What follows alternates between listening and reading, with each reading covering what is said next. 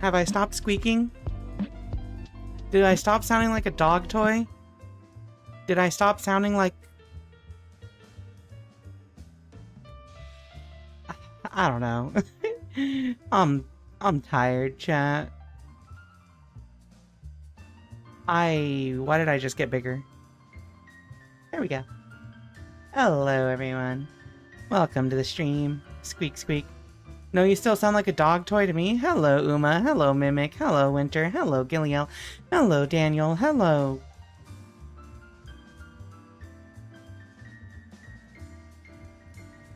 That's it. Hello, Siribot. Oh, I'm sorry for being late, chat, but also... I'm tired. I'm tired. Let me go grab my coffee. It'll take me like 2 seconds. 10 seconds.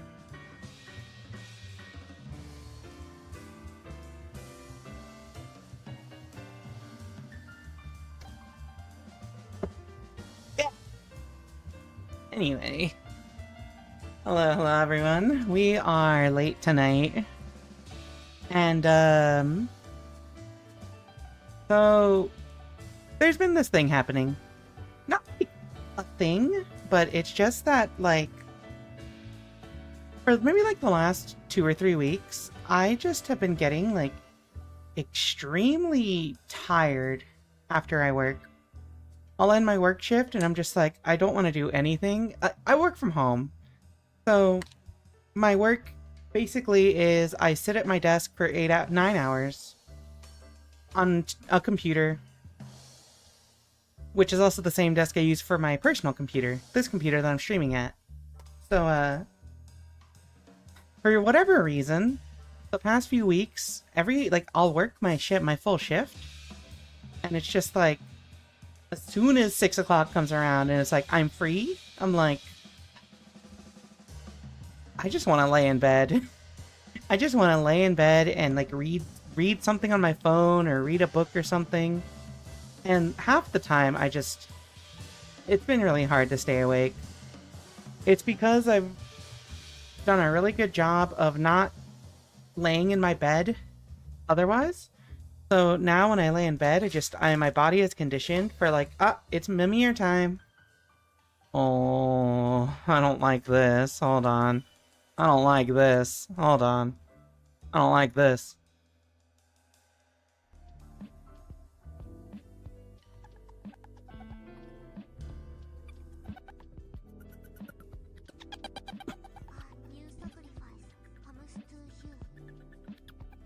I can barely hear it.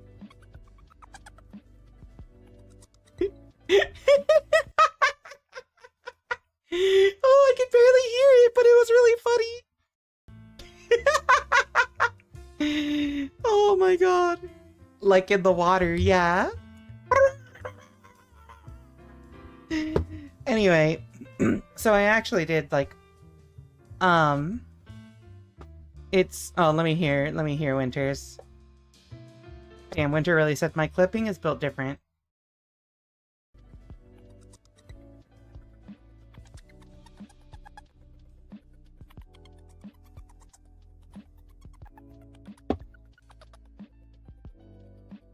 Damn, it's so funny. Okay, well, lately, sometimes my wire from a microphone just gets loose and does that. Anyway. Yeah, point being, I fell asleep. My bad. I'm old. Chat, I'm old. I'm 33 years old. I'm not even older than most of you in the audience, I think. I'm pretty sure I'm younger than a lot of you in the audience here.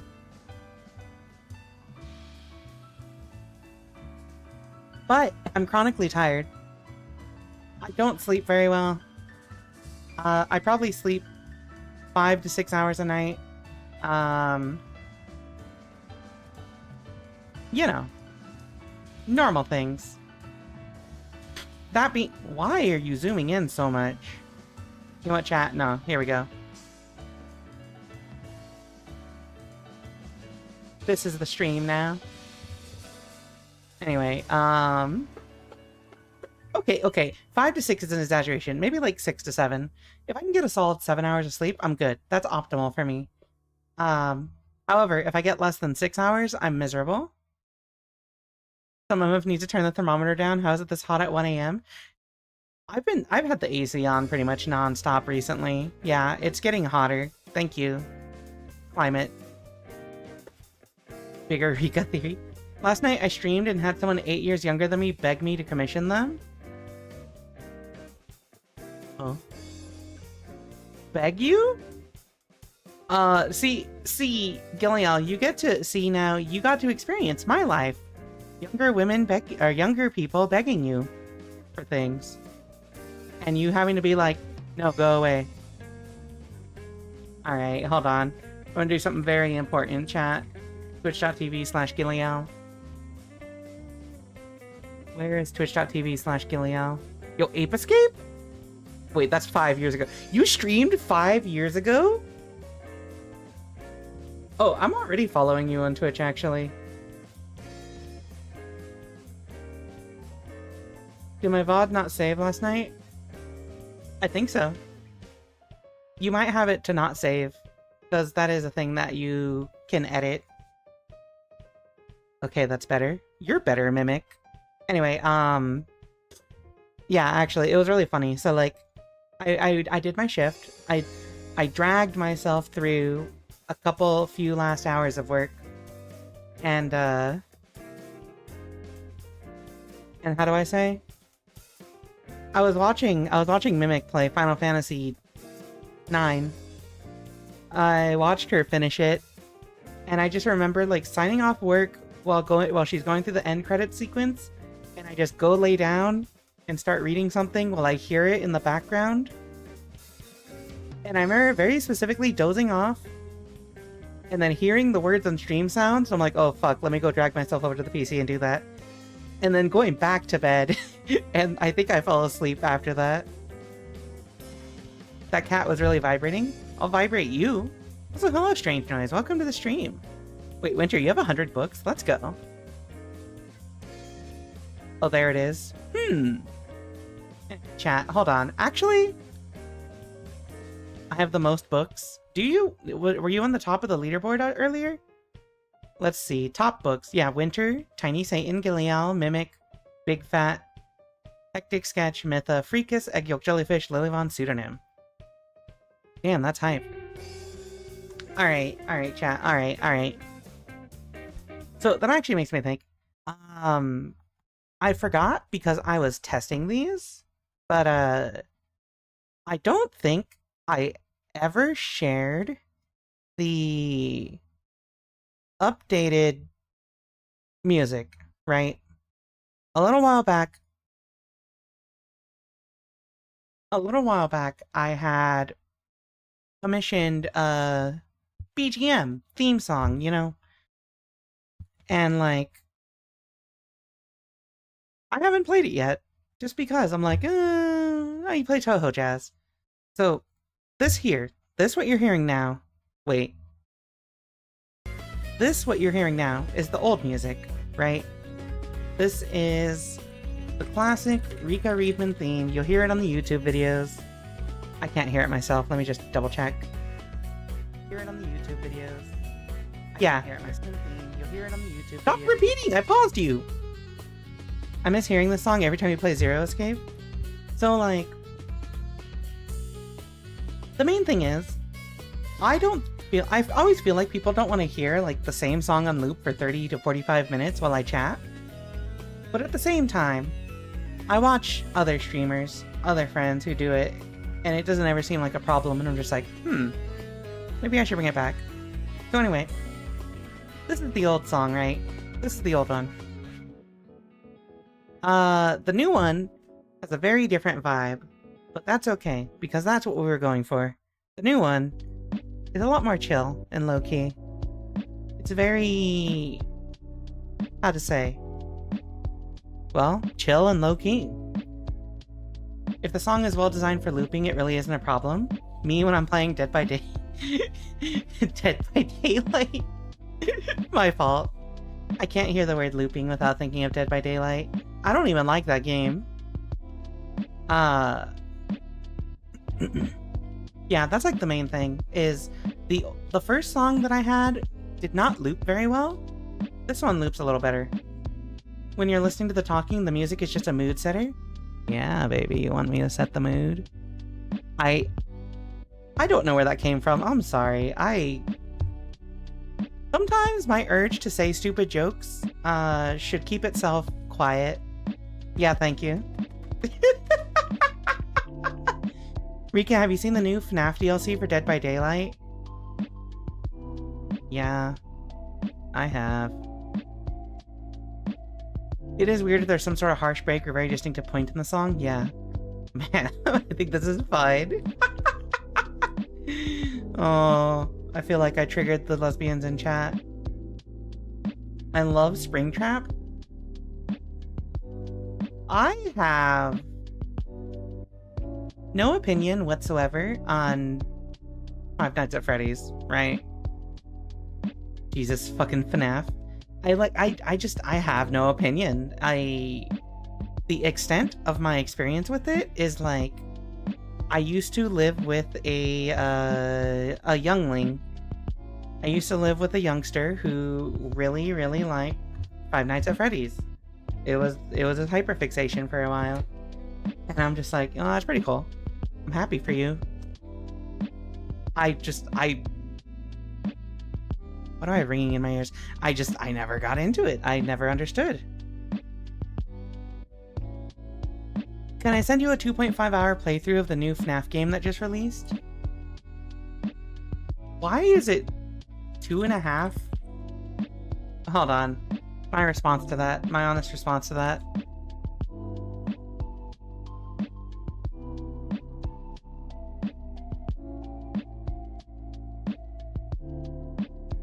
Thank you.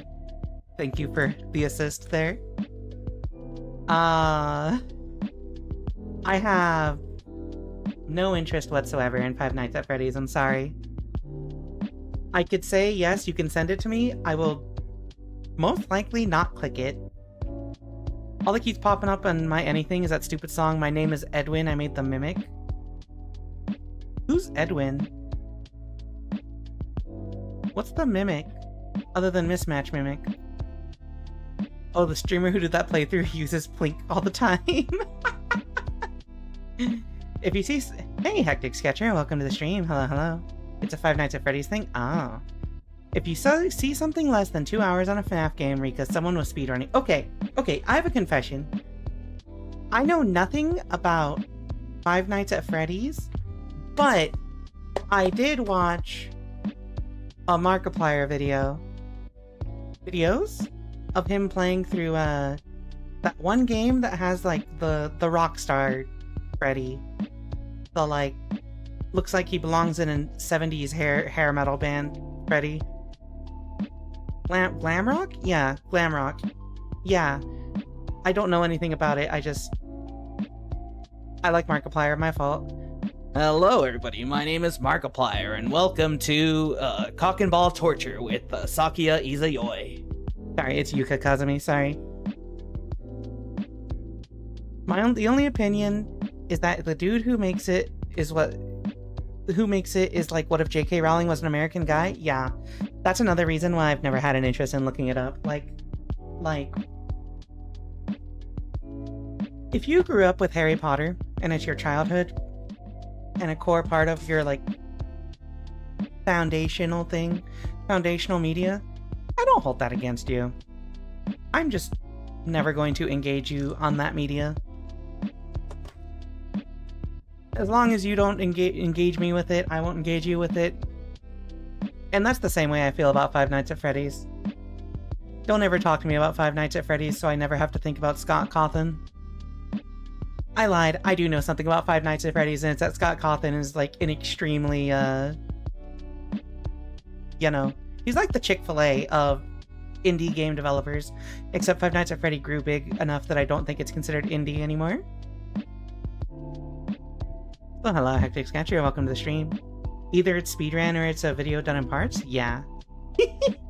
Who doesn't like Markiplier? God, I love these Wonder Witch emotes. They're so good. Markiplier, who's coming? If you're coming right now, let me see it. Let me see it. Huh? He was coming. Why don't you come over here? Come where I am. I love I love Markiplier. Anyway, chat, this is my deepest, darkest secret. I'm actually secretly a really big Markiplier fan. I don't even think it's that secret. I feel like I've mentioned this like a couple different times in the past. Why am I being abused? I have no strong opinions on Markiplier.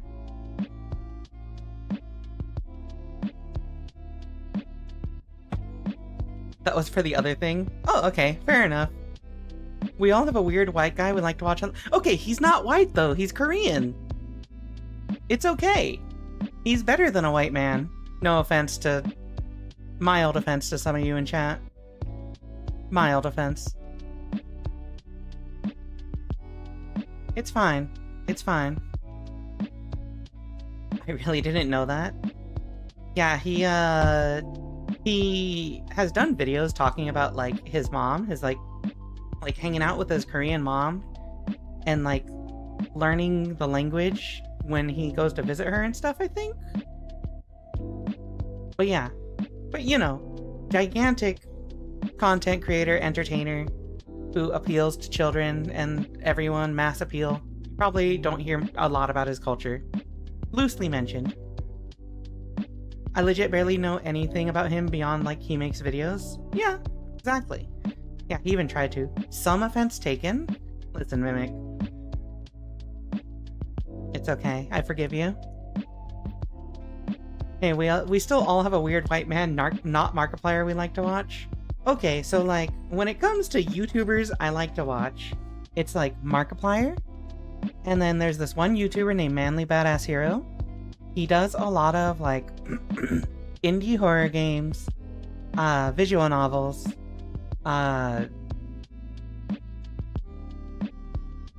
horror adjacent games. He might be my favorite YouTuber. He also does cosplay, really?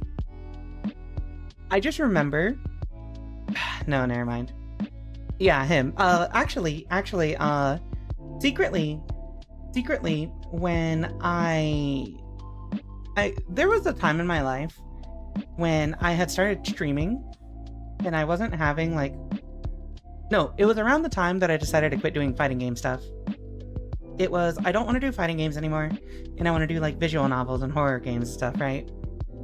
And so I had to sit down and think really hard about like, if I'm gonna stop leaning on having a super mega niche to draw people, I gotta think about my presentation style, especially when I want to start doing YouTube. So it's a mixture of Manly Badass Hero and this Dead by Daylight streamer called Otsdarva, who are like the main two people that I was like, I want to have this style, right? Because they're just very like plain, like, here's the thing we're presenting. No like gimmicks, no, you know, stupid humor, nothing, no like, you know, bits. And it works for them just because they're I wouldn't say they're charismatic. They're both kind of nerds, kind of dweebs. But like, you just have that kind of like, have a voice that draws people in and just, you know, be chill, you know, genuinely be good people. And so those two dudes are like who I was like, I want to be like these kinds of streamers. And so that is why I'm here. I've only added in a few bits because, well, I just think sometimes things are really funny. Anyway, Manly Badass Hero is my weird white man that I like to watch. I don't know if he's actually white. I'm pretty sure he's white. So hello, Scott. Welcome to the stream. Thank you for checking in. He dropped a vid talking about cosplaying. He cosplayed Final Fantasy Vincent. Hold on. More Manly Badass Hero lore. Let's go. Anyway, I'm very glad that some of you are Manly Badass Hero fans as well. Let's see. We got Vinny Vinesauce and Northern Lion. Is Vinny Vinesauce? No. Oh, on the topic of strange white men we like to watch, I do have another one. Not quite Northern Lion. I'm not as well versed in him yet, but I'm getting there. But I like watching Vsauce, who is This guy on YouTube, he'll just like make random videos about like math things or like random science things. And it's just like, damn, that's mad interesting. I love this. And he presents it in a fun and whimsical way. That reminds me, I've been watching so many of my girlfriend's DVD streams that Twitch thinks I love DVD. I mean, if you watch it enough, probably do. Welcome to the Sephiroth Club. How Sephiroth are you? Welcome to the Lawyer Club. How lawyer are you? Manly is almost definitely not white. Alright, hold on. I'm gonna look up this man. Also, hello, Slapper. Welcome to the stream. Wait. Oh, he's Asian? Oh, he's half Thai? Okay, wait. Okay, hold on. Google says he's half Thai. So he's got family from Thailand. Apparently. That's cool. His godfather is Chinese. He has a Western name that he uses since he lives in America, but he uses his Asian name when visiting relatives. He's Wait, English isn't his first language? Okay, never mind. You know what? Alright, sorry chat. I don't have a weird white man that I like to watch on YouTube. My fault. Apparently all my favorite YouTubers are Asian guys. Or a dude from Spain. Hello friends, this is Otz. But also howdy homo. Yeah, and Ellis Peak. I think I gotta start watching Northern Lion now. I need a quote-unquote weird white man to watch. Aren't people from Spain white? I mean, I guess they are. Yeah, I guess they are. But they don't speak the Queen's English, so like, I'm tempted to not count it. Also, howdy homo. You can sort of tell with how he sometimes just goes into details on the language. That's true, yeah. I don't know, I watched a white guy talk about the best places in all 3 Dark Souls games to smoke a doobie.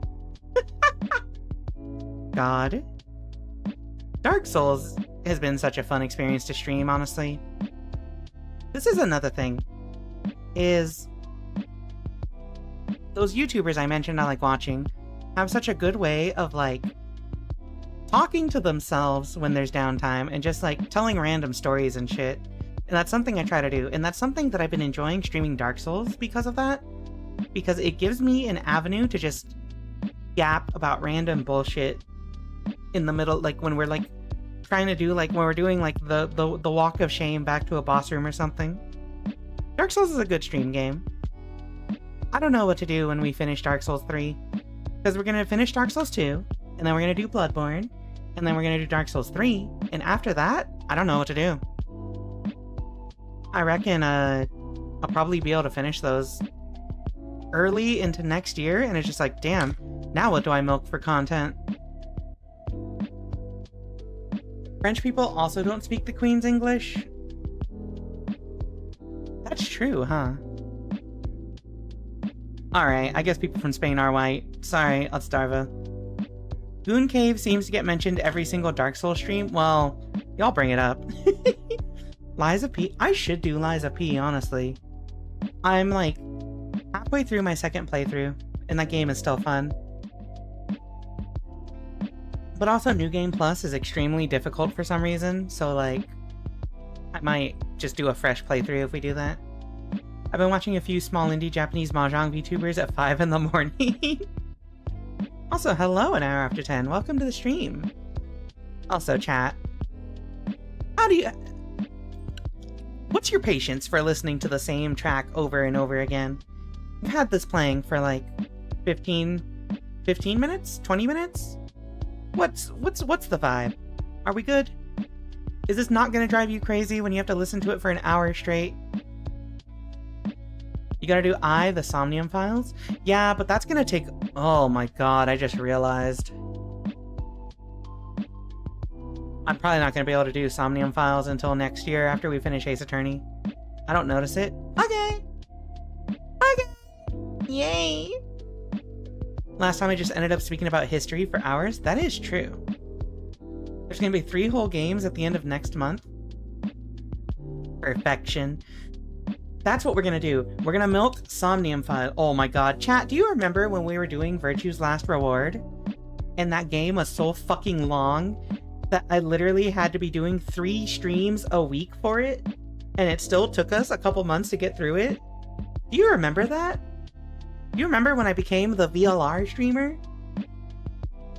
It was pretty funny. You could also play Demon Souls? Could do that, huh? Because I have a official PS4 hardware. Yeah. There's this Australian guy I watch who just likes to call every single Australian creature swears. Gillial, why don't you, if you're still here, why don't you do that? You should teach me Australian slurs and use it to refer to the animals. I didn't realize Somnium Files has a 3rd game. Damn. I cuss all the time. Uh-huh. Uh-huh. I believe you. Chat. I'm gonna say something, okay? And it's that there are 3... So, you know how, like, in, tabletop, or in, like, in RPGs, you have alignments? I think D&D, traditionally. You've got, like, lawful, neutral, chaotic, and then good, neutral, evil. So I guess 9 alignments. You can say that for swears, for swearing, for cursing, for cussing. You have people who say cuss, people who say curse, and people who say swear. Which one are you? I'm a fan of cursing. Just because I really like saying that I'm cursing people. It's cool. It sounds cool. No Sleep for Kaname Date comes out at the end of July. I'm actually pretty excited to watch Val and my roommate playing it. Okay. So, fun fact. My girlfriend has this thing. Every time I talk about, like, let's go out on a date, or like, yeah, I want to take you out on a date, let's go here, she will always, like it's a sleeper phrase, she'll always say, take me out on a Kaname Date? Just like,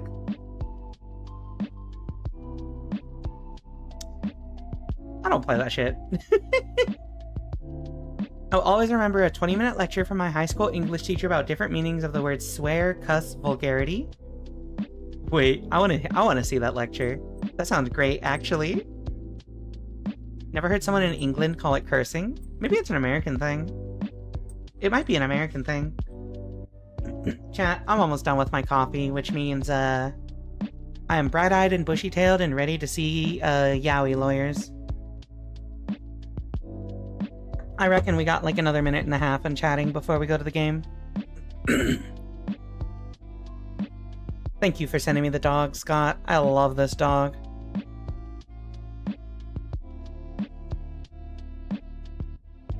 Alright, gamers.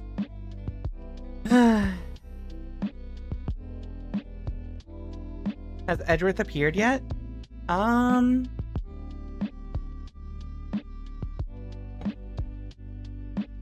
Was he in these cases at all? No, we haven't seen him since Justice for All, I think. But we're gonna see him in this case against Mia, because he's on the cover. You have a tail?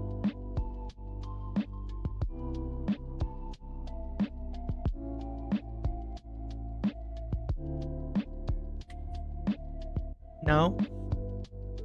I do not have a tail. Actually, it's really funny. That was a, okay, so when I first started streaming as a VTuber, right? When I first started streaming as a VTuber, I was a cat girl VTuber, right? I was hold on. We gotta bust out the old, where is it? Here?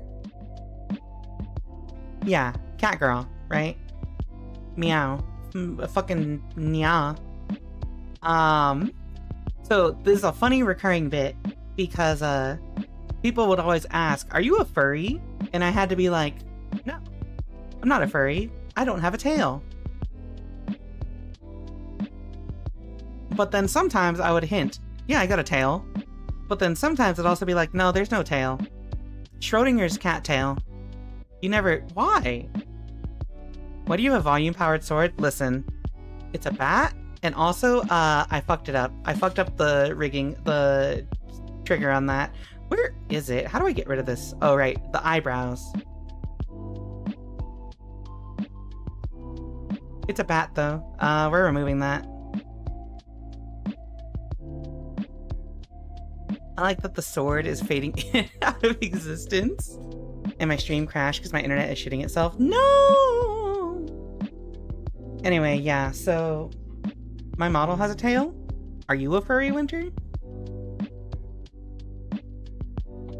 Anyway, canon. Rika Readman has a bat. I used to be a cat boy in FF14. My excuse is I was young. No, we love cat boys here. I love bullying cat boys in Final Fantasy XIV. Trust. They all are a little pathetic, and it's great. I love it. Good for them. Good for them. Yes, but my model isn't. Oh. Okay. Past tense. Alright, chat. My coffee is finished, and you know what that means. See you in a few. Well, see you in a second.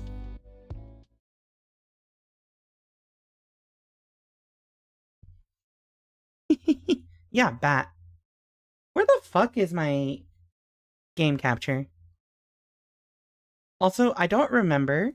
Why do I have a thing called racism? Oh, right. Thank God for Fantasia. Yeah, they give you so many Fantasias now. Alrighty, cat room. Let me turn my volume down because it's a little loud. Are you ready? I'm not late, you're late. Okay? I definitely did not start the stream, like, an hour late because I fell asleep. I'm old. Cut me some slack. My favorite Final Fantasy XIV fact is that the most played character at low levels is Make Human, and the most played character at endgame is female Mikote. Yeah, that's true. There have been surveys about that. It's really funny. Anyway, chat. Hello, everybody. Welcome, once again, to Ace Attorney. Trials and Tribulations. Yeah, we're finishing this game up. We're not at the last case, but we're pretty darn close. If you know what I mean. I don't know what I meant by that. Sorry. I really don't know what I meant by that. Let me drink water.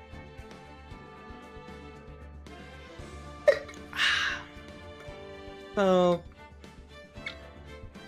there's only 2 cases left in the entire game, in the entire trilogy. And we're going to be starting Turnabout Beginnings, which is not really a full case. You'll see. But it is more so a setup for the final case. So, sit back and enjoy. Finally, I got through an intro without somebody bonking me. And now it's too late. Turnabout Beginning starts now.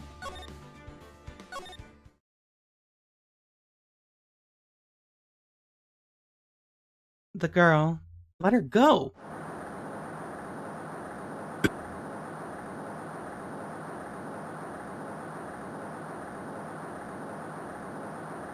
I don't remember who's talking here. Shut up. Come closer, and I kill her. Sorry, but you're not going to get the chance. Stupid! You won't even get the chance. Bang.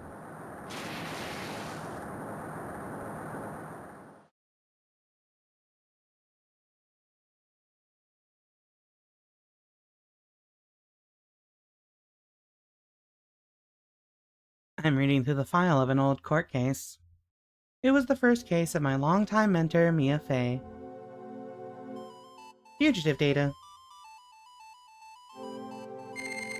Name, Terry Falls. Charge, kidnapping, murder. Sentence, death penalty. Fugitive movements. After escaping, Falls met with and then murdered Sergeant Valerie Hawthorne. recaptured on Eagle Mountain about 8 hours after his escape. Her very first client was a death row inmate who had recently broken out of prison. And that was the whole year before Mia and I ever met.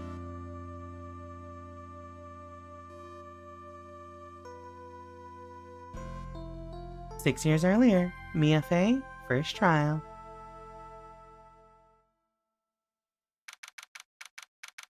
February 16th, 9:24 a.m. District Court, Defendant Lobby, number 4. So nervous. I feel like I'm going to die. The most common Fantasia usage is from M here to F Mikote, which is why it's the image on the Fantasia page. I didn't know that, actually. That's really funny. I've never transed my gender on Final Fantasy XIV. Good.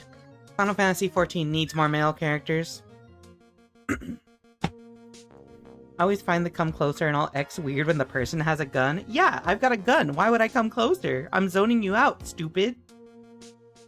So why is Phoenix strapped to an IV? Don't worry about it. Don't worry about it. Mia time. Wait. Mia time. There you go.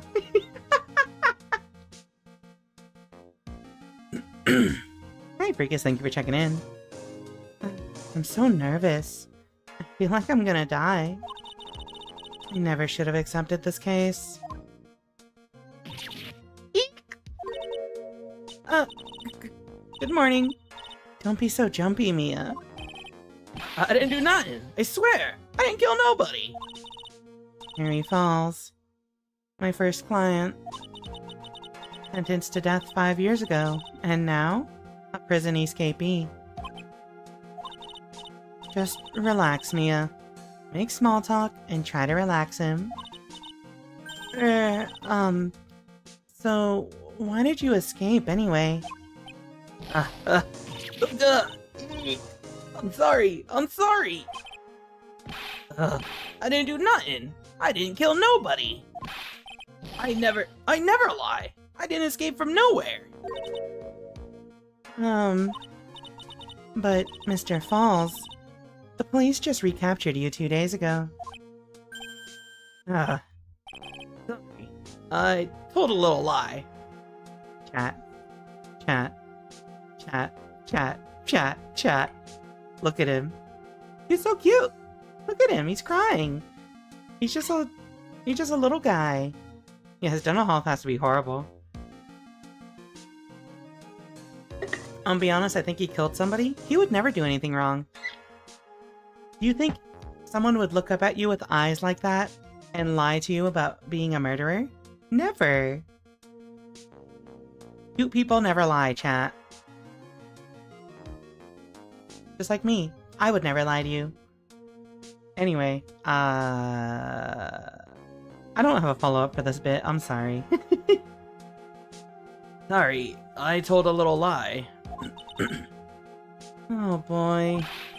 But anyway, I didn't do it. I never killed nobody. Sorry for asking, but you're on death row, right?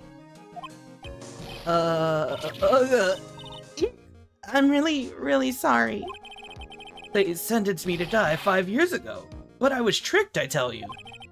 That woman, she lied in her testimony. That's why I got the death penalty. I swear it, I didn't kill her. I could never do that. 2 days ago, he escaped from the police wagon when it crashed. Then about 8 hours later, a policewoman was murdered before the police could recapture him. That's a cute policewoman, though. The police believe that Terry Falls did it. After you escaped, did you meet a policewoman? Yeah, I did. She's the reason I escaped. So that much is true. He did meet with the victim. But I didn't kill her. She was alive when I left. She was alive! It's true! I can trust him, right? I mean, I should.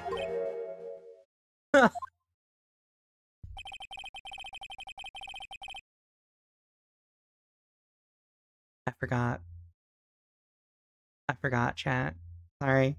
Give me a second. I gotta drink. I gotta drink. I gotta drink because the thirst is real. Are you saying April May isn't a liar?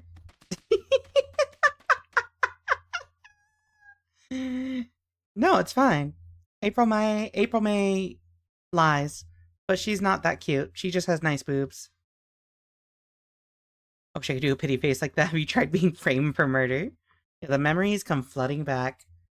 I forgot that this is what he looked like, and I'm just like, You're not going to figure out the truth by just staring at the guy. Why are you here? I came to see how our little kitten was doing all alone in the big, scary lion's den. I thought maybe you would like someone to play with. I'm very normal, chat. I'm sorry. I'm sorry to all the lesbians in chat. This one's for the straight people, the straight women. Where is Mr. Grossberg? That old man is probably still in bed. I bet he's clutching an empty bottle and mumbling in his sleep. Aren't I good enough? After all, it's me, Diego Armando. What about the straight men? Sorry, this is for the men likers.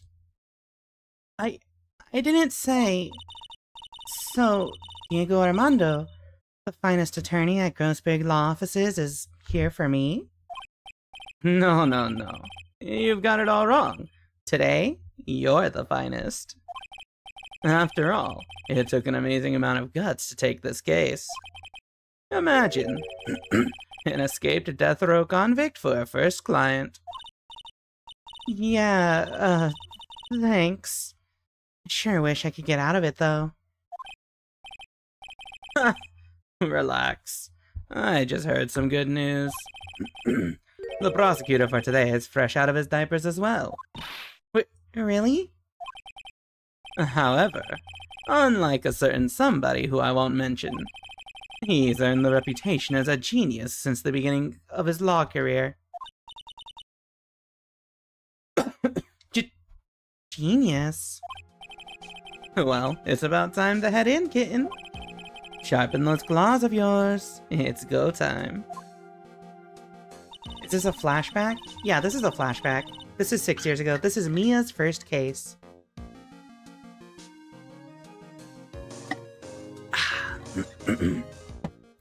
The solitary confinement cell for the condemned must be the world's loneliest place. Where'd the dice go? And that's what my client ran away from. Every other lawyer gave up on him, but not me. When I saw those overflowing eyes and heard that simple, childlike voice, I just had the feeling that he was telling the truth.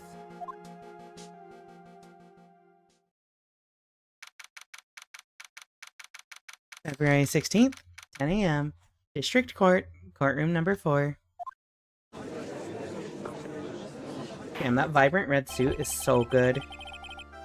Speaking of red suits, chat. Okay, this is a tangent, sorry. But, recently, I bought some new clothes, right? Online. And one of the outfits is, a suit, a red suit, consisting of red slacks and, a red vest, like the one my VTuber wears. Which means I can literally cosplay my VTuber in like a month when those clothes come in. And it's gonna be really funny. I don't know if I have a golden tie, actually. I might need to get the golden tie. But anyway, I've been telling myself for a while, damn, I need a red suit. So we're finally doing it.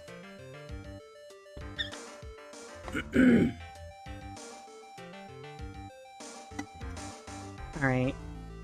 Now, dual tone dye your hair? I would consider it. Alright. Court is now in session for the trial of Terry Falls.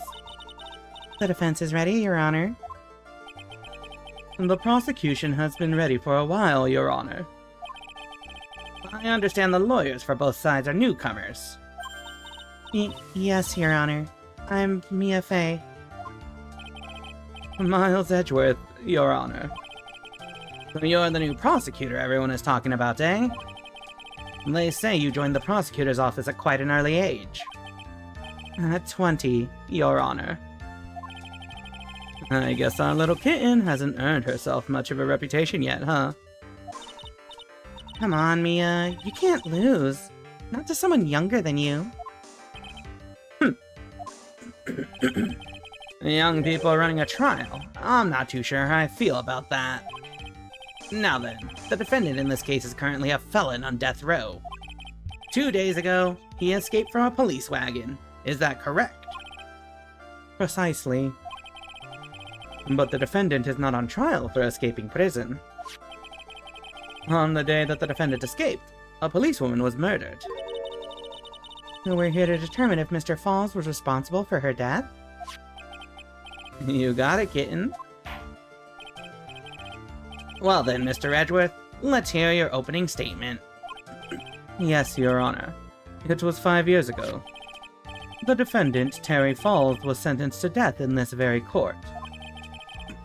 His crimes were kidnapping, extortion, and murder.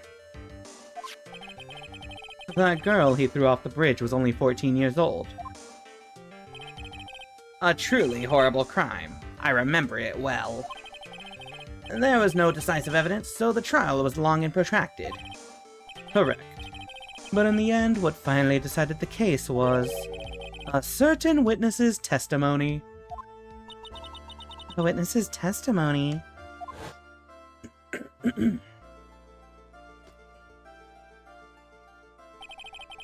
The testimony of Detective Valerie Hawthorne, the person who confronted this criminal. She arrested Mr. Falls at the scene and later testified against him. She said she witnessed Mr. Falls throw his young victim into the river. Hawthorne. For those who are not aware, Eagle River is well known for its powerful current. Most bodies that fall in are never recovered. So Miss Hawthorne's testimony was the one that put him away. That policewoman you just mentioned. That wouldn't be. Exactly. The victim. The same woman that was killed 2 days ago. Police Sergeant Valerie Hawthorne. Ah, I see. The man who was sentenced to death based on her testimony escaped 2 days ago. With only one thing on his mind. To take revenge against the woman who convicted him. Aha! The truth is becoming clear to me now. Huh? Yes, yes. It's quite obvious that the defendant is guilty. Objection! Wait a minute, that's not right. At least hear the case before you decide on the outcome, Your Honor. Grr-ga-ga-ga. Watch yourself, Miss Fey. I'm not sure I care for your word choice, or your tone of voice. Young people these days simply don't know how to respect their elders. Why, you're even younger than me, you hypocrite. Now then, Mr. Edgeworth, please call your first witness. I call the detective who was in charge of the initial investigation of this case.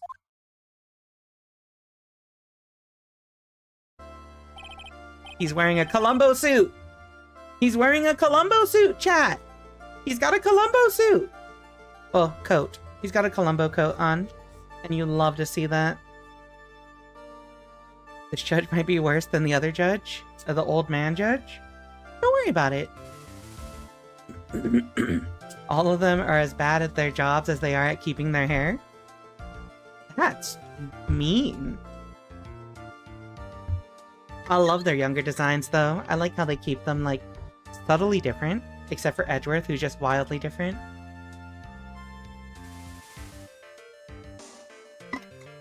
Okay. Witness, state your name and occupation. Gumshoe. Dick Gumshoe. I'm the homicide detective in charge of the case, sir. I finally got promoted to the detective division half a year ago. I don't believe anyone asked you about that. Hey, ma'am, you got any idea how much work it takes? What is it? You're really gorgeous. Excuse me?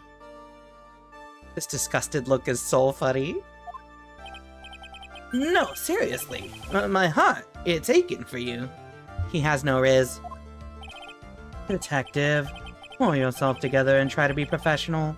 Otherwise, I'll write you up on contempt so quick that something other than your heart will ache. Okay, I got it. Now, detective, tell us about the incident. Yes, sir. Right away. The victim was Sergeant Valerie Hawthorne, a veteran on the police force. She was stabbed in the back with a knife and died from excessive blood loss. That much is already stated in the autopsy report. The court would like to hear more details about the incident itself. Yes, sir. I gotcha. Okay, let's take a look at this aerial map of the area here. This is a sketch of Dusky Bridge, an old suspension bridge. And the river that runs under there is Eagle River.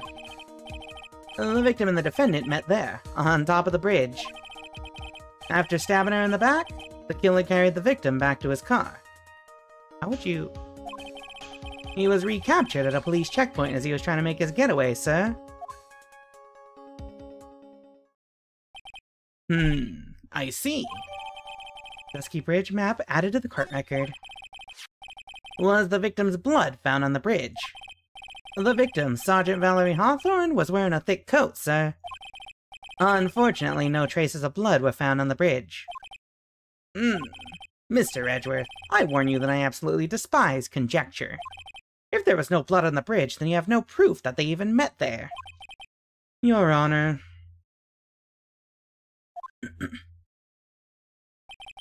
If you would listen to the testimony we have prepared, I'm sure you'll be convinced. The two of them most certainly did meet on the bridge that day.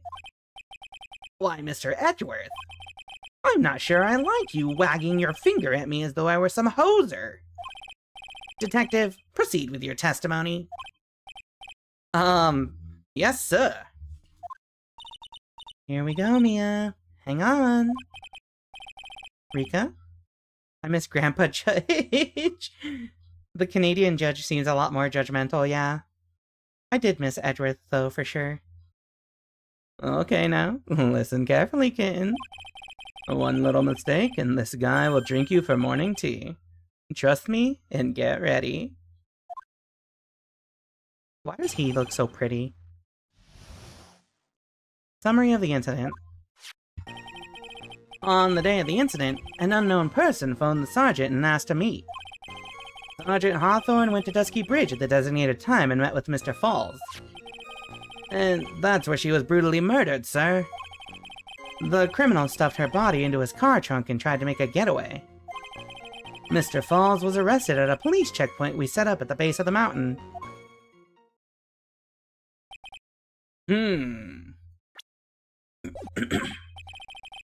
Well, you certainly have established the importance of the bridge. Naturally. Now, would the defense please hurry up and proceed with the cross-examination? Yes, Your Honor. Cross-examination? Coming right up. Hey, settle down there, kitten. If you keep trembling like that, you're gonna make me spill my coffee. I'm not trembling. It's just cold in here. The courtroom can be a cold battlefield, all right. Especially for a beginner. I don't need you to worry about me. I mean, the defendant, the witness. Everyone's a beginner in here. You got me there. But maybe you should keep your claws out and show them what you've got, kitten. It's okay, Mia. Stay calm. Just remember those court procedure videos you stayed up all last night watching. Yo, cramming all night? Cross-examination time. Alright, chat. Here's the thing. We have an ad break in 2 minutes. I don't want to get too deep into this cross-examination before we take the ad break. Did you binge YouTube videos? So, get some early words on stream so I can grab water and stretch. And we'll see you in a few minutes. The end of... Yeah. Go enjoy some words on stream.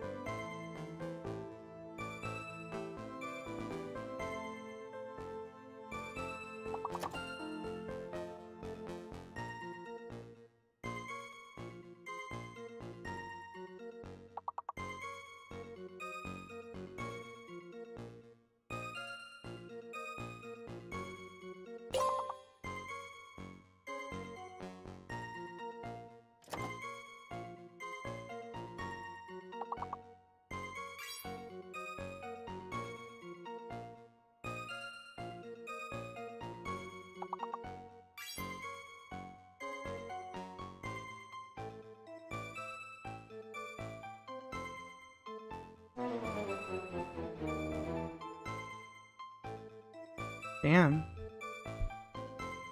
Alright. That's fine. We are not, invincible. It's okay, chat. You get another try in an hour. Let's continue.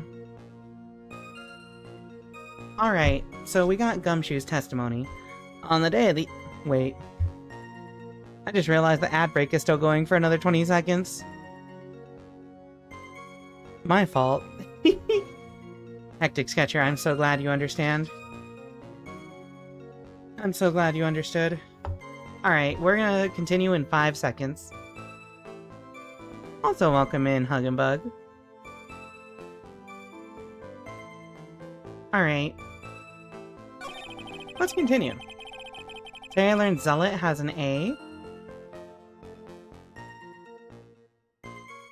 I mean, yeah. I only know how to spell that word because of Halo. Alright, so Gumshoe's testimony. On the day of the incident, an unknown person phoned the sergeant and asked to meet. Sergeant Hawthorne went to Dusky Bridge at the designated time and met with Mr. Falls. And that's where she was brutally murdered, sir. Okay, so let's start pressing. Hold it. This unknown person, you have no idea who it might be, right? Sorry, but I'm afraid I do. What? The one who called Sergeant Hawthorne was the defendant, Terry Falls. What? The defendant? The defendant called her? Sergeant Hawthorne was a very thorough person, sir. She left a note about her phone call with Mr. Falls. A note? Sorry, one sec. Gotta find something real quick. Where is this? Cat, this is gonna be embarrassing to admit, but sometimes... Oh, there it is. Sometimes, I just need something to do with my hands.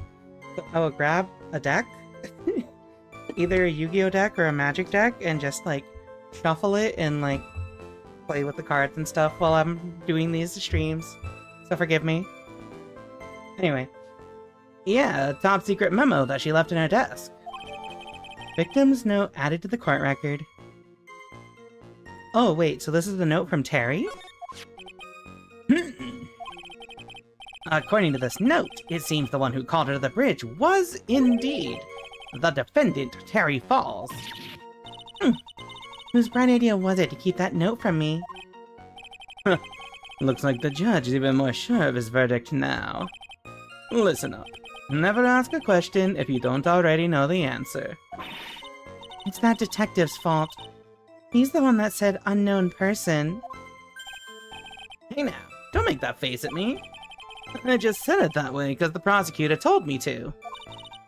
Was that a trap? With that cute face, I didn't expect him to be so sneaky. What do you mean by that?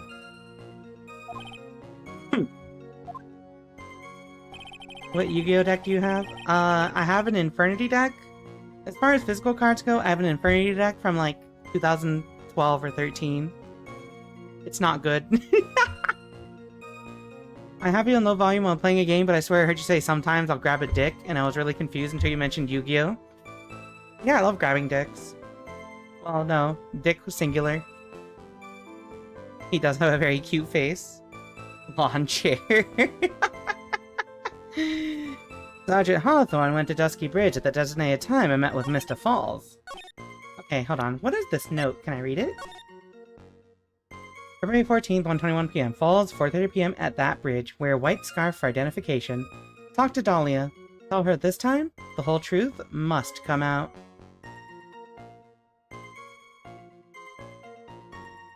Huh? Okay. So, an unknown person phoned the sergeant and asked to meet. Isn't that like... Okay. Oh, so Satan is here. You know. Coming out.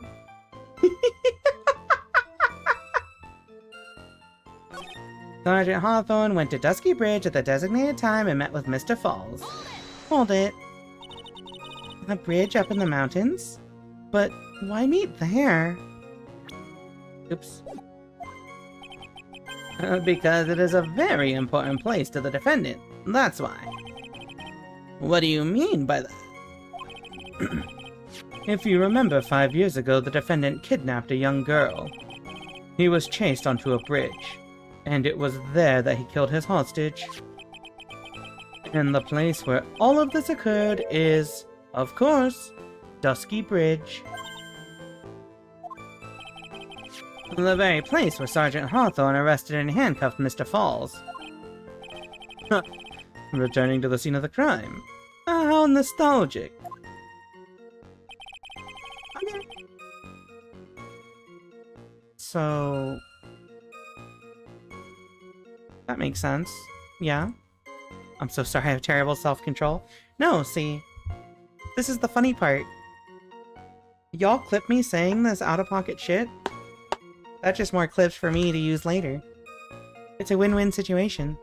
Rot. Why am I being bonked? No, see, you gotta spell it correctly, Hug and Bug. There you go. And that's where she was brutally murdered, sir. Hold it.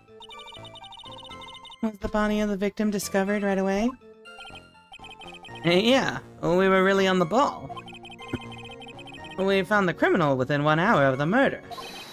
It was great! We even got to say, don't move, we got you surrounded. Wait a second. Isn't there something weird about that? The location was a suspension bridge, up in the mountains. Though how did they find out about the crime scene so quickly? Sergeant Hawthorne must have mentioned the phone call to someone else, right? If that's what had happened, then she wouldn't have been killed. She never mentioned the phone call from Mr. Falls. But she left a note on her desk about it. If only I had noticed it earlier. Maybe she'd still be alive. I wonder why she didn't mention the phone call to anyone. The criminal stuffed her body into his car trunk and tried to make a getaway. Hold it. Mr. Falls had a car then? Well, that bridge is way up in the mountains, ma'am. The defendant and the victim both went up there by car. I mean, how else, right? What? You mean the defendant drove his own car? No, of course not. It was stolen. He stole it from a young couple that had been waiting at a red light. Car thieves. I'm not sure how I feel about car thieves. Is this guy sure about how he feels about anything? And this is a photo of the stolen car's trunk. Naturally, that's the body of Valerie Hawthorne in there. Whoa! That doesn't look too comfortable. A photo of the trunk of Falls' car. The victim. She was stabbed in the back, correct? Oops. Yeah. For some reason, men always seem to get stabbed in the back. We're talking about a woman here. You can't tell from this photo, but the knife was stuck in her back, nice and firm. The condition of the body when it was discovered is very important information. Detective, was there anything strange or noteworthy in the trunk of the car? Here's a photo of the trunk, but I don't see anything strange. Do you? Anyway, Mr. Falls was arrested at a police checkpoint we set up at the base of the mountain.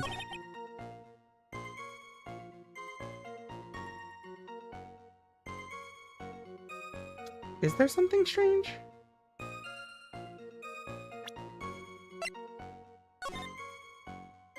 So, like, obviously I see the smashed, like, lock here. But is there anything else strange about this?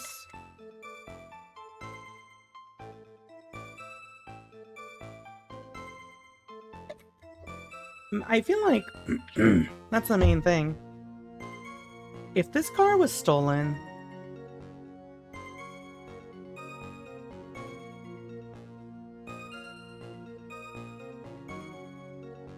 Would they have needed to smash the lock open? I feel like no. But let's see. Let's keep checking.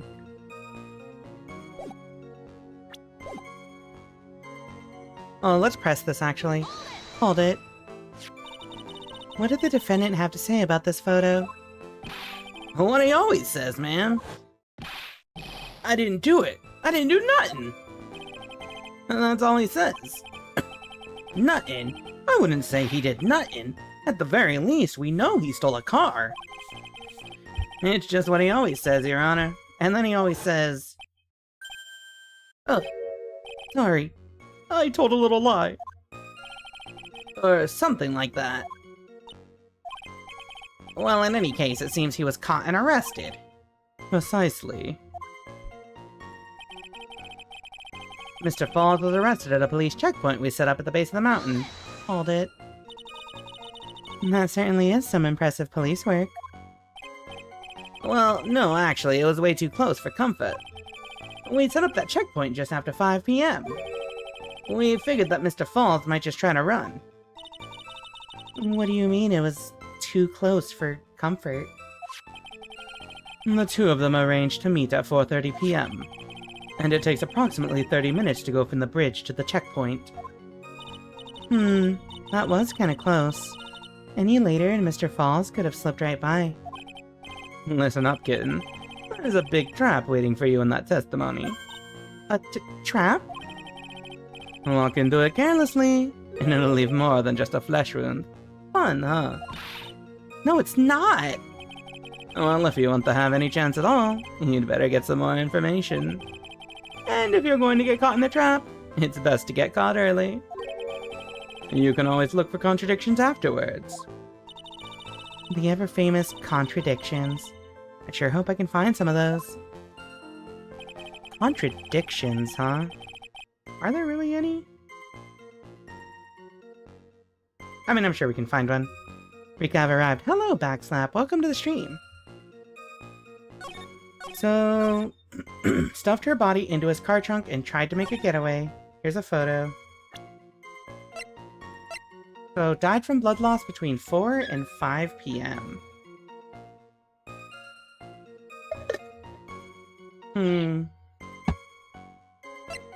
So, they were supposed to meet at 4:30. Oh, wait.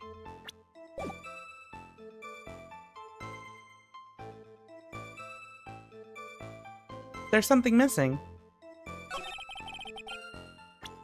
There's something missing here, actually. Yeah. Thank you for the penguin.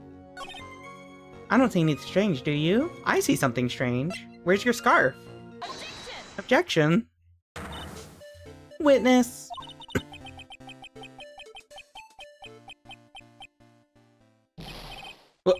What is it? Do you have something to say, Miss Faye? I'm sorry. I totally forgot what I was gonna say. This is the first time I've ever had to actually address someone like that. Yeah, you should have practiced before coming to court. Honestly, Miss Faye, I'm not sure I like this. Hey there, little kitten. Want a piece of my coffee candy? Candy? Well, you're still too young to be drinking real coffee. Wait, huh? He's 27? And I think she's like 21 right now? Come on, Mia. Shake it off. You're a lawyer. Detective. Yes, ma'am. This photo. You said that there was nothing peculiar about it. Is that correct? Yeah, that's what I said. Well then, I suggest you take another look at the note written by the victim. The note? It very clearly says, wear white scarf for identification. The caller must have forgotten what the victim looked like. Thus, the special request. I have one very simple question for you, Detective. Where's the white scarf? I can't seem to find it in this photo. Well, to be honest, we didn't find it in the trunk, ma'am. And you stopped there? You should have looked for it.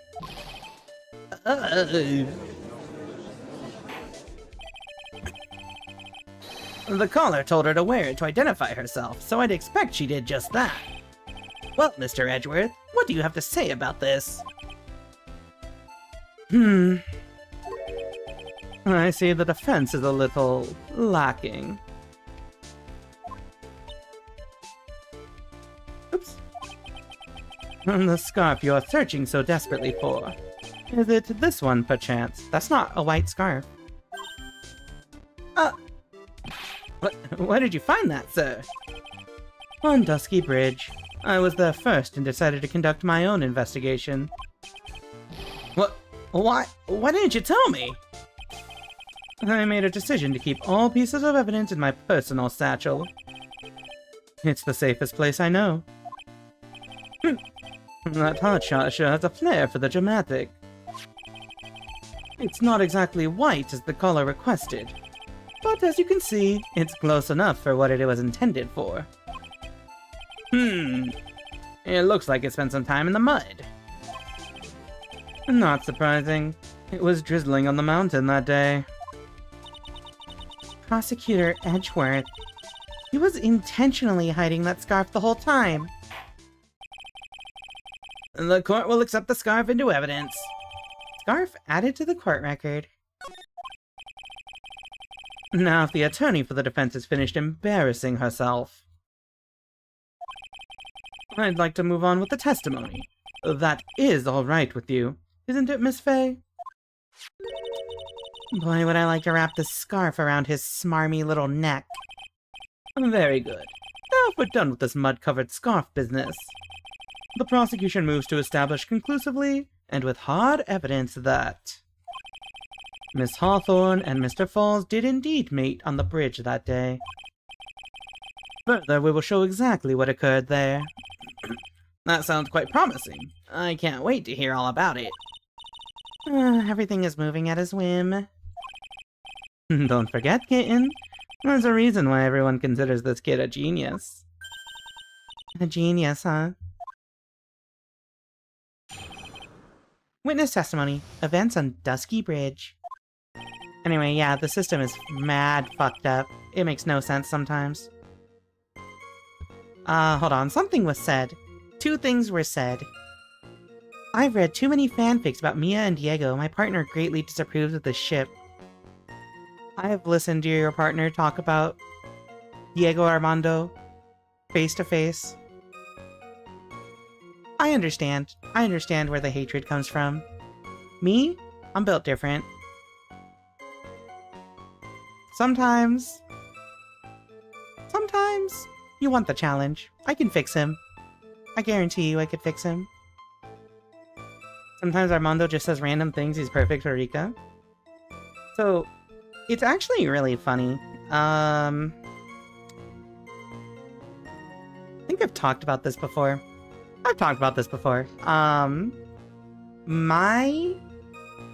I always feel really weird about his name being Diego Armando specifically, because one of those is my dead name, actually, and the other one is the name of the other top-level Marvel player in my old local scene.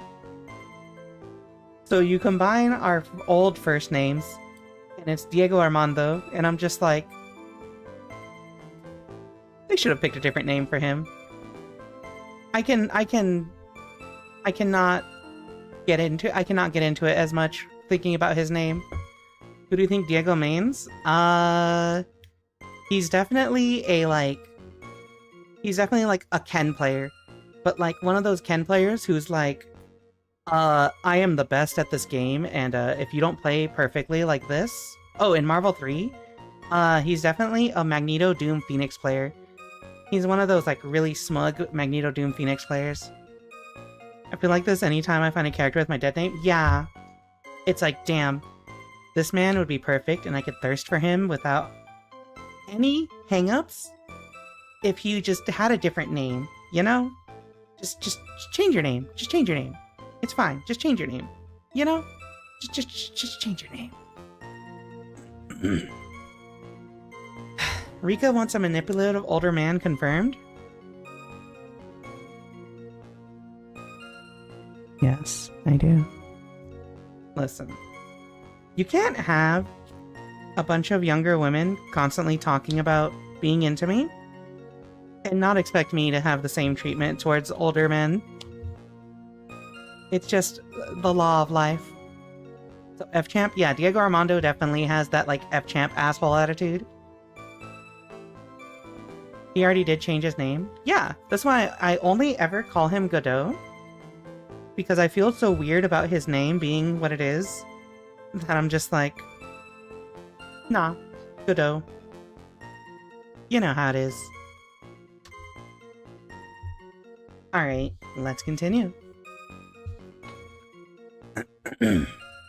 Actually, there's an eyewitness who was there when the incident took place.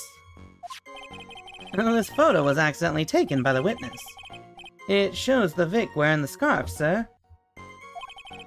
It was drizzling that day, unfortunately. It's a little hard to see what's going on. Anyway, the criminal shoved the victim down from behind and stabbed her in the back. That must have been when the scarf fell off. So, I have an issue. Maybe they'll talk about it here.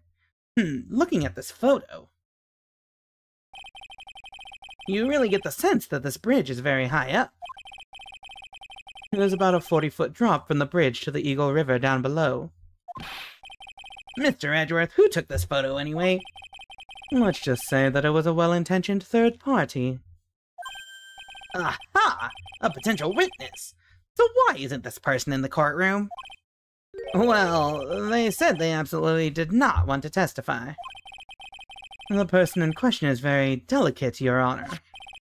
Besides, as long as we have this photo, we see no reason to compel them to testify. I'm not sure how I feel about that. Witness's photo added to the court record seems to have been taken by the witness. So as you can see, Terry Falls had both the motive and the opportunity. I think it's quite clear at this point what happened on that bridge. Is it? Aha!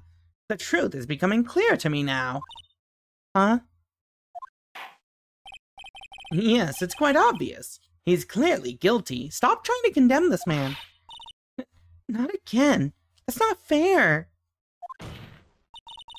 I haven't even done my cross-examination yet. What do you mean, Young Edgeworth is like his mentor, Karma. Yeah, I can see it. That's why he dresses like him, too. Alright. Events on Dusky Bridge. Actually, there's an eyewitness who was there when the incident took place.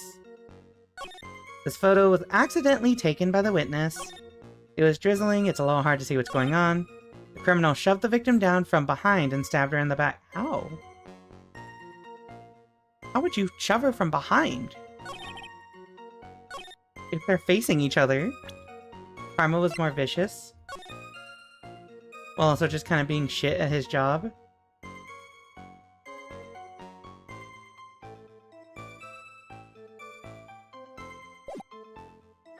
Quick. Okay, so closely look at what she's wearing. The coat matches, but where's the hat and where's the scarf?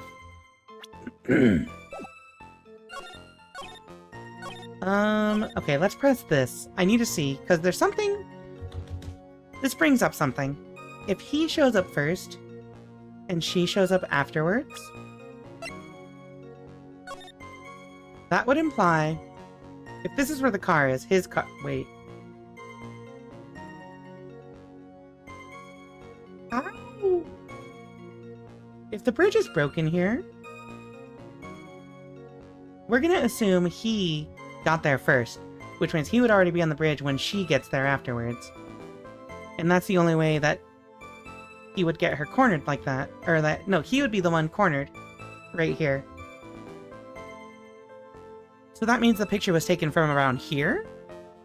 But then, how did that person get over there? let's press this. Hold it. The victim is wearing a scarf in that photo, alright. So, about the witness who took this photo. What was this person doing all the way in the mountains? She was taking photos of wild flowers, apparently. There are many unusual types of flora on that mountain, Miss Faye. People in the area say it's because of the spirits that live there. Spirits? Now that you mention it, in this photo, this cloudy fog-like thing, is it a ghost? I don't believe it. No, Your Honor, no. I don't think it's a ghost. I hate this judge. Sorry, I normally like Canadians. Not this one.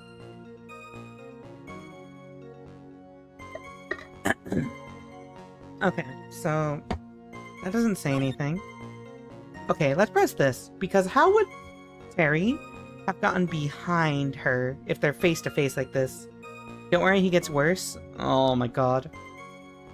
Anyway, the criminal shoved the victim down from behind and stabbed her in the back. Oops. Hold it.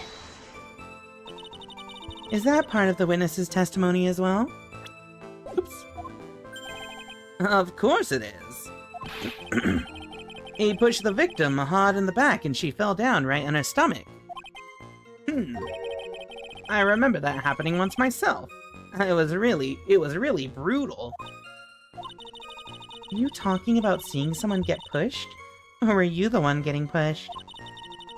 Or does it mean that you pushed someone down like that once? With his mind-boggling tales and the way he said brutal, I wonder if he's Canadian. Save your nasty look for the right person.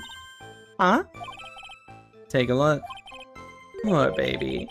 The court record seems to have wet itself. Hey, watch where you spill your coffee. The court record, huh? Yeah. So, like, if they're facing each other, how are you gonna push her down from behind? I'm sure the judge deserves it. Objection? Oh, that's not it. Okay. The criminal shoved the victim down from behind and stabbed her in the back. What here in the court record contradicts that? Stabbed with a knife in the back.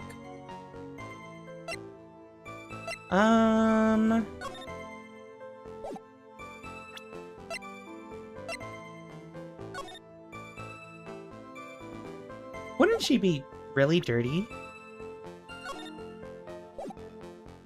If that were the case... And also, wouldn't she be wet if it was raining? Yeah, look how dirty this bridge looks. But okay. We'll just press more stuff. It was drizzling that day, unfortunately it's a little hard to see what's going on. Hold it. And drizzling, huh? That's right. There was a light rain coming down. The whole place was dreary. But not as dreary as the mood that's in this courtroom right now.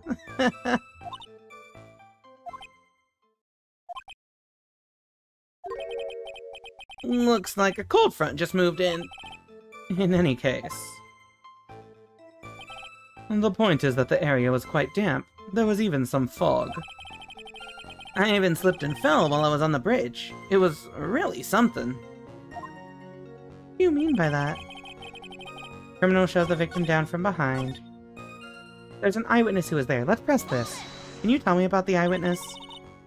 Who is this eyewitness? Oops. She's a college student. A female college student? That's right. Meaning she's female and a college student, ma'am. She doesn't do well in front of other people, so I came to testify for her. Maybe so. As the attorney for the defense, I have the right to cross-examine her. Objection. For the time being, we're not relying on the witness's statements. That is all. But what is that supposed to mean? The prosecution has other, more decisive evidence. Our case doesn't rest on the vague testimony of a female college student. A student that is both female and in college. A female college student, eh? It means she's female and a college student, sir. If you absolutely must hear her testimony, you'll have to give us a good reason why.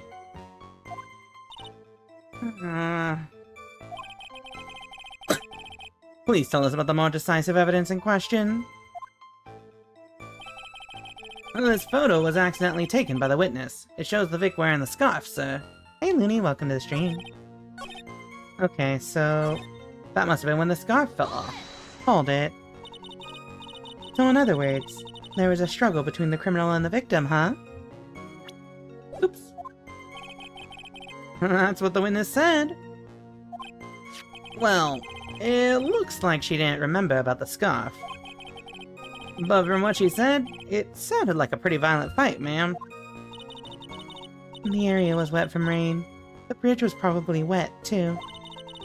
Which would explain why the scarf was all covered in mud, but there's something about this testimony that's still bothering me. Talk about a surprise. I had no idea there was a photo. So what do I do? You really still believe him? Mr. Crybaby, I mean. Of course I do. So the little kitten believes in fairy tales, huh? In that case, the answer is obvious. If what you believe is the truth, then that means that somewhere, hidden in that testimony, is a contradiction. One huge contradiction waiting to be discovered. That's your chance. Okay, so it is what my second... So my first gut feeling was that she couldn't have been pushed from behind, because how would he have gotten behind her? My second gut feeling is if she got shoved from behind and pushed down onto her stomach on the dirty-ass bridge, where's the dirt and grime on her coat? Objection. So at the time of the crime, there was a light drizzle coming down, correct? Yeah, and fog, too. Just a generally soggy atmosphere. Hair flip. Well, I have evidence that doesn't go with the soggy atmosphere. But this is a photo of the victim's body that was found in the car trunk. Considering the conditions at the scene of the crime, something isn't right. Well, by all means, please enlighten us as to what isn't right. What is it about this photo of the trunk that doesn't fit with the conditions that day? If she was pushed on her stomach, where is the dirt? Take that. Naturally, the answer is right here. The victim's coat? As far as I can see, there's nothing strange about it. That's exactly what's strange. Recall the testimony. What were the conditions on the bridge that day? It was drizzling and foggy. Dusky bridge was all wet. If the victim really had fallen down on her stomach on top of the bridge, then the front of her coat should have been covered in mud. That's exactly right. The other day I fell on a muddy street and my gorgeous playoff beard was befouled. Objection. I do admit that the crime scene was quite wet that day. However, that doesn't mean that the top of the bridge itself was muddy.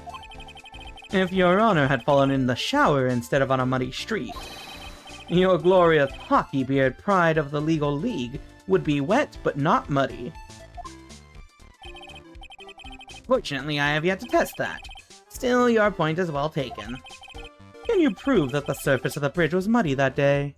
The surface of the bridge, huh? A real man wouldn't stand for a taunt like this. Neither would a real woman.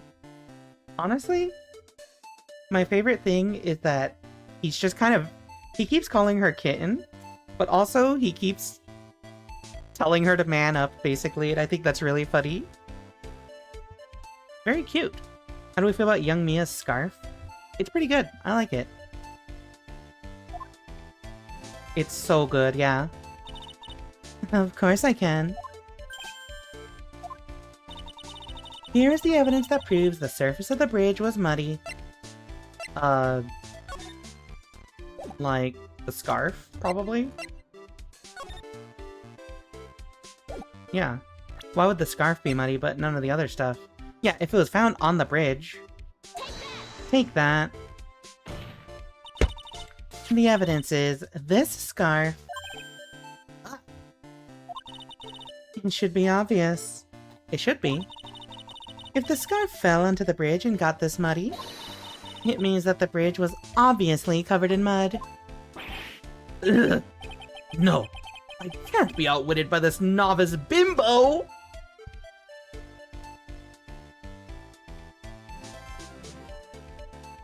That's, You know, Edgeworth? It's okay. That's not okay. I mean, that's not okay. But you can grow. It's okay. You're not allowed to say that. What does Von Karma be teaching you exactly? Hey, same to you, buddy. Yeah, you're also a novice bimbo, Edgeworth. Miss Faye's assertion makes perfect sense to me. Objection. I do admit that there appears to be a contradiction between the condition of the victim's coat and her scarf. However, the real question is, why is there a contradiction? Huh? For every contradiction, there exists an explanation. Let's look at what the explanation in this case may be, shall we? Alright. It's not like he's really giving me a choice here. You're doing pretty well. For a little kitten. Mr. Armando. No matter what he says, a contradiction always comes down to a lie. It's either the victim discovered in the trunk, the witness's photo showing the defendant and the victim, or the witness's testimony that stated she saw the moment of the murder. Just relax and think it over. It's pretty simple, isn't it? The false evidence? It's one of those three. What you said just now, I'm not sure I like that. But that wasn't me, Your Honor. It was the coffee aficionado over here that said it. This court is not in the habit of accepting false evidence, you know. Blame it on him, Your Honor. He's the one trying to slip false evidence into court.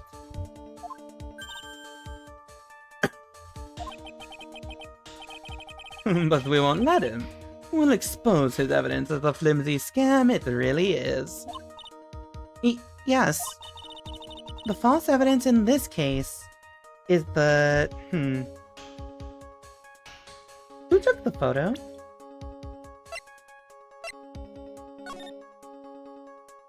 So I'm pretty sure this was taken by the police. Seems to have been taken. I think this is definitely false. Like, if the photo is false, that also means that the testimony would be false by all logic, right?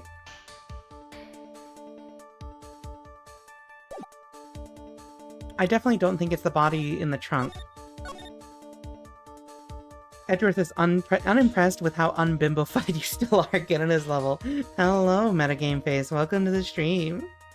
We will get straight to work on bimbofying, Edgeworth. Well, no, this bit has gone on too long, my fault. So, it's either the testimony or the photo. Which one is it? I'm probably gonna say the testimony. It is a no-brainer. Obviously, it's the witness that's suspicious. During his earlier testimony, the detective pointed out a crucial fact. The criminal shoved the victim down from behind and stabbed her in the back. Now, is that testimony exactly what the witness claims to have seen? Yeah, that's what the witness told us. That testimony is filled with holes. After all, the victim's coat isn't dirty at all. That's true. It's not just true, it's the truth. If there was a truly decisive witness in this case, I'm certain that boy wonder over there would have called them in the first place. Your Honor, the defense requests to cross-examine the witness.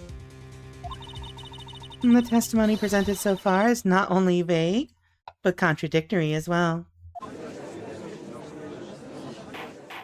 Ooh, you're in trouble. Well, Mr. Edgeworth, it appears that we'll need to hear from your mystery witness after all.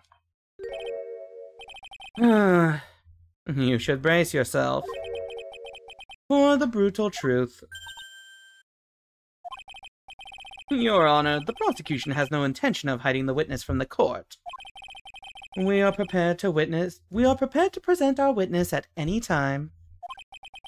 Very well. Please bring forth your witness at this time. What Mr. Edgeworth said kind of worries me. What does he mean by the brutal truth? What do you mean by that? Now, let's proceed with the testimony. Okay.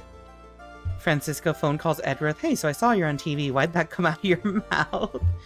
Don't forget also Francisca, because this is 6 years ago, Francisca von Karma would only be 12 years old?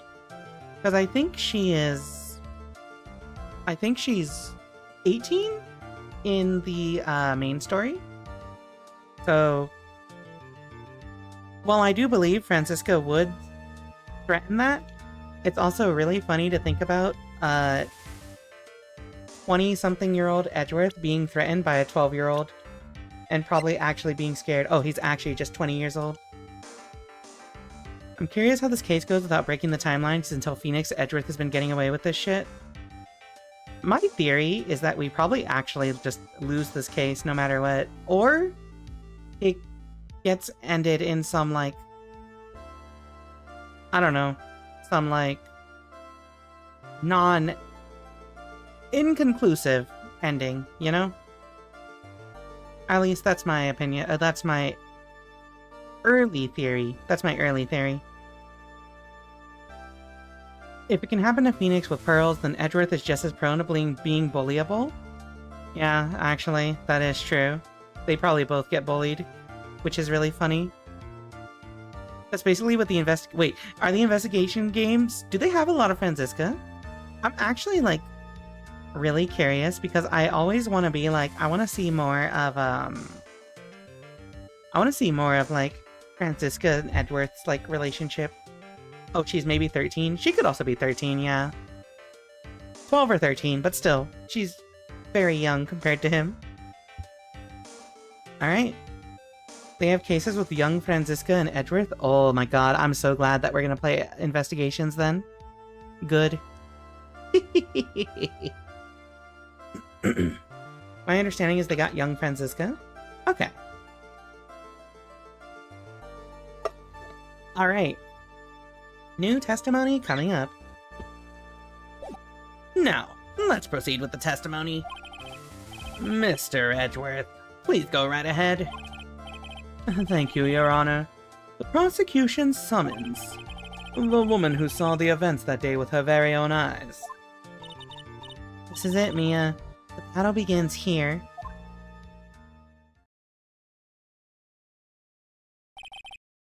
Witness, what is your name and occupation?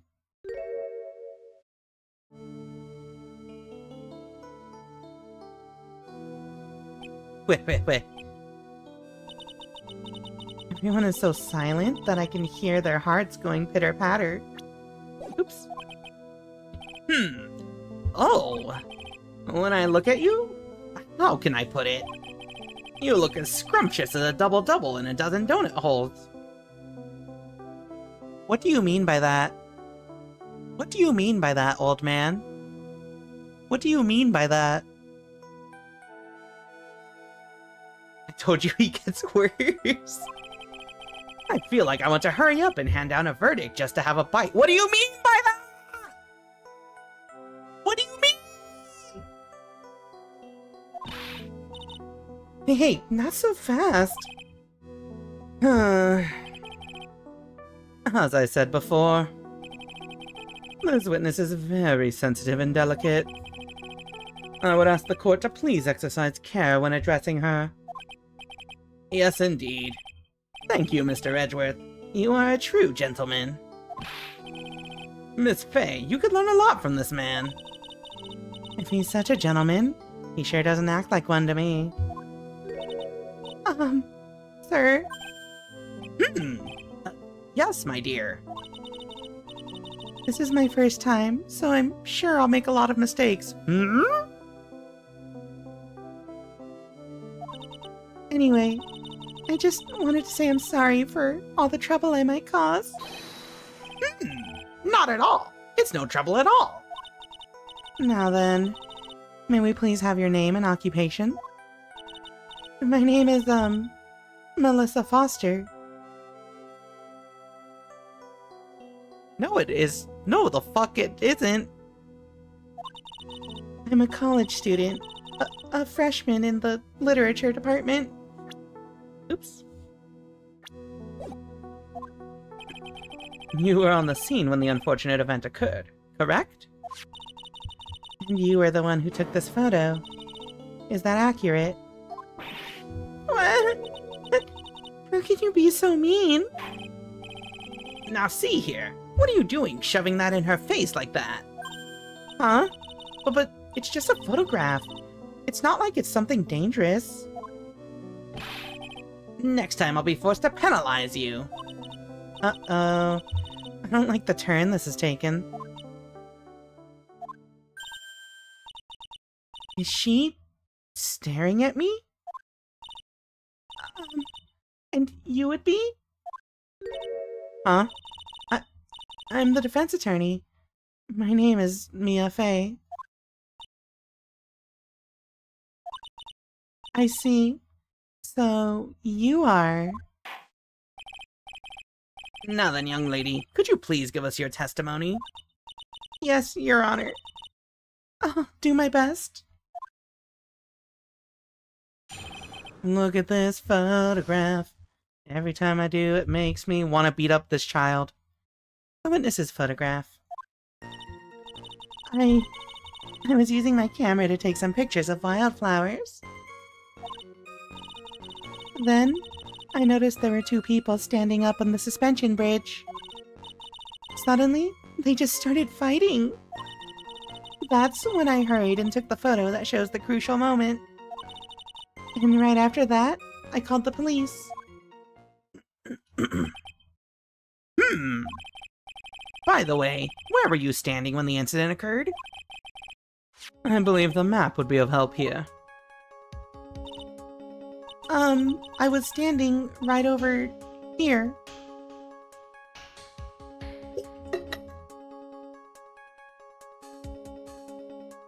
Is that accurate?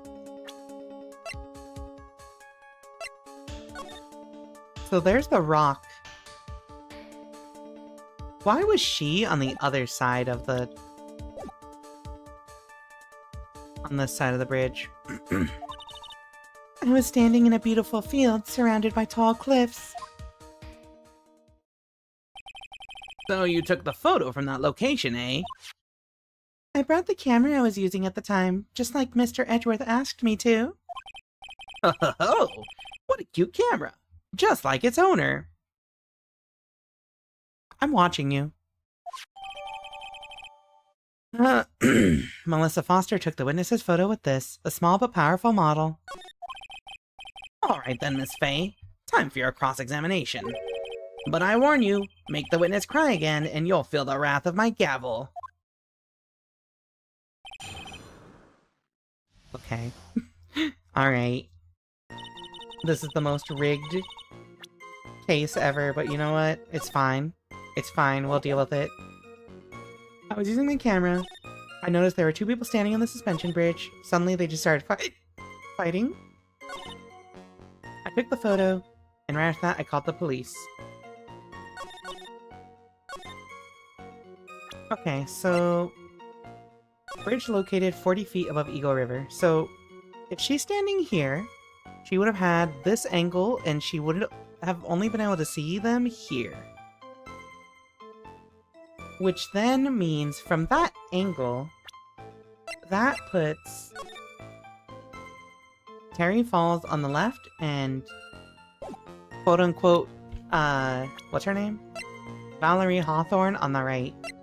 So then that means Terry was about here, and Valerie was about here?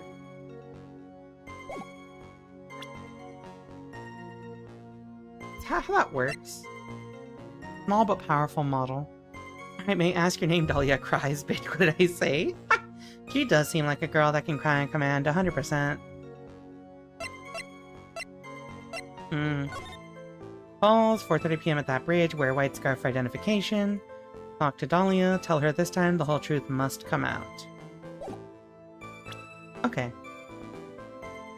So... I was using my camera. I noticed there were two people standing up there. They just started fighting. Hold it. Do you have any idea what they were fighting about? No, I have no idea. Why do you ask that? Oh, I just thought that maybe you overheard what they said.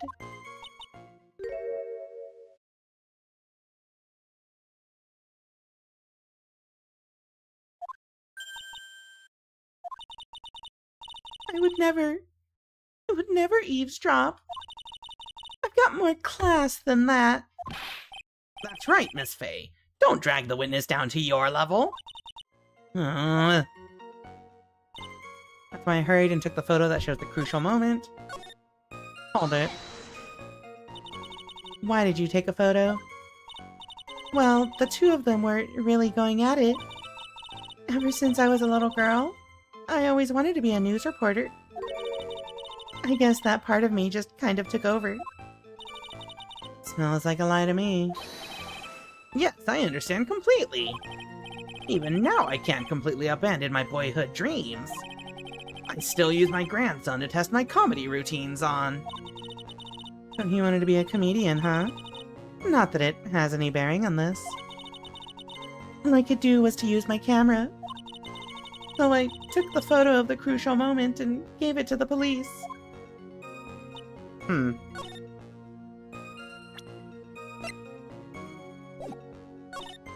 They just started fighting.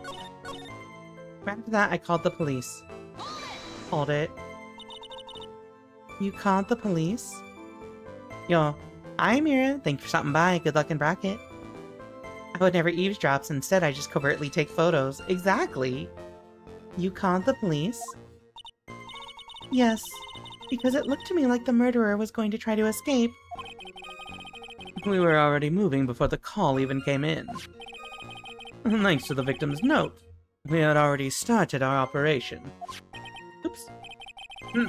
That was certainly tough. Tough luck for the criminal, eh?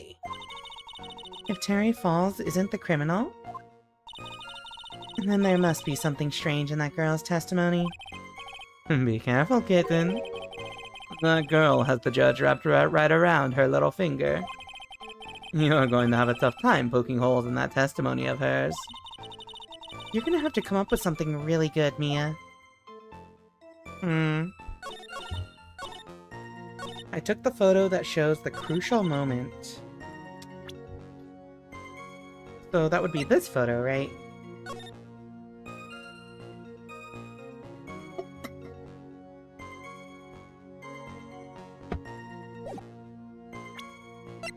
Melissa Foster took the witness's photo, so it's got a tripod on it, which is kind of interesting. I was using my camera to take some pictures of wildflowers. Hold it. Did you say wildflowers? Yes, the mountain is famous for its beautiful spring wildflowers. But it's only February. Well, I couldn't wait for spring to come. Oh, I know just how you feel. It's just like when I first started growing this glorious beard of mine. I just couldn't wait, so I wore a dyed blonde Santa beard until mine grew in properly. Would you mind if we got back to the facts of the case, Your Honor? There were two people standing up in the suspension bridge. I took the photo that shows the crucial moment. What was this again? Was there anything strange about the two of them? I'm a bad girl. I know I am. Huh? What does that have to do with anything? It looked like they were having a really serious conversation up there. So I decided to watch them, like some kind of peeping Tom. No, not at all. Everyone is like that. I love watching other people fight too. In fact, I can't get enough of it. Actually, that's why I took this job in the first place. Too much info, Your Honor. In any case, it's perfectly natural for you to have kept watching them. Especially dressed as they were. Well, anyway, I was watching them very closely. This case is full of weirdos. Yeah.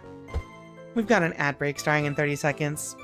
Let me refill my water, run to the washroom, and think about the testimony here. We'll be back in a few minutes. Enjoy some words on stream!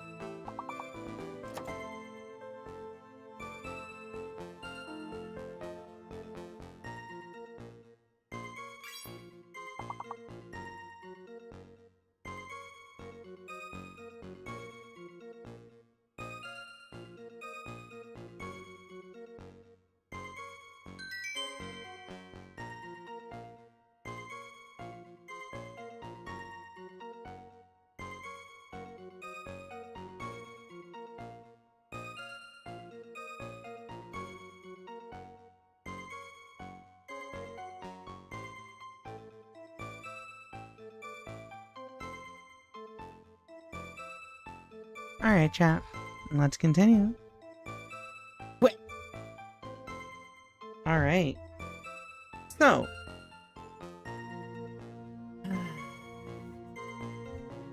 How do we establish a contradiction here? I thought about it and I didn't really come to a conclusion. One of the fan art pieces gets super big for a second before returning to normal. That's so funny. Actually, that's great. I love that. That's the kind of like weird kink in the weird quirk, rather, of the slideshow that I think is really funny. Good face. It's a good face. She's got a lot of good faces, if you know what I mean. Sorry, I don't know what I mean. I don't even know what I mean, chat. My fault. My bad. So... no, she has 0 good faces. It's like you're trying to subliminally message us. We fucking hate Melissa Foster. I like her. But also, I like irredeemably evil characters in fiction. So, you know. Suddenly they just started fighting. That's when I hurried and took the photo that shows the crucial moment. And right after that, I called the police. What did she say on this again? How did you call the police?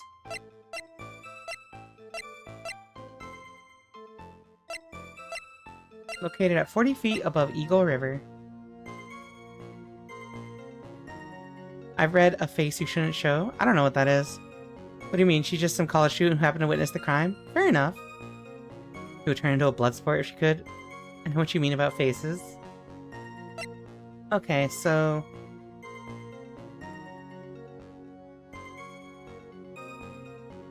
it's got a flash on it. Hold on.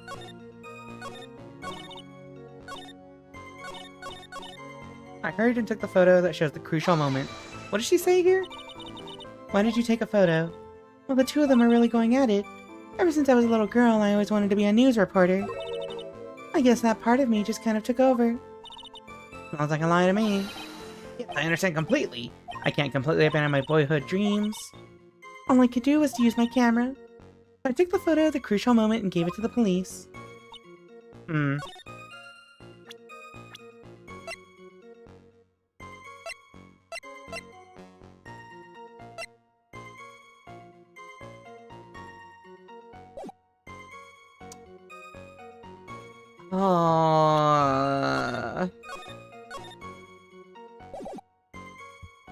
I hurried and took the photo. Does it really show a crucial moment, though? I don't feel like this is a crucial moment. Objection. Witness. When you said you took a photo of the crucial moment, is this what you meant? All I can see in this photo are two people facing each other. You testified that you saw the two of them starting to fight. Normally, that's the kind of thing we would refer to as a crucial moment. Why haven't you presented a photo like that? Well, you see... the photo we presented was the only one there was. Oh shit. I messed up? Hold on, chat. We're gonna go back. Hold on. Hold on. I accidentally held right click. Whoa, it's Matt Onguard's theme? It's okay. We have taken, we've stolen Matt Onguard's theme for, better things. Alright, hold on. I gotta go back to the VOD and catch those frames.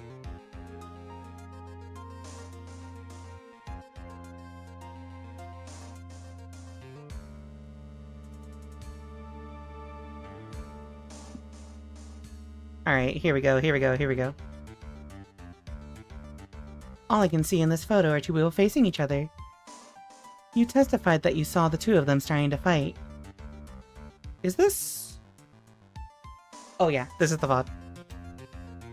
Normally that's the kind of thing we would refer to as a crucial moment. Why haven't you presented a photo like that? Well, you see... the photo we presented was the only one there was. But if you really... Fuck. Hold on, we'll get it. Can I do the thing I do on YouTube? It'll be fine. Hello, gigantic goddess Violet. Welcome to the stream. Yes, BGM is epic. Well, that must mean this Melissa Foster character is the actual best girl with no problematic behavior whatsoever. Exactly! Somebody who understands. Okay, so... because there's no log, this is what we have to do to find out the dialogue we missed. And I hate it. Okay, here we go. Slam. But if you really wanted to take a crucial moment, then what happened next? You must have taken a photo of it. Doe! Yeah, doe. A deer. A female deer. My apologies, young lady. But Miss Faye's assertion is not without a certain amount of merit. He can certainly downplay a situation, can't he? I'm sorry. I'm a very bad girl. Stop saying that. I used it all up. The film, I mean. You ran out of film? This photo was the last one. What? Unfortunately, that is the truth.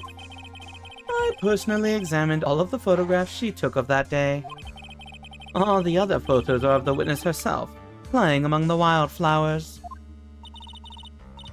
The witness herself? Then who took the photos? Well, you see, my camera has a timer feature built into it. That's extremely crucial information. So you took photos of yourself? I remember taking some photos of myself once too. Please, no details. Also, wait, Violet said there isn't a log in the remaster. It is a colossal fuck-up. It's my biggest pet peeve, because if I ever accidentally right-click, I lose like 3 pieces of dialogue. No log till Apollo Justice. It's fine, I'll love the trilogy when we get there. The title of this BGM is Heart of the Investigation 2002, so we often listen to it when we get closer to the truth. It's a good song. I like it. It's very, like, getting to the facts music. You know what I mean? Could have took pictures without being there? Exactly. Please, no details. It seems that Miss Faye's assertion was not so decisive after all. But wait, just a minute. Well, if she had no film left, she couldn't very well take more pictures, eh? Miss Foster, perhaps then you could tell us about a different sort of photo. Photos of the incident that you took with your very own eyes. My guy, you are corny. Mr. Edgeworth, you're quite the poet. I just want to say, in the old cases, or in the first case that she showed up in,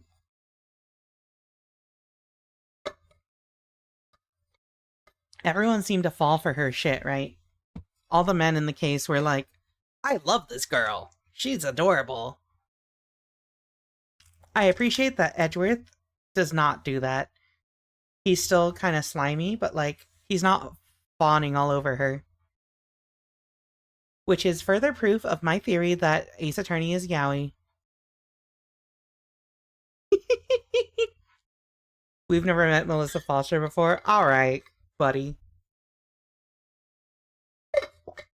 Look at it. Look at his fit and tell me you don't expect corniness from that? No, you're right. Very well then, let's get back to the cross-examination. Let's hear your thoughts on the fight that you witnessed. Yes, Mr. Judge. Boy, this guy is really a sucker for sweet talk. It looks like the other kitten in the room is the one that's getting all the attention. Yeah, it's sickening. What do you mean by that? I was using my camera to take some pictures of wildflowers. Then I noticed there were two people standing up on the suspension bridge. Suddenly, they just started fighting. The victim turned around and tried to run away, but she only got about 10 yards before she was stabbed in the back. If Terry Falls isn't the criminal, then there must be something strange in that girl's testimony. Be careful, kitten. That girl has the judge wrapped right around her little finger. You're going to have a tough time poking holes in that testimony of hers. You're gonna have to come up with something really good, Mia. Wait, this isn't a brand new testimony? Oh! The victim turned around and tried to run away, but she only got about 10 yards. No, wait, that's incorrect! I forgot. This wasn't a whole new testimony, they just added to the other stuff. As a Danganronpa, a wonderful BGM in pursuit, time boosts our morale. I gotta play Danganronpa. I've never played it to this day. Okay, but also I know exactly. There's a contradiction here. The victim turned around and tried to run away. Where are you running? Objection! No, not there. Okay, maybe... the... map? Objection. Okay, it's the map. See, chat, I pointed this out earlier. I told you about this earlier. Because we established that the lady is standing on this side of the bridge from that perspective. She can't turn around.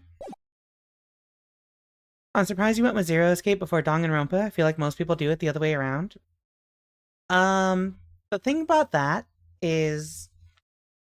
I don't mean this as a slight to anyone that likes Danganronpa. But, the thing about that is... I'm a woman in my 30s. The idea of playing a game with an adult cast murder mystery instead of a bunch of high schoolers appeals to me way more. And that's why I went with Zero Escape. And also I had a friend who was begging me to play it for years, so, you know. Witness, your testimony is a joke. Huh? What? But I just... Miss Faye, I thought I warned you not to make the witness cry. One short testimony, and two bad contradictions. There's no possible excuse. You say there were 2 contradictions? It's simple. Just take a look at the diagram of the area. According to her testimony, the 2 of them were in the middle of the bridge. But if they were, and the victim had turned around and tried to run, well, then... She would have hit a dead end. You said 10 yards, but she couldn't have even run 5. Because Dusky Bridge is collapsed on that side.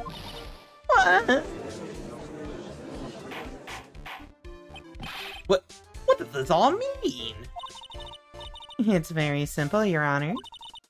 This charming little witness told a charming little lie.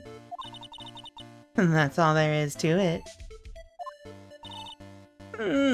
Irk. This beautiful young lady has been lying to the court. Objection. Just a moment, Your Honor. Mr. Edgeworth. Your Honor, allow me to personally apologize for the confusion. What do you mean? There's one major mistake in this diagram. What did you say? What are you referring to? It's all because this diagram was made after the incident occurred. It's a very old bridge. We couldn't find any official blueprints of it. So you're saying? I'm saying that even though this bridge is currently in disrepair, there's no evidence that can prove that the bridge was broken during the incident. That's ridiculous! You can't actually tell the condition of the bridge from this photo. Oops. I apologize to the court for not being more clear when I presented the evidence.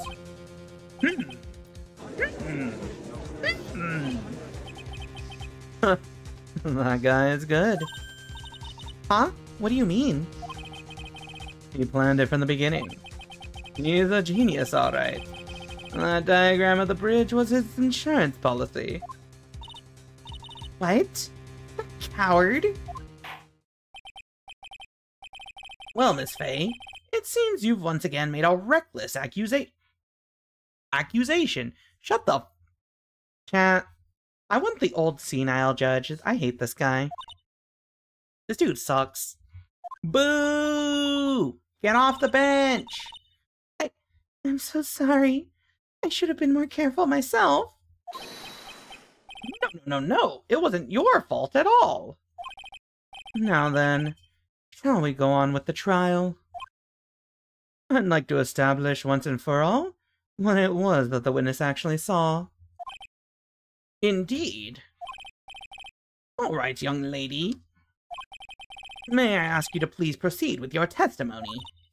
But it's so hard to go on. We're all on your side, Miss Foster. Don't say that. There's no need to worry. Just tell us what you saw. Yes, sir. Ah, boo! Get off the bench! Yeah, this judge was in, not only did he appear in 3-2, but wasn't he also, the judge doing the case for Matt? Wait. Yeah, wasn't he the judge who was doing the case for Matt on guard? No, wait. No, sorry, yeah, it was Mask to Mask. I just remember we had to go to the next courtroom over and grab a witness and be like, wait, don't judge. Yeah, that was 3-2. That was 3-2.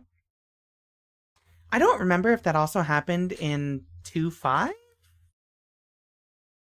Because they were also judging...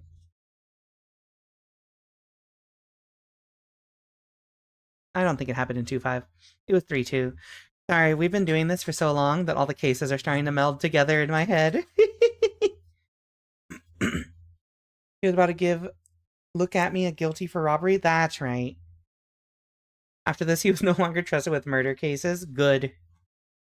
Yeah, the back end of the bridge happened to collapse in the 1 hour between the crime and the police investigation. You know, reasonable things that actually happened. Alright, running from the crime. After he stabbed her in the back, he quickly picked her up in his arms. Then he carried her over to the car. I suppose that was the only way he could make sure the body stayed hidden. He couldn't just leave the body on top of the bridge. Oh, I'm sorry. I'm only supposed to talk about what I saw.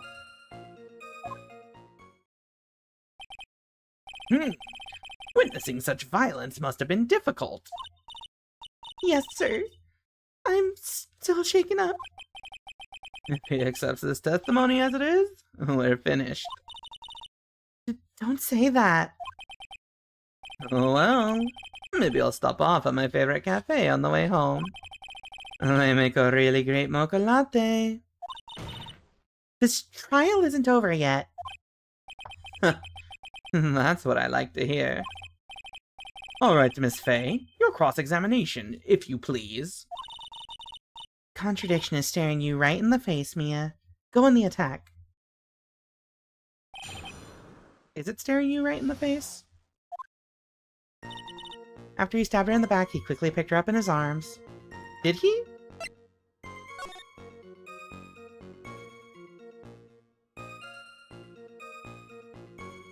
Is he not wearing handcuffs?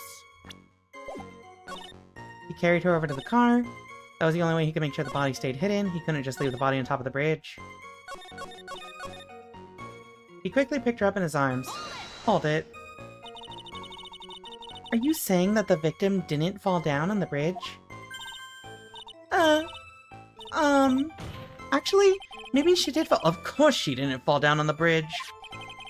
If she had fallen down, this photo wouldn't make any sense. If that was the case, her coat would have been all muddy. Objection! If you don't mind, I was asking the witness. No need to be so rude. Well, young lady.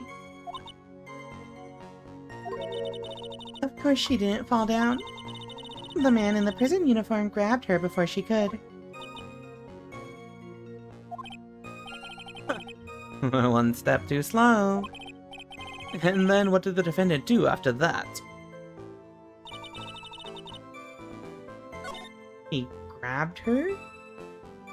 Fall down.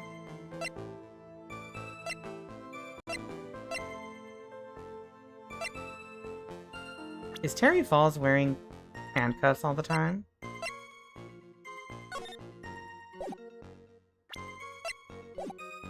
Okay, let's just continue pressing.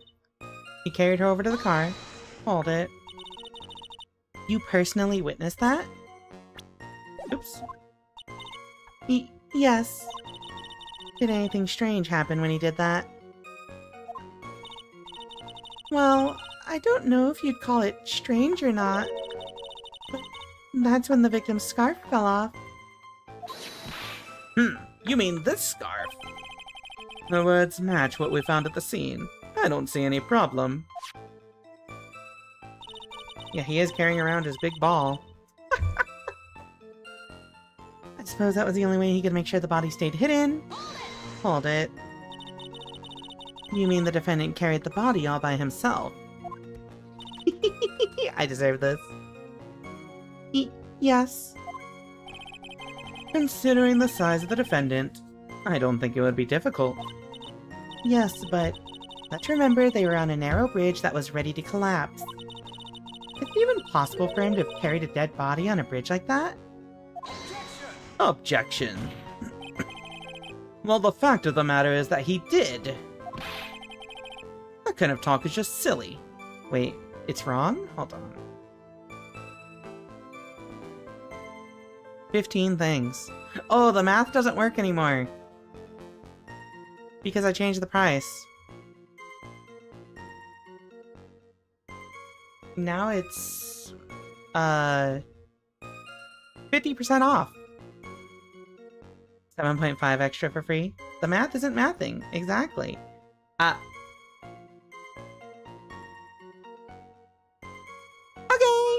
Yay. Wait, you put the glasses on and then you swapped out. Alright, you know what? Here, we're gonna keep that on. I'm gonna put these on just for you. Where are they? Here we go.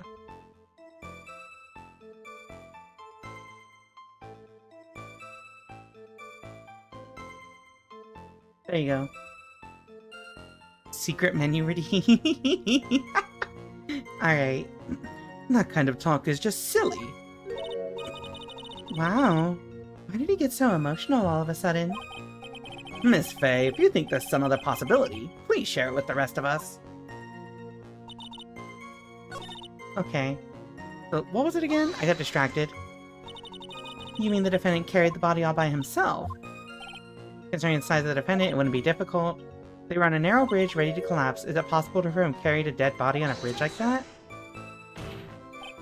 The fact of the matter is that he did. That kind of talk is just silly. Why'd he get so emotional? If you think there's some other possibility, please share it with the rest of us. What is another possibility? Photo of the trunk.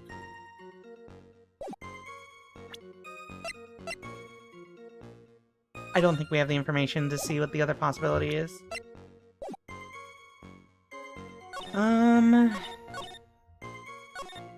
That was the only way he could have made sure the body stayed hidden. I don't think we pressed this, right? Oh, wait, this is the same one! Okay, next thing. He couldn't just leave the body on top of the bridge. Hold it. Why do you say that? It's already a broken down bridge hidden away in the mountains. Doing anything more to hide the corpse would be going overboard, wouldn't it? Yes, but that mountain is famous among hikers. A surprising number of people go up there. But it's February, right? And it was raining that day, correct? There's also a small temple and a channeling dojo there. Channeling dojo mentioned. You know those monks. They just love cold, isolated places. I think the witness is trying to say that the corpse could have been found at any time. Besides, the witness is merely reporting what she witnessed with her own eyes. Wait, what am I missing? Hold on. After he stabbed her in the back, he quickly picked her up in his arms.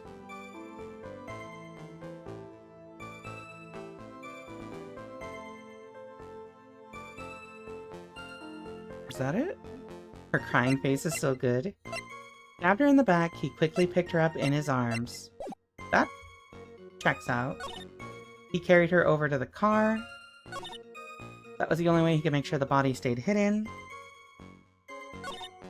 He couldn't just leave the body on top of the bridge. I'm only supposed to talk about what I saw?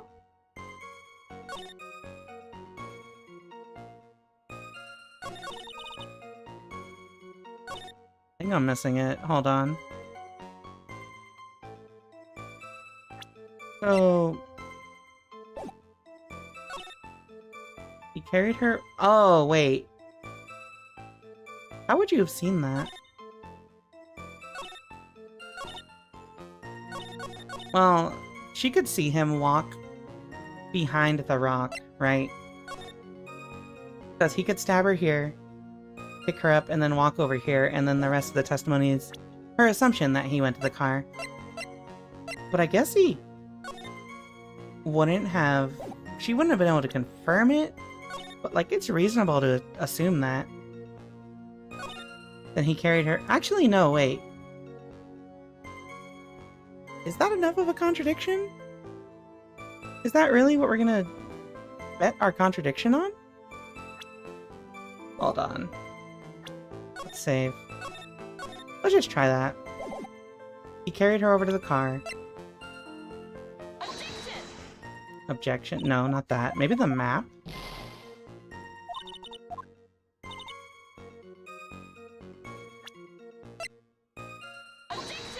No, that's not it.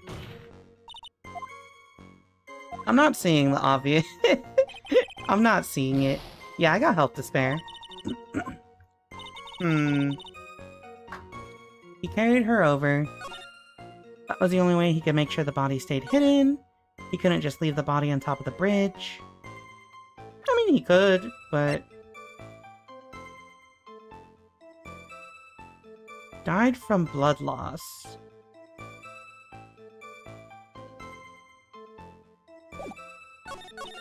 Wait.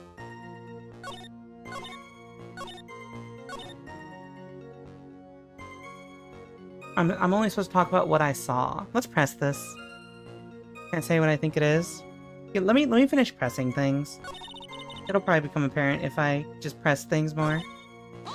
Hold it. And you're absolutely certain that it was my client who was carrying the body? Well, he was wearing a prisoner's uniform, but as for his face... So you're saying you didn't get a clear look at his face? Well, they were far away, and it was raining as well. I thought I was only supposed to say exactly what I saw. Excellent. You're a remarkably honest young woman. Something about this testimony is bothering me, but what? Hey kid, have you ever put salt in your coffee? Why would you do that? No, why would I? Why not? Huh? It may actually go better with coffee than sugar, right? Listen, my point is if you're not sure, you might as well add enough salt to it. It might bring out the rust in something, like a piece of evidence. He's right, Mia. Go present something. You've got nothing to lose. By the way, I wouldn't put salt in my coffee. The two don't go well after all. Yeah, sometimes this dude just says shit, I feel like. Okay, Godot needs to workshop his metaphors. Let's see, after he stabbed her, he quickly picked her up in his arms.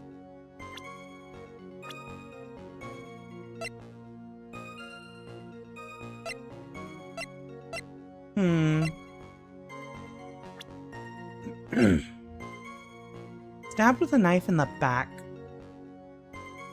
If she died from blood loss...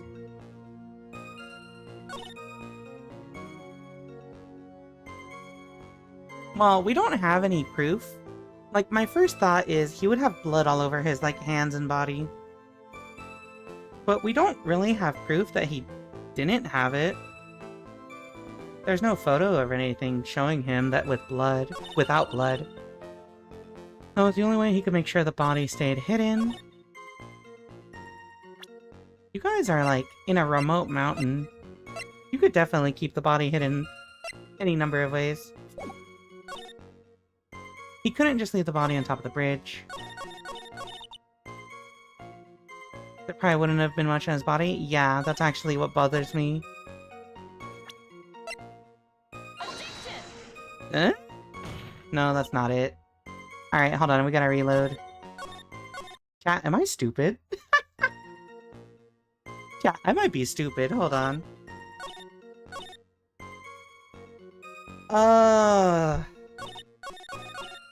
What is going on here?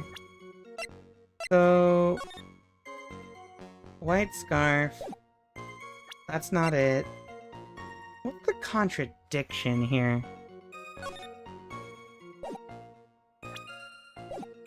After he stabbed her in the back, he quickly picked her up in his arms. Then he carried her over to the car. I already tried objecting to this with the photo and the map, because there's no way she could have seen it, but that wasn't it.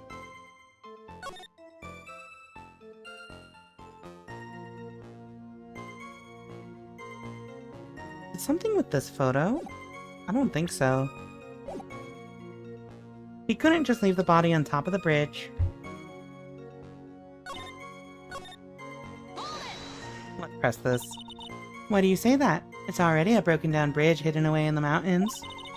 Doing anything more to hide the corpse would be going overboard, wouldn't it?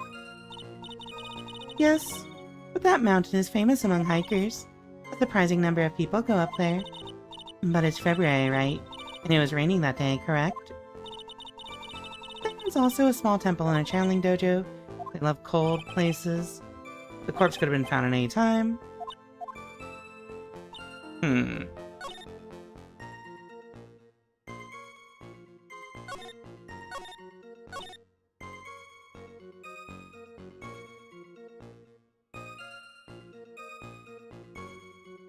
He stabbed her in the back, he quickly picked her up in his arms.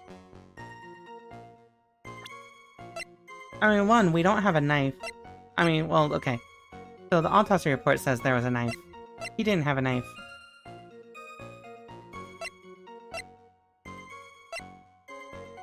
I feel like this is probably the piece we have to testify to, but I can't figure out what would be the correct thing. Hold it. Hey, thank you for checking in, Mitha. Are you saying that the victim didn't fall down on the bridge? Actually, maybe she did fall. Yeah, this is definitely the thing. Of course she didn't fall down. If she had fallen down, this photo wouldn't make any sense. If that was the case, her coat would have been all muddy. Objection. If you don't mind, I was asking the witness. No need to be so rude. Of course she didn't fall down. The man in the prison uniform grabbed her before she could. What did the defendant do after that? Grabbed her before she could fall. Salt is great. I do love salt, personally.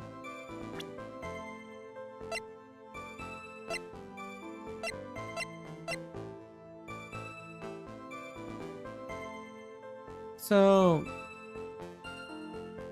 if he had grabbed her, how would the scarf have fallen? He stopped her from falling to her death just to kill her? Probably.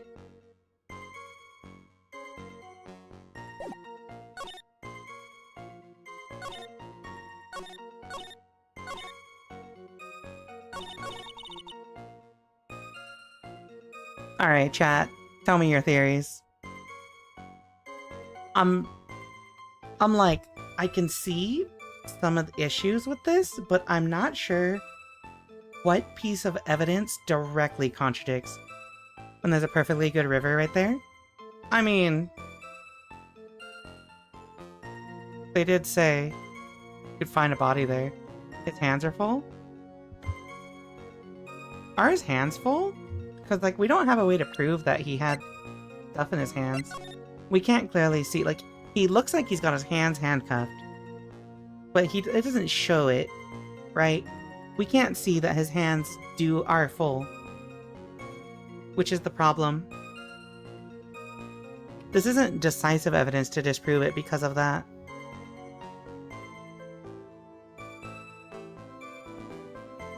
We see the chain with the ball. See, we only see the chain though. We don't have the ball. Which is like... if they want really decisive evidence, it doesn't work. He has the ball. I mean, we can assume that, right? Let's try it. Hold on. That wasn't it. Yeah, why would he haul the body all the way to the car when there's a perfectly good river right there? Which is also a good point. That was the only way he could make sure the body stayed hidden. Considering Eagle River said to have a very fast current. Yeah. Could also just try that. Like, hey, just dump it in the river, goober. I guess that was it. I don't like... Okay, I don't like this because she explained there's a lot of people that go hiking on this trail. So it's very easy for like somebody to have seen the thing, right? So it makes a lot of sense that he wouldn't want to dump the body in the river because the body would wash up somewhere eventually, right? And they would find it. So like that doesn't really work. That was in response to it being on the bridge, not the river. But like it's the same logic in the river, right? It's like it'd be very easy to spot a body flowing down the river if it actually is that populated of an area. The body was never found because the corpse went in the river. Did they mention that?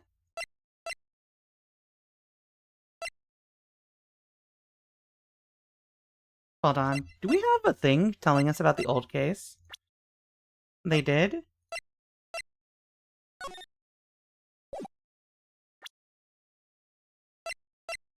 Oh. Okay! I forgot about that then. I forgot about that. Or rather, I might have missed it. I missed that they never found the corpse in the old case. Okay. A killer not wanting his victim to be found. I can understand that.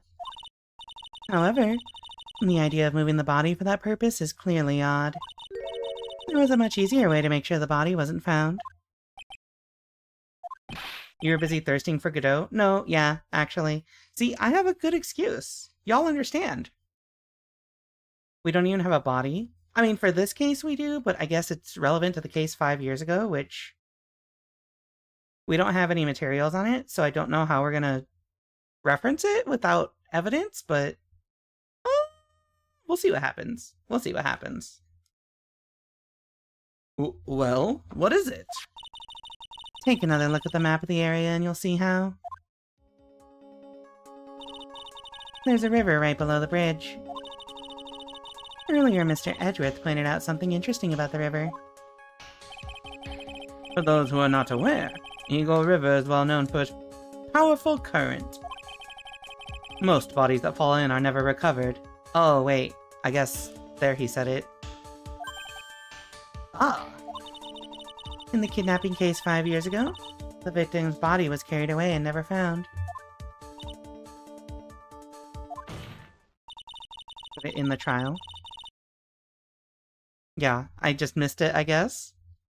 If 10 murders were to occur at the same spot above the Eagle River, you can bet your boots that every other killer would have tossed the body in the water. Bet your boots. You know, just casually going to the mountain pass to dump bodies. It's a, oh, what did they say? It's a pastime. Order, order, order! I'm not sure if I care for the way you put that, Miss Faye. But I must admit it does seem odd not to have thrown the body into the river. Ooh. Well, Mr. Edgeworth. How sad. Perhaps Miss Fay would do well to try taking a dip in the river herself. What do you mean by that? After all, you claim to be such an expert in the ways of nature. What are you talking about? My point is that no matter how odd you may find the killer's method of body disposal, the fact is that this is what the killer did. None of your arguments have anything to do with what the witness saw. Quite true. Edward's actually just telling you to kill yourself? I would believe it. He seems like the type that would say that. Miss Fay, it seems that your assertion is without merit after all. How dare you? But what the witness claims to have seen is totally ridiculous. Objection! Surely you can't deny that the body was found in the trunk of the car. That's certainly consistent with what the witness has told us. Please, witness, go on with your testimony. I'll try. All you have to do is tell us only what you saw. Otherwise, the mean lady might yell at you again. Who is he talking about? Alright, I'll do my best. It's kind of insane to say she's a mean lady when their age gap is only like 5 years. That's some crazy work, chat. After he stabbed her in the back, he quickly picked her up in his arms. He carried her over to the car. The killer broke into the trunk of the stolen car and hid the body in there. He couldn't just leave the body on top of the bridge. Wait. So this is the new testimony? 5 years is like ancient in Japan? No, we're in, California. We're in Western America. Teehee. Okay. Broke into the trunk of the stolen car and hid the body in there. I mean, like, it does look broken, but also, how would you have seen that? Hold it. What did the man do then? Well, naturally he got in the car and was about to flee. That's when I came to my senses. I said to myself, you have to call the police. And so that's when you called the police. You're sure that you saw all that with your own eyes? Yes, I'm 100% certain. Rika, I have a question. I'll tell you about it after stream. This is the country who calls women Christmas cakes so nobody wants them after they turn 26. I thought that was just a 4chan thing. I thought that was just like a... I mean, like, I don't know in Japan if they say that, but... Alright. The killer broke into the trunk of the stolen car. It is from Japan? Okay. Well, I'm a proud Christmas cake, chat. The killer broke into the trunk of the stolen car and hid the body in there. This is definitely the problematic one here. Because, like... How would you see this? I don't know if the photo? I think the map... Yeah, the map is how we prove that. Well, Miss Foster, it looks like you've done it this time. Done what? Made a crucial mistake. Crucial mistake? Like what, Miss Fay? The killer broke into the trunk of the stolen car and hid the body in there. You're saying you saw that, right? With your very own eyes? Yes. And? It's simple, Miss Foster. Take a look at the diagram. The place you claim to have taken the photo from that day is here. Do you see what I mean? Even if you tried to see the car. This outcropping of rock is directly in the way. Ah! That's right, Miss Foster. From where you were standing, you could not have possibly seen the killer's car. Ah! I can't do those noises, sorry. I admit that the diagram shows a large outcropping of rock. However, it isn't so tall that it would stop her from seeing the car. Yes, it is. That's right. It's not high at all. I was able to see his car just fine. No? I'm so sorry, but that just doesn't wash. Hey. Thank you for the raid, Megito Ichi. Hello, hello, welcome to the stream. Yo, Stellar Blade? Chat, go follow Megito Ichi if you aren't already. Anyway. Hello everyone calling from Ichi Stream. My name is Rika Readman, Calico Elf Librarian VTuber. I stream visual novels, horror games, Dark Souls-y games, what else do I stream? French indie RPG game, singular, etc, etc. Welcome in. Every character aside from Eve is actually really cool to look at. No, I love, what's her name? Lily? I think she has got one of the coolest, like, costume designs ever. And Eve is just a really attractive woman. Yeah. I'm also a fan of Adam. Anyway, I hope your stream went well. We are currently in the middle of case 3-4 in Ace Attorney here. Like, middle. It's a short one, but it's very important for establishing quote-unquote lore. You know what I mean. Let's continue. I believe it was the witness who presented this as evidence to the court. Yes? This is the location that the photo was taken from. Your own photo tells the whole story. You can clearly see the left side of the bridge. But the outcropping that is being referred to is really more like a cliff. Your view should have been completely cut off by this cliff. But still, you claim to have been able to see the killer's car.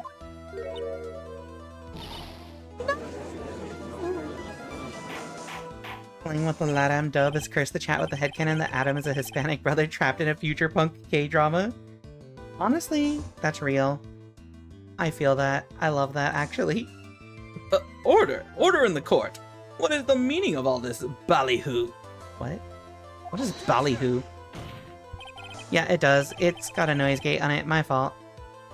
Your Honor, don't jump to any hasty conclusions.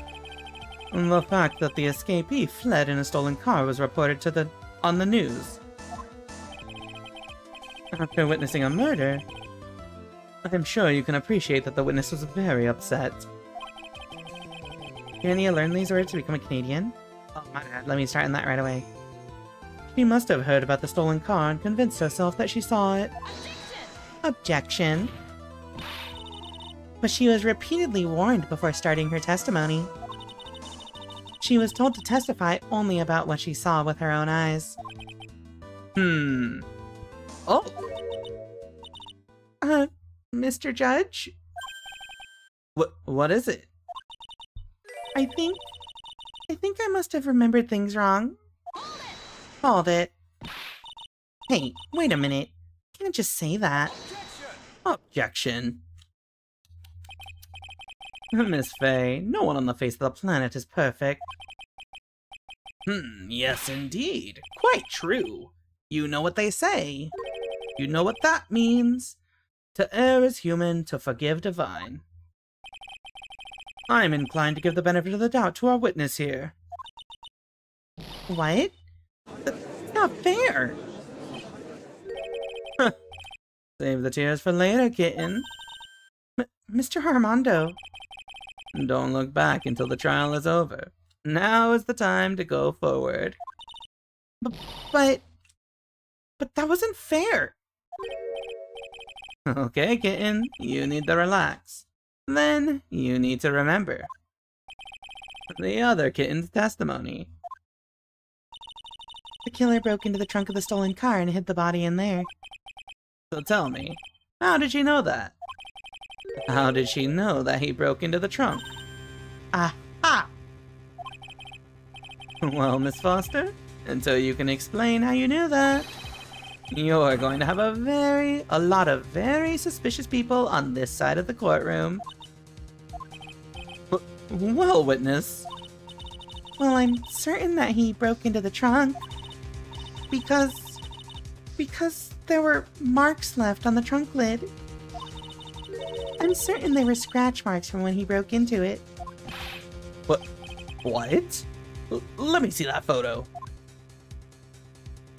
I mean, are those scratch marks? They look like straight up cracks. Like this dude just like smashed the trunk. It's true. These certainly look like scratch marks around the keyhole. It's obvious that this trunk has been broken open. Well, Miss Faye, are you satisfied? The judge is on her side. I can't make any mistakes here. I will save a backup just in case. I need it if I mess up with this judge. I need her to say that in canon, please. What she just said. Is there a contradiction in there somehow?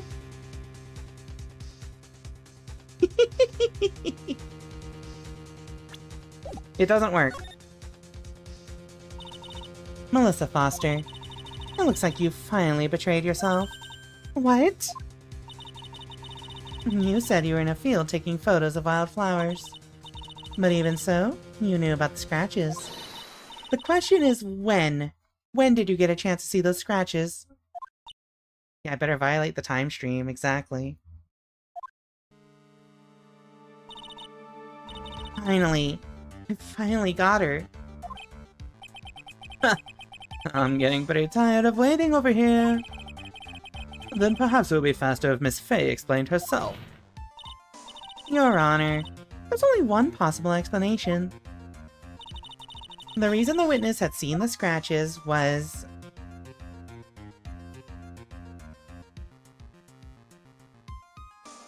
she put the corpse in herself. For that come to bargain. There's only one way that the witness had the chance to see those scratches. Yes? What is it? Naturally, when she opened the trunk and stuffed the corpse in herself. The person who really hid the body in the trunk of that car was Melissa Foster. It was you that did it, wasn't it? That's ridiculous. I could never. It was the man in the prison garb. He's the one that... I don't think so, Miss Foster. If Mr. Falls had been the one that put the corpse in the trunk, he would have simply used the car key. There was no need to break it open. But he stole the car! He stole it from a young couple that had been waiting at a red light. Which means that the key would have still been in the ignition. Oh, I see. Thank you for telling us about the scratches, Miss Foster. Without that, we never would have uncovered the truth. That it couldn't have been Mr. Falls that put the body in the trunk. No. Preposterous! To even suggest that the witness put the body in there. Oops. If that were true, then how do you explain the photo that she took? The corpse could only have been put in the trunk when the incident occurred. And we already know that at the time she was taking photographs.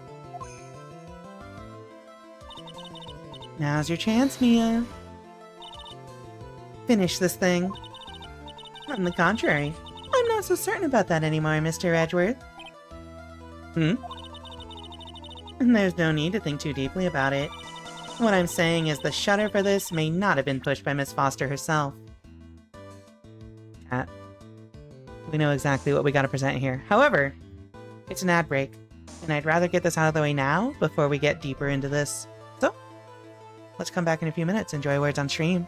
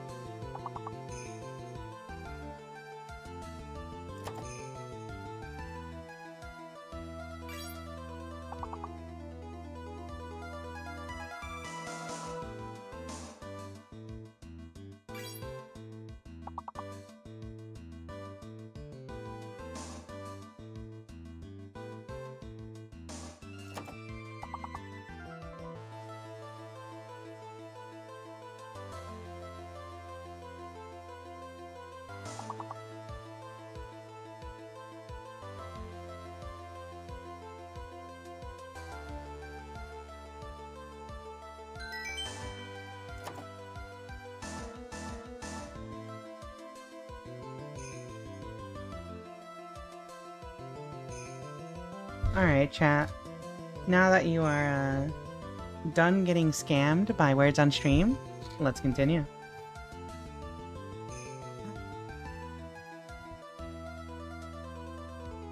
What was that last one? What do you mean? Oh, the last word? So it was after iced and before the P word started, so it probably... I have no idea. Imagine if Phoenix ever talked about Edward being his childhood friend to Mia. It would have been really funny. Oh my god, the Plinkers have entered the chat. Alright, let's continue. So, the shutter for this may not have been pushed by Miss Foster herself, because she had a timer function on her camera. Take that. Let's take another look at this camera and see what features it has, shall we? It has a timer built into it, even a mini tripod. Why am I being bonked? Why, it's almost as if she had brought this camera just to take this picture. Objection. What are you trying to say then, Miss Fay? That when the crime occurred, Miss Foster wasn't in the field as she claimed. Well, if she really did use the camera's auto timer, then the answer is yes. She was somewhere else. One sec. There we go. Hey, up Alonzo, thank you for the raid. Hello, hello, hello. Yo, Mario Kart World? When the world is Mario Kart? She was somewhere else.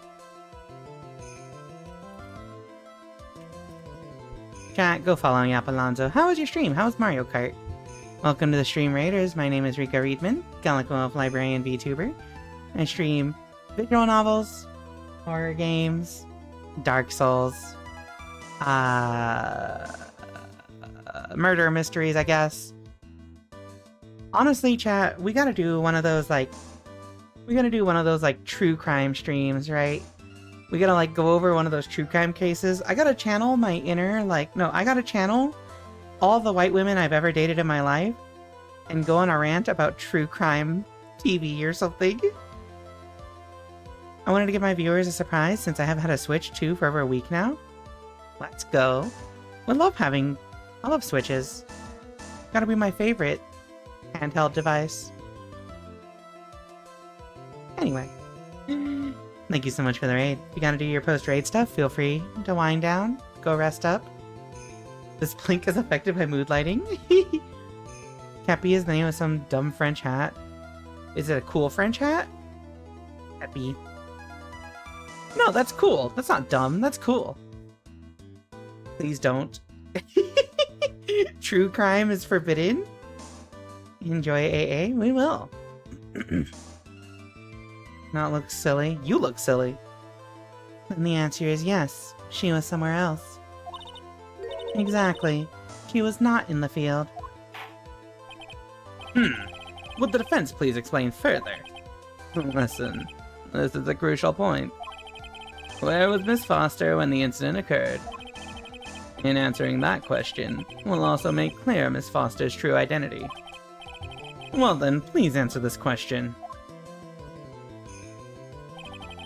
Where was Melissa Foster when the incident on the bridge occurred? I mean...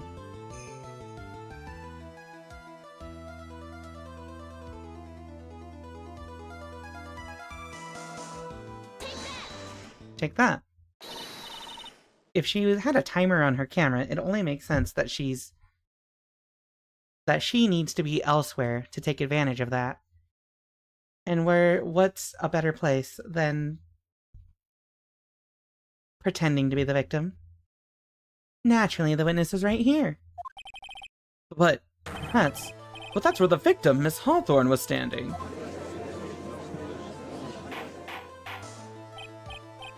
Order, order, order! Miss Fay, what on earth? Your Honor, if I may.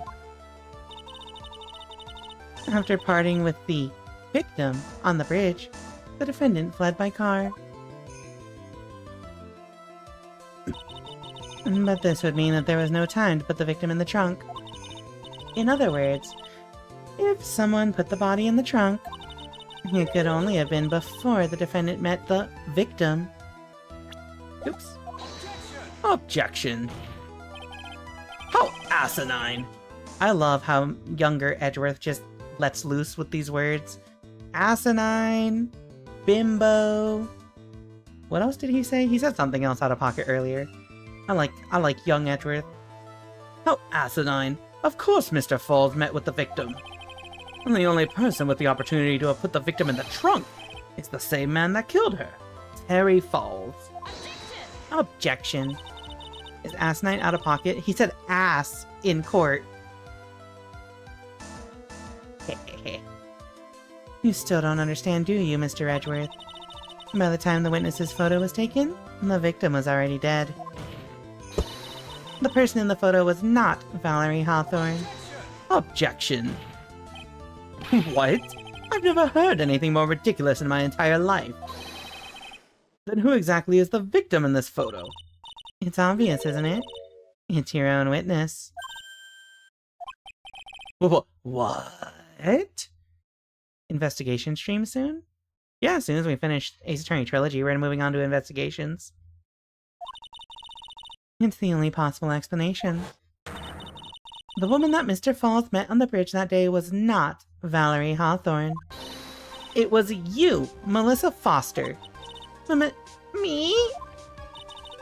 Let's remember that it was raining and foggy on the mountain that day. Mr. Falls himself believed that the woman in front of him was Valerie Hawthorne. Objection. But the defendant knew Valerie Hawthorne very well. After all, she was the woman whose testimony helped get him convicted. Objection. But since then, my client has spent 5 hard years in a federal penitentiary. He couldn't remember exactly what she looked like anymore. You are just making this up as you go along. Where's your proof? Got it all right here. This piece of evidence will blow this case wide open. At the time of the incident, Mr. Falls had forgotten what Valerie Hawthorne looked like. Wait, huh? Oh yeah, because he said, wear a white scarf so I can identify you. Mia's objection sounds like she has a Kiwi accent. We love a woman who sounds like a bird.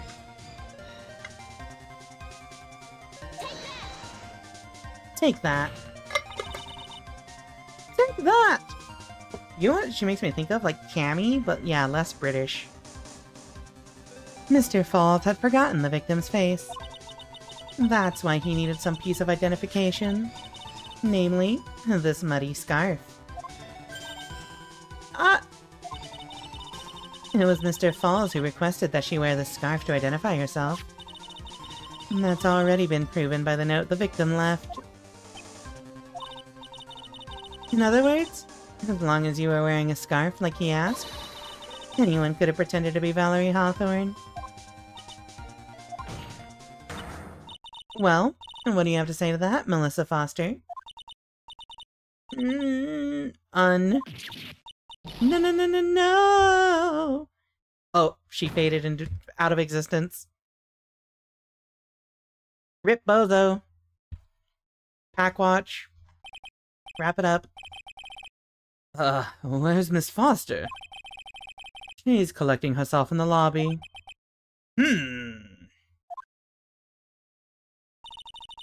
It's obvious that Melissa Foster did it. She hid the body in the trunk and disguised herself as the victim. She set up the camera to snap a fake photo of them together. And the only question is, why did she do it? Well, isn't that obvious? She's the real culprit. Well, we'll have to wait for Miss Foster to compose herself before we start again. Until then, this court is in recess. The defense and the prosecution are both to wait in their respective lobbies. Yes, Your Honor. Understood. Very well, this court is in recess. Okay. To be continued. Didn't even go mask off. Yeah, we're only halfway through. We're only halfway there. Something living on a prayer. I always found this case weird since it's essentially a second tutorial case in terms of the number of pieces of evidence. Yeah, I feel like the fact that you skip the investigation phase is like what they do with the tutorials, right? So,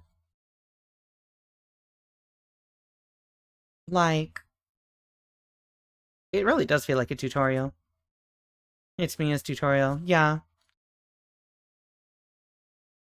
Cannon spike. Alright. Let's continue. Hello. February 16th, 1:14 p.m. District Court, Defendant Lobby, number 4. Mr. Falls, Ooga! Eek! I'm sorry. I am sorry. I want to say thanks. You're real good. You really hooked me up. Thanks. We're almost there. Once I prove that she committed the crime. Yeah, but there's one more big obstacle we've got to get past. Obstacle? Yeah, motive. Why would Melissa Foster kill that policewoman anyway? Motive, huh? Anyway, we're still badly in need of information. Information. Right. What we need the most is info about this Melissa Foster herself. All we know is that she's a student studying literature. And one more thing. What is it? Well, the incident that happened 5 years ago, of course. The kidnapping murder case that Zebra Boy is on death row for. I didn't do nothing. I didn't kill nobody. I never lie.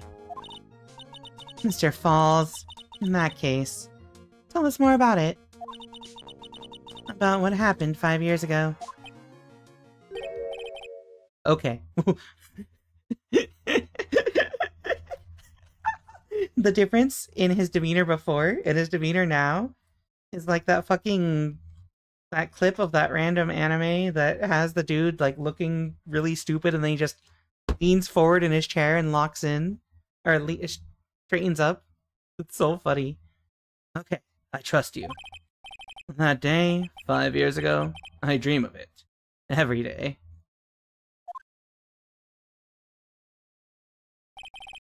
In this picture. It reminds me of everything. Oh wait, he's supposed to talk like this. It reminds me everything. Bridge looks same, just like then. 5 years ago. Like it could fall apart.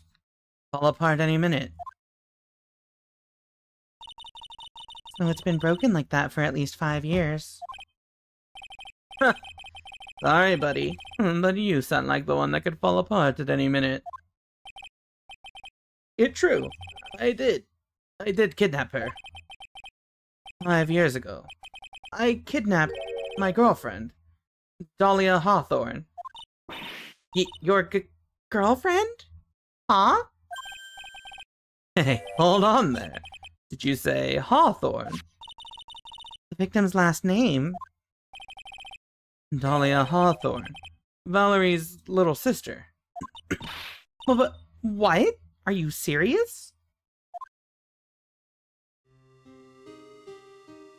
The girl. Let her go.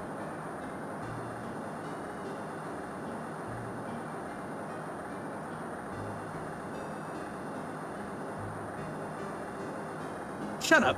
Come closer, and I kill her. Sorry, but you're not going to get the chance. Stupid.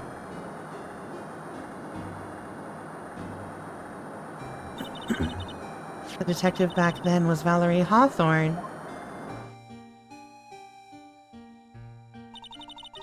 At first I thought shooting someone for a kidnapping was crossing the line, but if it was to protect her little sister, I can understand why she did it. Wrong. No protect sister.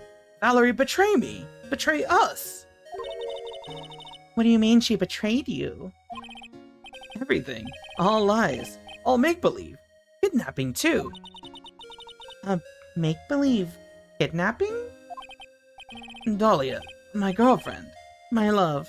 My Teen Angel. Hmm. Hmm. Hmm. Hmm.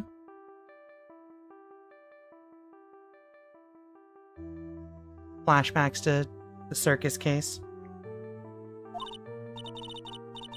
Did he actually say my teen angel? He's seen one too many soap operas. At least they're self-aware enough. Do anything she says. Anything Dahlia says. Thank you. Anything Dahlia says? Hold on a minute. What you're saying is that the kidnapping 5 years ago was planned by... Yeah, me and Dahlia. And Valerie, too. What? Hello, Fina. Thank you for the raid. Hello, hello, hello, hello, hello, hello. Hello, everyone coming from Fina Stream. My name is Rika Readman, Calico Librarian VTuber. I stream visual novels, horror games, Dark Souls, lawyer games, French indie RPGs. I streamed Toho Luna Nights that one time for like 8 hours. Awaria was also good. Also, we stream cases about, Alright, the bit's gone on long enough.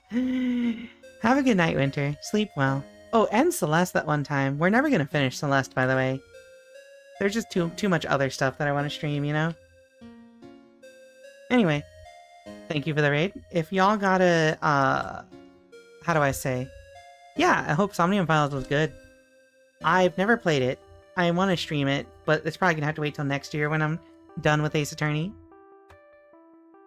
Yeah. If you gotta do your post-stream stuff, feel free to dip or lurk or whatever. For those of you coming with Fina's raid, we are in the middle of case 3-4, the prequel? The introduction to the final case of the Ace Attorney trilogy, actually. So, if you're avoiding spoilers, 1, why are you doing that? This game is like 15 years old. 2, sorry, there might be some context you're missing, but you can still see the drama and the twists and turns.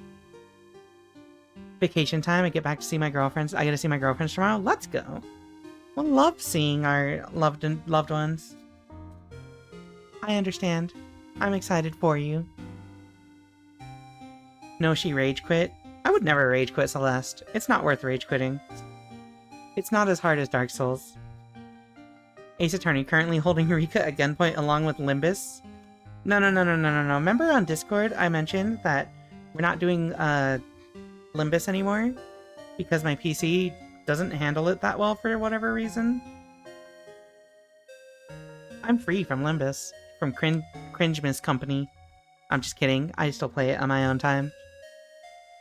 Anyway. Let's continue. This dude says... My teen angel helped me plot her kidnapping. And, I'm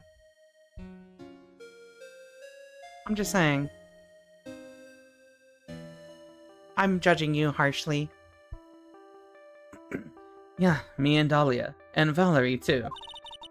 Valerie was in on it? Dahlia's family rich. Jewelry business. We get 1 jewel. That's what we thought. Me and Dahlia wrote kidnap note. We send to her dad. Ask for $2 million diamond. Tell him make exchange on Dusky Bridge. We tell him Valerie make transfer cause she knew detective. Having a police detective in your pocket is a useful thing, alright. In the end, you were planning on splitting the 2 million 3 ways, huh? Yeah, but that woman!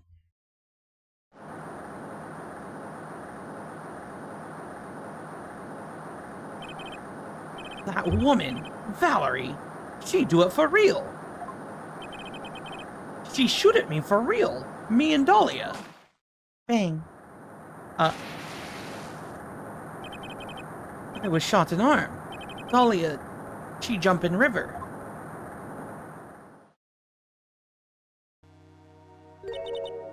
Jump? You don't mean she jumped on purpose, Do you?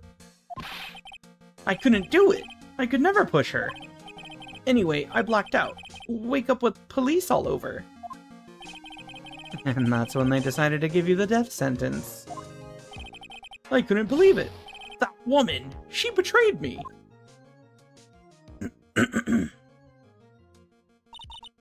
That man, Terry Falls, he killed her. He threw her off the bridge. He threw my beloved sister into the roaring river 40 feet below.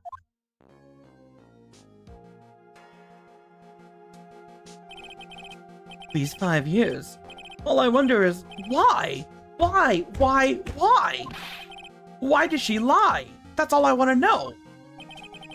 Oh, that's why you called her. You wanted to hear the truth from Valerie herself. Yes, but I forget what she looked like, so I tell her to wear a scarf.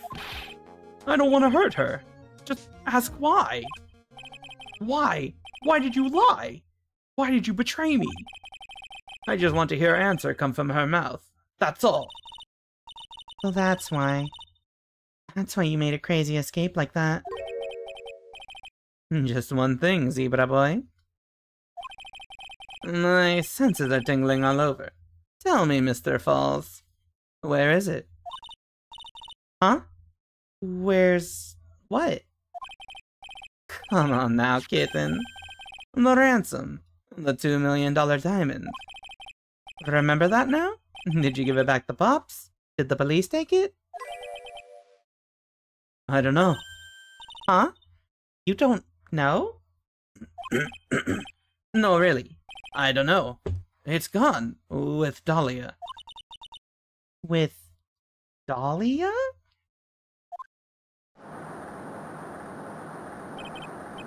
That day, on the bridge. Oops. Dahlia put it in backpack.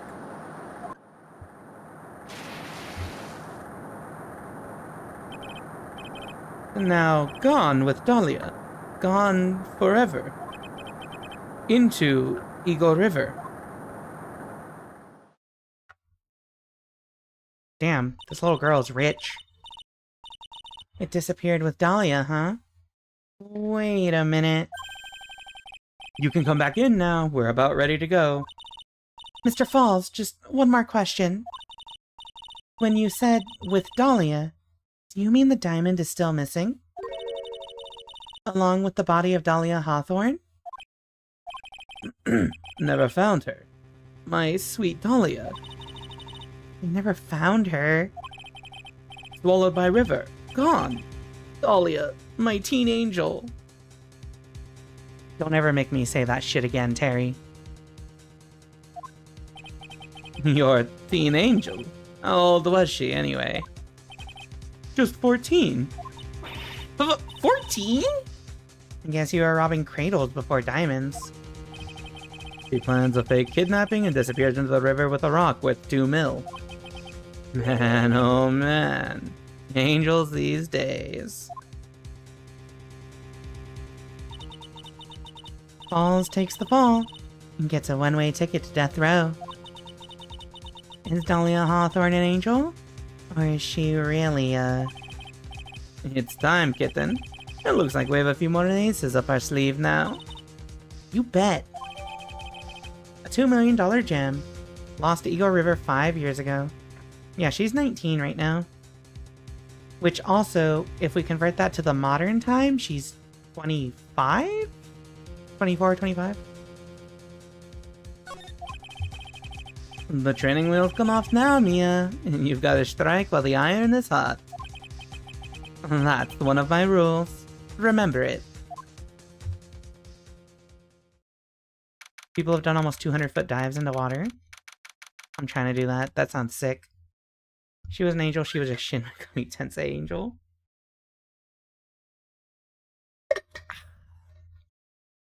February 16th, 1:49 p.m. District Court, courtroom number 4.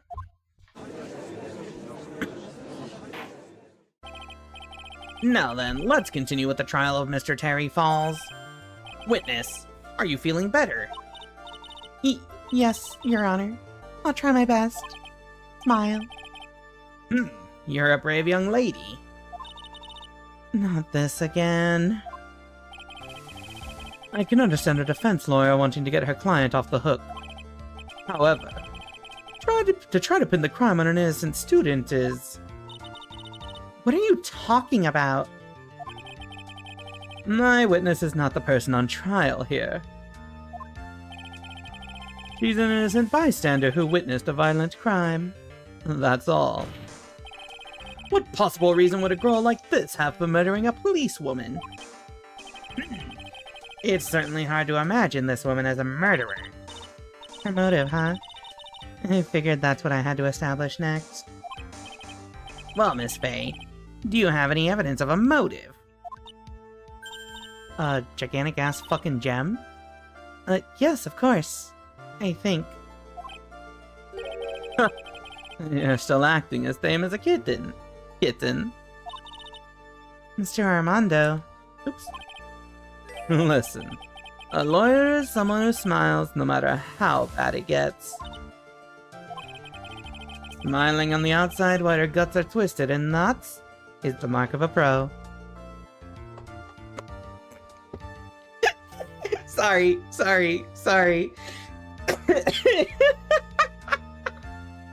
I hope you know how charged that statement is, Diego Armando.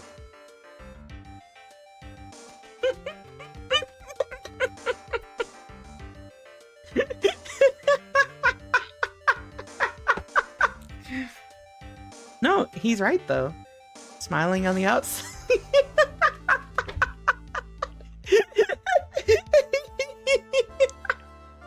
Smiling on the outside while your guts are twisted in knots? Sounds pretty professional to me. Why am I being abused so much? Oh my god. Blink.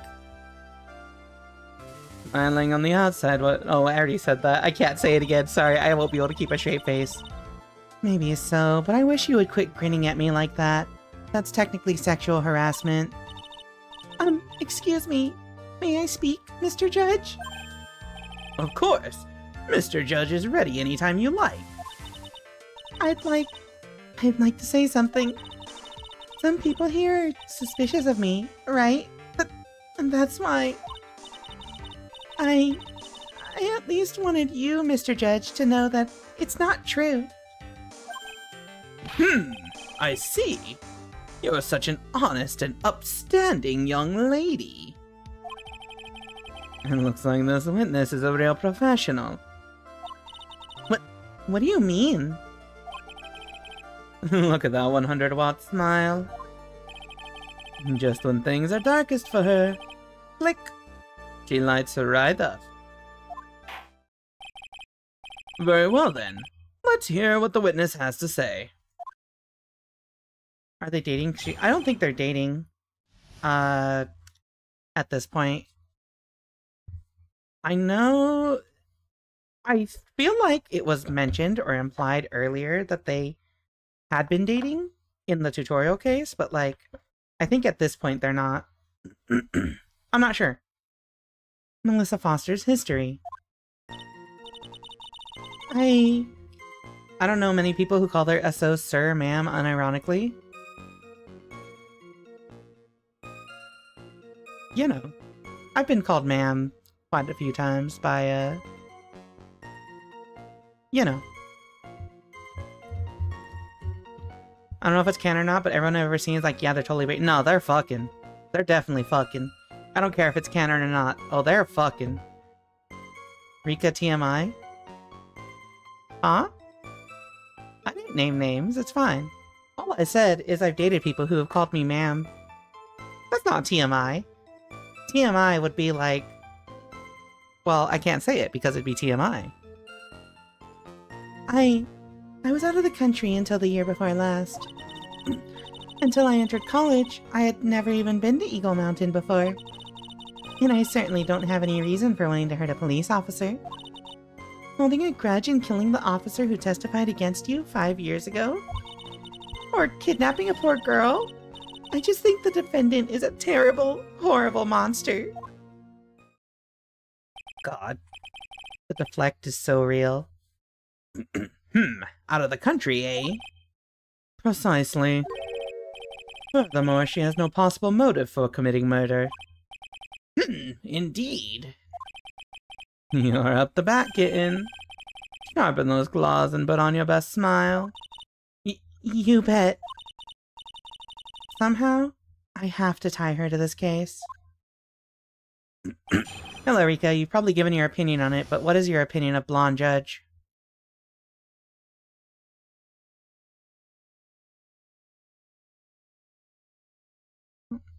Hold on.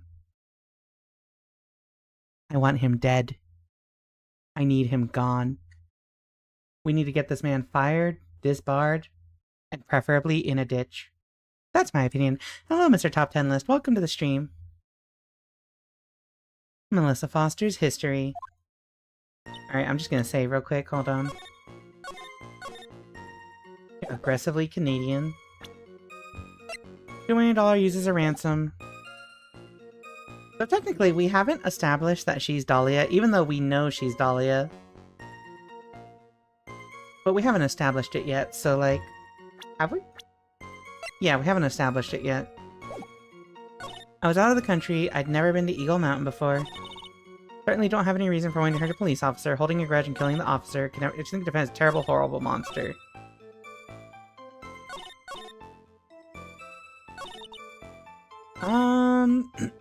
I was out of the country. Let's just start pressing. Hold it. So what country were you living in then? We were all living abroad, but after my parents were killed. It was a brutal civil war. She had to try to make her way back home alone. I lost everything. What kind of sob story is this? What do I do? Hold on, I accidentally skipped a line there. I think she just said she lost her identification. Hold on. Hold it. I didn't even have any personal identification. What kind of sob story is this? What do I do? Should I press her for details? Yeah, press her harder.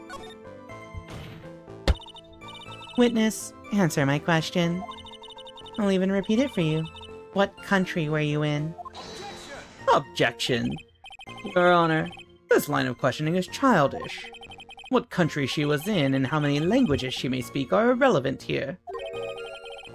Here to evaluate is whether this witness has any connection to this case.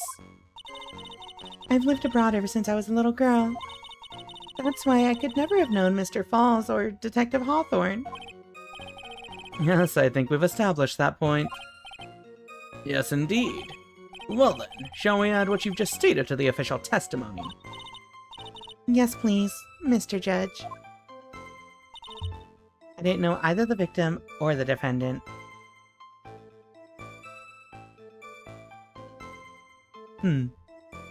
Thank you for the clip, Mr. Top 10 List. It is pretty relevant. Nagato Uzumaki? Wait. Who's Nagato Uzumaki? My first thought was Naruto Uzumaki, but I'm like, wait, that's Naruto. Naturally, I didn't know either the victim or the defendant. Hold it. You didn't know either person? Are you certain of that? Wait, Pain. That's the guy with, like, the piercings, right? All over his face? Things that look like metal shavings? You didn't know either person? Are you certain of that? Yes. I'm afraid I'm rather shy around people. Oh well, that can't be helped. Why is he just agreeing with everything that comes out of her mouth? The first time you saw either of them was when they were on the bridge, correct? Yes. It really was a coincidence. Was it?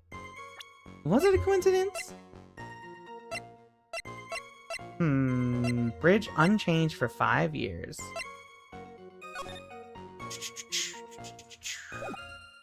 So, like...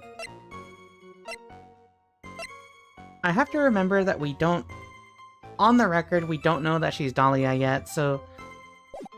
Okay. I had never been to Eagle Mountain before I entered college. Yeah, what a consistent bridge. Hold it. What made you decide to go to Eagle Mountain, anyway? I just love being outdoors. Picnics, hiking, you know, that sort of thing. You don't look like much of a hiker to me. But you do look like a digger of sorts. But Eagle Mountain is a 2-hour drive from here and no trains run through there. There are plenty of mountains that are closer and easier to get to. Well, I went there once with the college hiking club. I fell in love with its stark, desolate beauty and its cold, yet romantic gloominess. Didn't know you were such a goth. Don't hate goths. We love goths. By the way, what's the name of your college?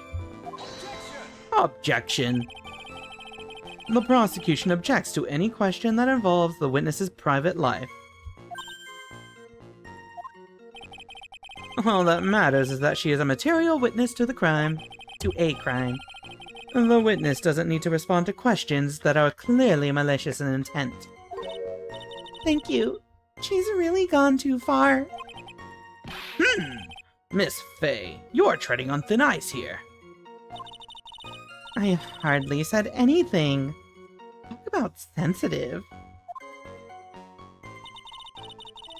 Damn. She really said, "Damn, you a bitch."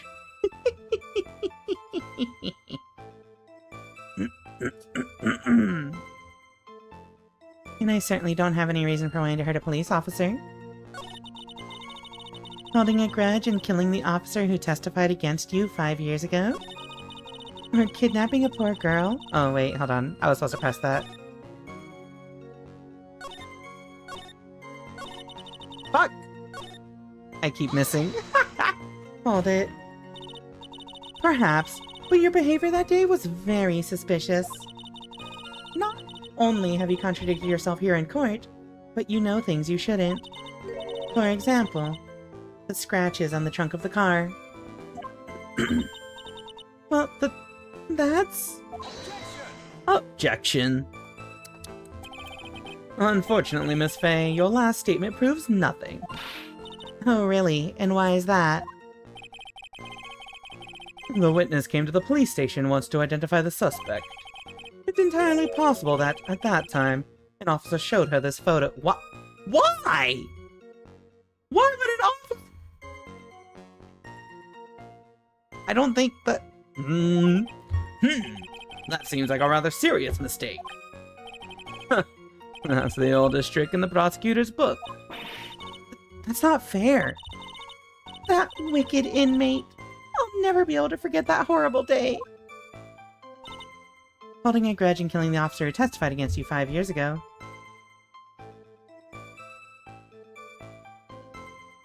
Does she know about that? Oops.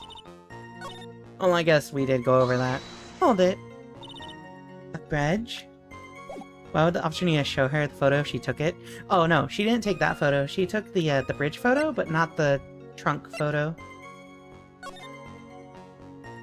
I fired and then I missed, then I fired, then I missed. You know, I got Stormtrooper aim, it's fine. A grudge? Well, the policewoman's testimony was crucial, wasn't it?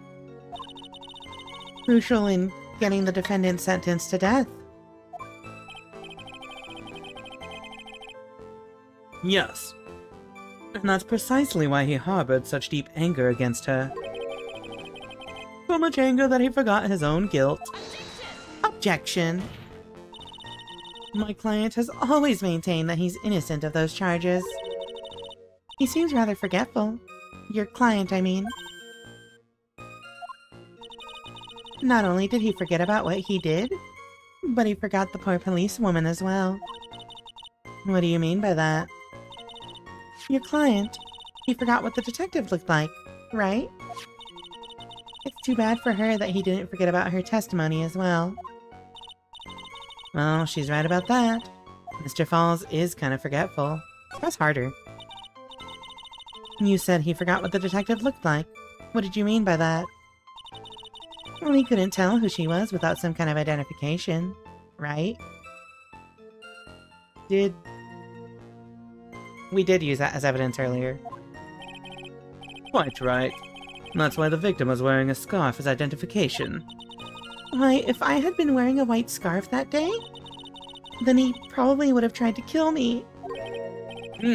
That's true. He's clearly a bitter man. This is bad. Mr. Falls' reputation just keeps getting worse and worse.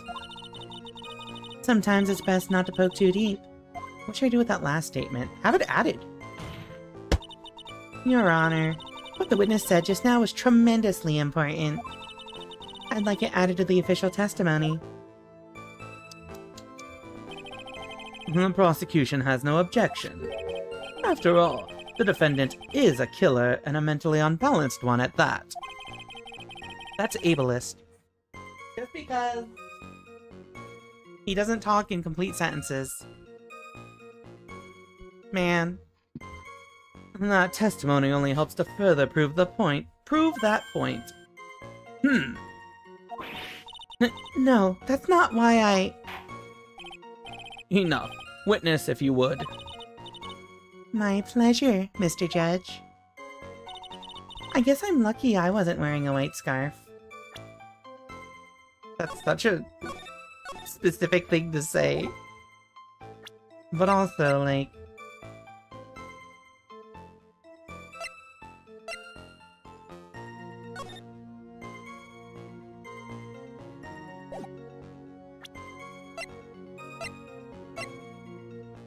Alright, I saved just in case. That's not it, okay. I'm just like, it would be funny if I just respond to it directly. Okay. Let's press it. Hold it. What do you mean by lucky? Well, it's February now. Everyone is wearing scarves. If I had accidentally worn a white scarf like he said... Then you yourself might have been killed. That would have been a terrible loss for this world. What do you mean by that? Huh. Looks like you pressed too hard this time, kitten. Mr. Armando. Keep looking around you and you're going to lose sight of the finish line. Justice is blind, but she's not deaf. Sometimes you have to know when not to talk. For kidnapping a poor girl, I just think the defendant is a terrible, horrible monster. Okay.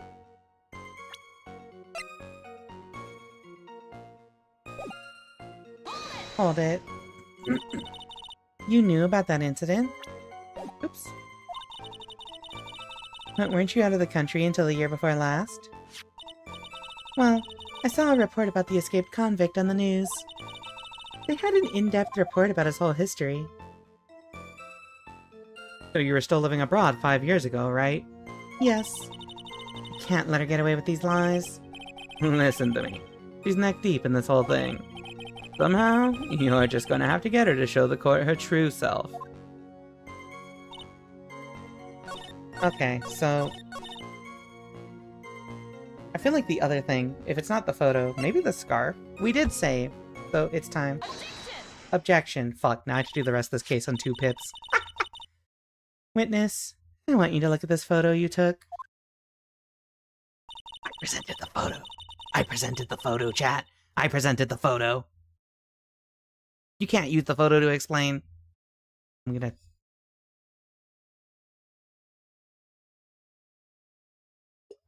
Alright, let's continue. It's hard to see in the photo, but look at the scarf the victim wore as identification. Ah, you are talking about the scarf right here, eh? Yes, that's it. The scarf the policewoman was wearing. I've got her now, just don't mess up.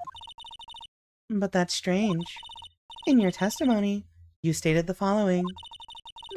I guess I'm lucky I wasn't wearing a white scarf. White?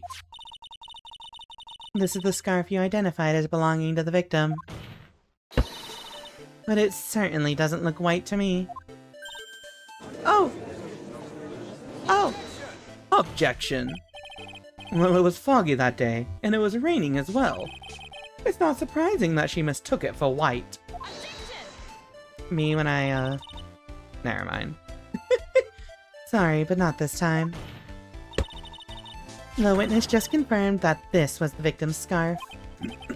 Yes, but what's the significance? It's true that the scarf doesn't look white, but... There's only one explanation for this mix-up. The reason why the witness thought the scarf was white is...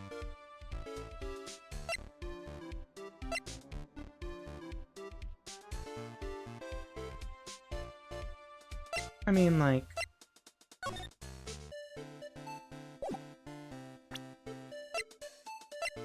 It's either the note or this photo. Where's the note? Here we go. Wear a white scarf for identification. Choose wisely or die. It's fine. If I die, I'll come back with more health. Okay, so the reason why the witness thought the scarf was white. I mean, like, she had to wear the... If we're going with the angle that she's the one on the bridge, she would have had to seen the scarf. With her own eyes. I feel like the note is the one that makes sense here. Maybe? Doesn't. It's one of these two. I'm just gonna pick one. The note. Take that. Witness. Have you ever seen this note? Note? No, never. It's top secret evidence. There's no reason that you would have. I wonder about that. What do you mean? This note shows Mr. Fall's instructions to the victim regarding their meeting. It says, wear a white scarf for identification.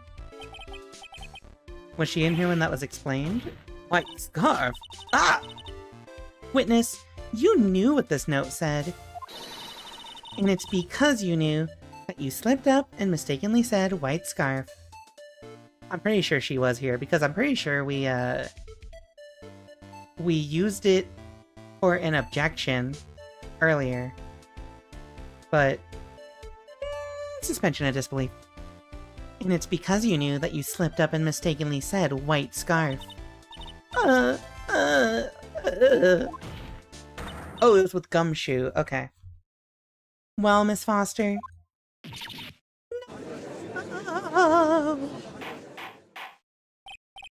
Order! Order! Order! Mr. Edgeworth, I'm waiting for an explanation. I'm quite sure this note wasn't leaked to the public. And yet, this witness knew exactly what the note said. At the time of the murder, the number of people that knew were quite limited. Terry Falls is one. The person who wrote the note, Valerie Hawthorne, is another. And finally, one more person. Did you say one more person? Hold on. So, if I recall, Terry had called... Oh, I see the angle Mia's using here. Okay, got it, got it. Did you say one more person? That's right. A person that no one would have suspected. Have you figured it out, kitten? Yep. The third person that knew the contents of the note was... I mean, like... one of these two. Melissa Foster. Take that. Hang on there, kitten. What, okay, so I'm guessing I have to pick Dahlia then. What is it, Mr. Armando? Here, I made some special café con leche for you. I put in plenty of sugar. Drink it up before it gets cold. Don't be shy. Why are you doing this? Your brain needs stimulation. Drink some of this and then think it over again. Listen, keep messing up like that and you're going to get the judge mad. Miss Faye, don't just stand there casually drinking coffee. Okay. That's enough. This court sees no reason. I see no room. Guilty. Okay, so... we have to present... I'm pretty sure we have to present Dahlia there. Instead of Melissa. quote unquote Melissa.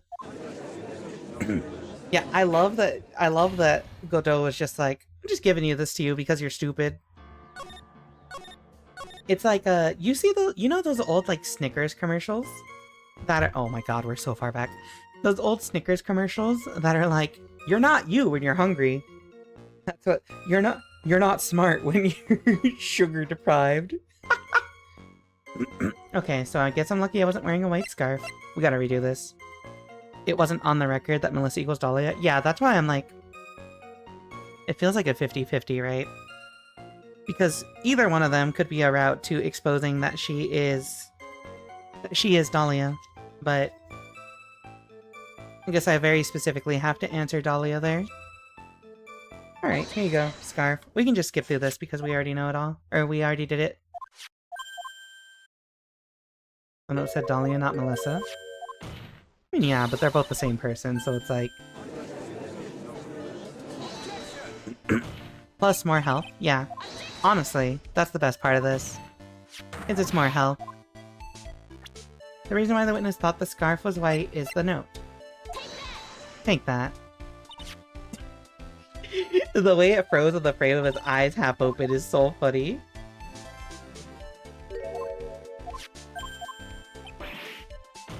Okay, so we're safe here, so we don't have to actually do that whole trek again. Alright, chat. We're here.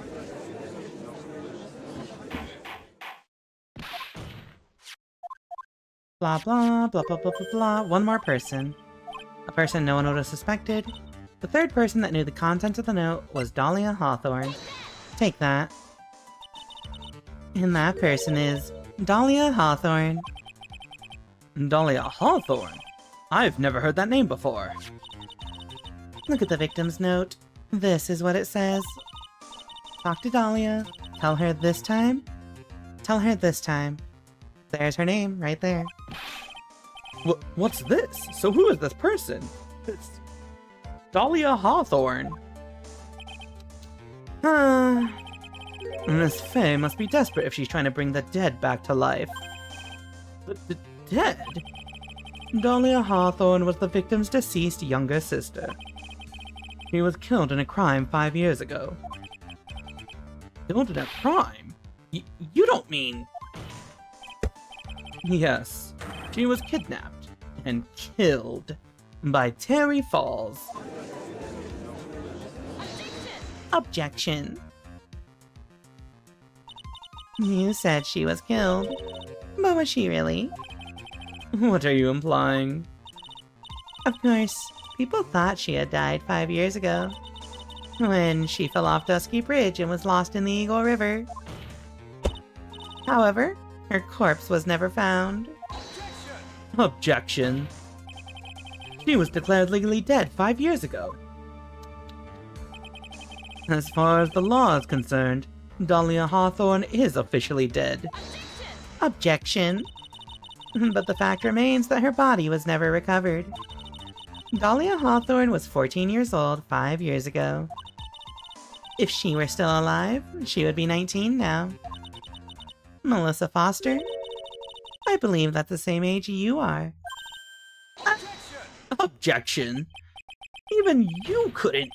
Miss Faye, you're not saying... Oops. But I am. That's precisely what I'm saying. This witness before us is the girl that was kidnapped and killed 5 years ago. This girl is in fact Miss Dahlia Hawthorne. What? Nice work. That was like tossing a grenade into a 3-alarm fire. But unless you can tie all those loose ends together, you're nothing but a hit-and-run arsonist. I understand. If I can expose her true nature, I can turn this whole case on its head. Now is my chance to make Mr. Edgeworth squirm. Normal. Sorry. Witness, just who are you anyway? I'm... I didn't think it'd come to this. That's enough. You don't have to say any more, witness. Yes, I understand. What? Mr. Edgeworth, explain yourself! Your Honor, I have an admission to make. I honestly never thought the defense would pursue the matter this far. You don't mean... Also, hi, Aki. Welcome to the stream. Yes, the prosecutor's office isn't filled with fools, you know. Naturally, we conduct full background checks on all of our witnesses. What did he say? It looks like the kid knew. He knew her true identity from the get-go. No way, but then why? If you hadn't revealed her secret, he wasn't going to say anything about it. All he wanted was her testimony, so he made a little trade. Let me introduce you to the victim's younger sister, Miss Dahlia Hawthorne. Smile. Butterflies. Yeah, Edgeworth just buried the evidence, as one is wont to do. Yeah, she was pretending to be a foreign student. I'm just assuming that in this, when you come to court in the system, I think they don't ask you for ID, which is really funny. Yo, Aki Bread, thank you for stopping by. Hello. Hey chat, I just noticed something. Kind of crazy, which I've literally never noticed about my model before, because I've never thought about it. Why do my ears have jiggle physics? My ears have jiggle physics. Oh my god, that's amazing. Hold on. I love this. Alright. The victim's younger sister, Miss Dahlia Hawthorne. But, I thought she died 5 years ago. We thought so as well, but, well, as you can see. Why? Why did she hide her identity for 5 years? That has nothing to do with the current case. She was merely an accidental witness to a crime. Objection. Accidental? I don't believe that for a minute. For the last 5 years, she's been playing the role of victim. And now we find her acting suspiciously at the scene of another murder? Objection. Really, Miss Faye, I'm gonna say your strategy here is painfully obvious. You're trying to pin your client's crime on an innocent witness in order to win. At any cost. How dare you? Please, let us take a moment to think. 5 years ago, this girl was kidnapped and nearly killed. But even worse than that, 5 years later, Dahlia Hawthorne lost something much more precious. Her big sister. Oops. Miss Faye must be insane to even suggest that she murdered her. What? I mean... we have everything we need to give her a motive. I'm inclined to agree with the prosecutor's logic. Miss Faye, do you have any evidence to back up your assertion? What possible reason would this witness have for killing her beloved sister? Well, you see... thought I was winning, but somehow he's turned it around on me. I think you need a little push in the right direction, kitten. The defense is prepared to present evidence supporting our claim.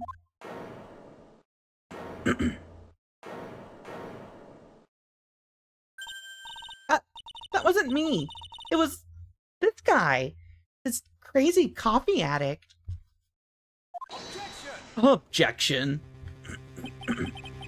I think we've had enough empty threats from you, old man. You guys only have a 7-year age difference. That's not old.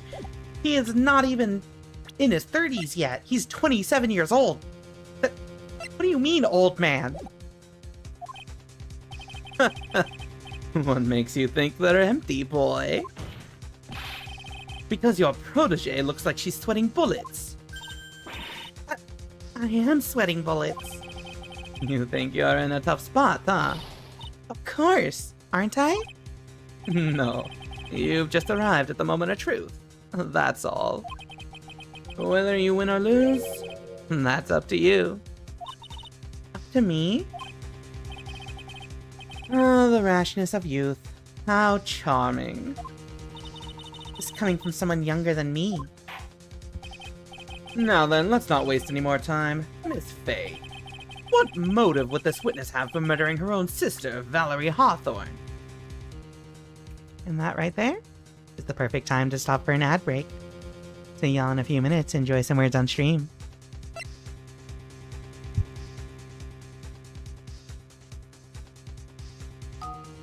This is the perfect music for words on stream, by the way.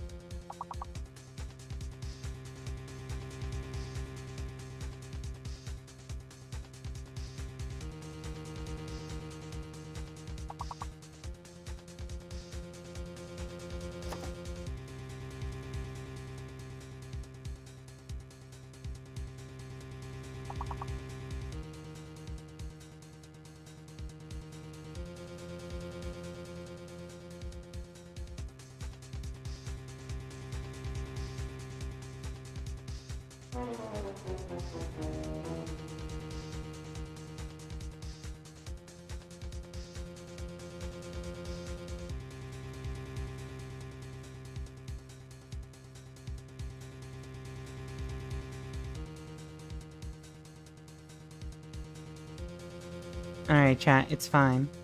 We don't have to live with our shortcoming here if we just finish this case right now. Aloe isn't in the dictionary. I get so, like, confused on what is and isn't in the words in stream dictionary. It's kind of random sometimes. Where did I put my water? Hold on, I might need to go grab my water. Be right back. Where the fuck?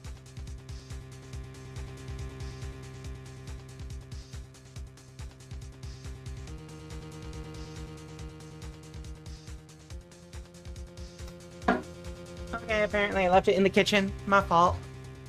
Level 1, it's fine. Don't worry about it.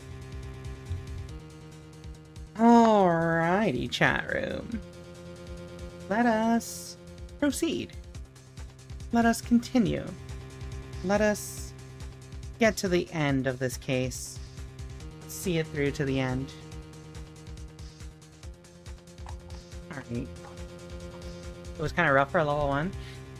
They switched up the difficulty recently.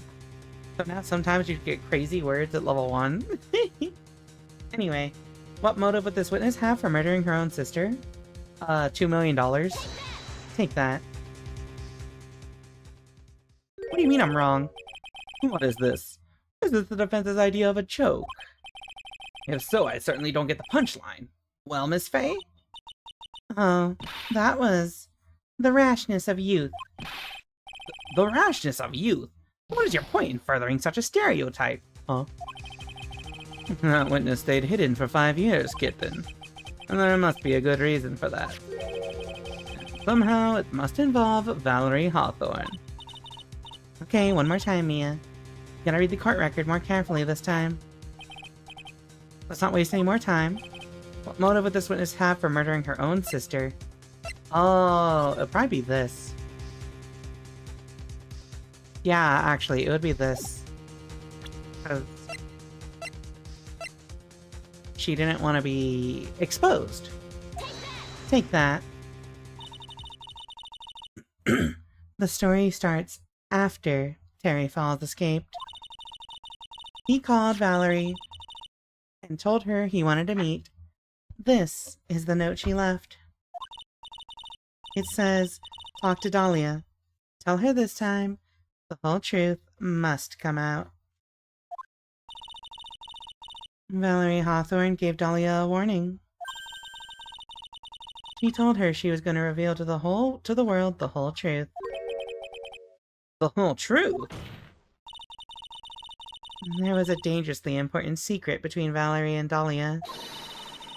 That's the reason Dahlia felt she had to kill Valerie. To keep her mouth shut permanently. Objection! A terrific story, Miss Faye. If you like fiction, that is. I love fiction, thank you. Enlighten the court, Miss Faye. What was the secret that was so important? Where's your evidence? Sorry, I got a little too posh there. Dahlia and Valerie Hawthorne, and Terry Falls. There's only one important secret that connects them all. Oh yes, I know the secret. You mean like fiction, but do you like jazz? I love jazz. Actually, I like the sub-theme. Your Honor, the defense would like to request further testimony. What testimony? Regarding the kidnapping 5 years ago. We believe it will explain a lot of things. Such as the nature of the important secret between the Hawthorne sisters. Very well. I'll grant your request for further testimony. I know it'll be painful for you, but can you enlighten us once more, my little maple leaf? Yes, I'll try, Mr. Judge. Putting on the old charm one more time, Dahlia. But this will be the last time you hide behind your womanly wiles. Okay. Die. 5 years ago. 5 years ago, I was kidnapped by Mr. Falls. Oops.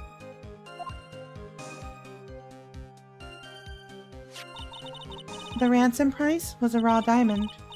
My sister, Valerie, brought it to the bridge.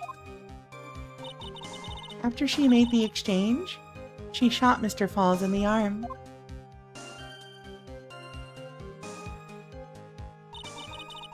That's when Mr. Falls tried to kill me by shoving me off the bridge from behind. I survived, but I was afraid I might be kidnapped again for my family's money. So I decided to change my identity and start a new life. The kidnapping left her emotionally scarred. With her sister's help, she left the Hawthorne family and started all over again. And we're to believe after all that, she murdered her sister? Preposterous! Thank you, Mr. Edgeworth. Miss Faye? Yes, Your Honor?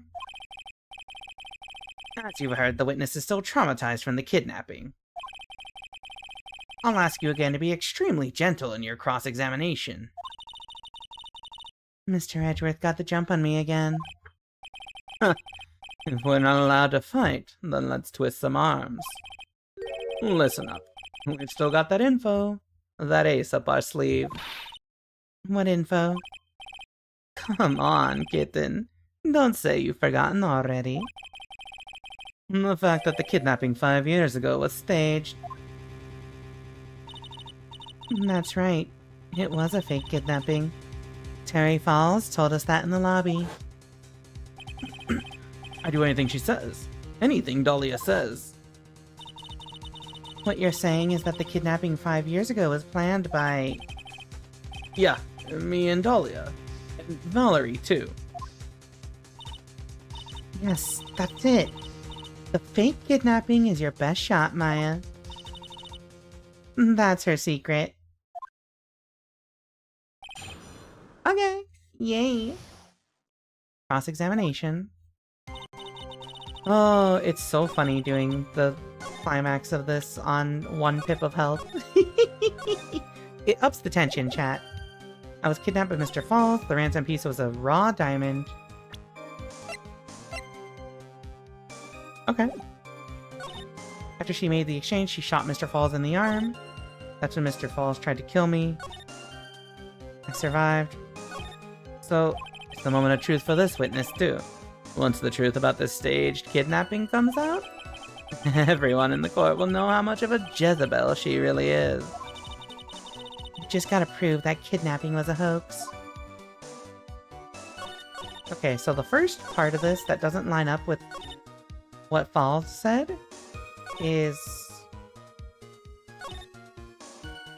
this part. Because Terry said she jumped off, so let's press this. By shoving me off the bridge from behind.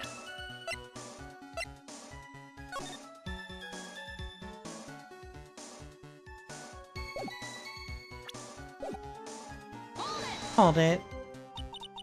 I'd like to hear more about what happened right at that moment. Well, when Mr. Falls was shot in the right arm, he let go of me. I was dazed. I turned to try and run away, but Mr. Falls turned to grab me as well.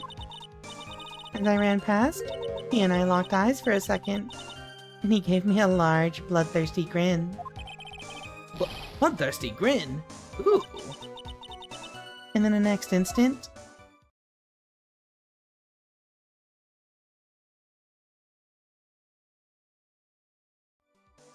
I feel like that doesn't line up. I advise the court to remember that the river is 18 feet deep and incredibly swift. I was a strong swimmer, but I was knocked out. When I came to, I'd been carried away by the river to a strange place. I'll never forget that day.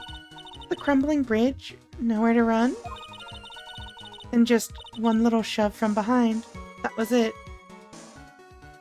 From behind?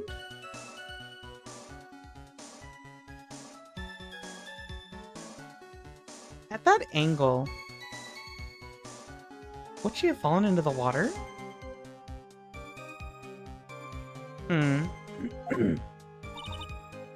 Before my sister could catch me, I fell into the river.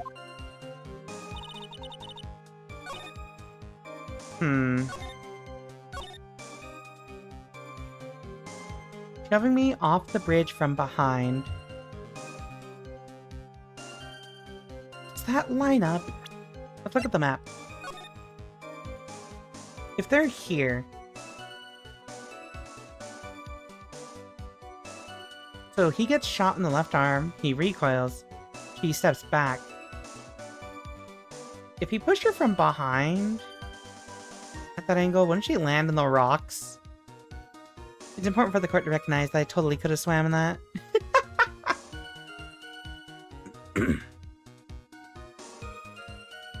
I feel like in general, she pushed behind. Yeah. I feel like that's wrong. Because if he pushed her from behind or behind, she would have gone backwards, not forwards. Yeah? You say that Mr. Falls pushed you into the Eagle River. However, that's hard to believe. But it's true. I felt a push on my back. I'm certain of it. It was Mr. Falls. I'm sorry. I guess I wasn't clear enough. I shouldn't have said, that's hard to believe. I should have said, that's impossible. Impossible? Inconceivable.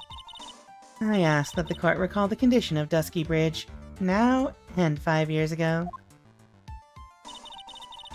And that bridge hasn't changed one bit in these last 5 years.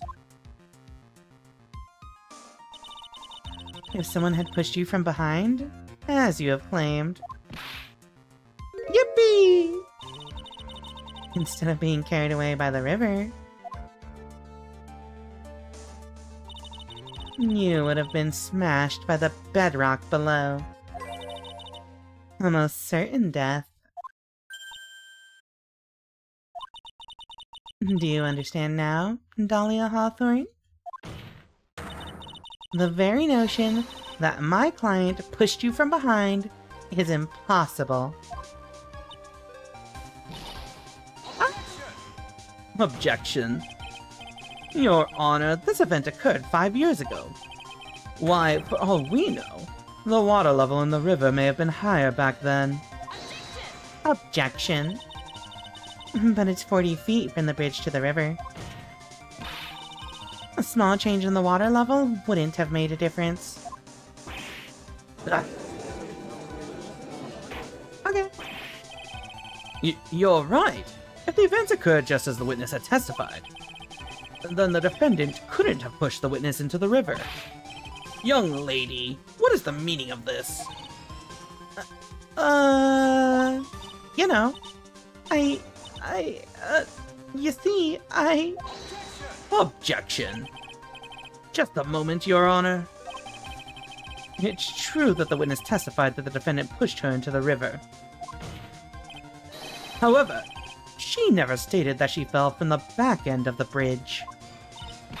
What do you mean? After being shot in the arm, it's plausible that Mr. Falls panicked. Therefore, he could have unwittingly pushed her off to the side of the bridge. I think that's kind of a stretch, but, you know, whatever you say. If that's true, she would have fallen into the river. Well, Miss Hawthorne, is Mr. Edgeworth's explanation correct? Bleh. Now that you mention it, I do remember now, when I fell off the bridge. My skirt got caught in one of the bridge's side wires. You can't be serious. Order in the court. It seems Miss Faye's assault has finally reached its conclusion. Objection! Not now, Mia. This is no time to retreat. Unfortunately for you, this is just the start of Miss Faye's assault. What? I believe your reasoning went something like this, Mr. Edgeworth. After being shot in the arm, it's plausible that Mr. Falls panicked, and therefore, he could have unwittingly pushed her off the side of the bridge. However, once again, I am forced to say that's impossible. Ridiculous! What's so impossible about it? Because your flawed logic contradicts the court record. Wait.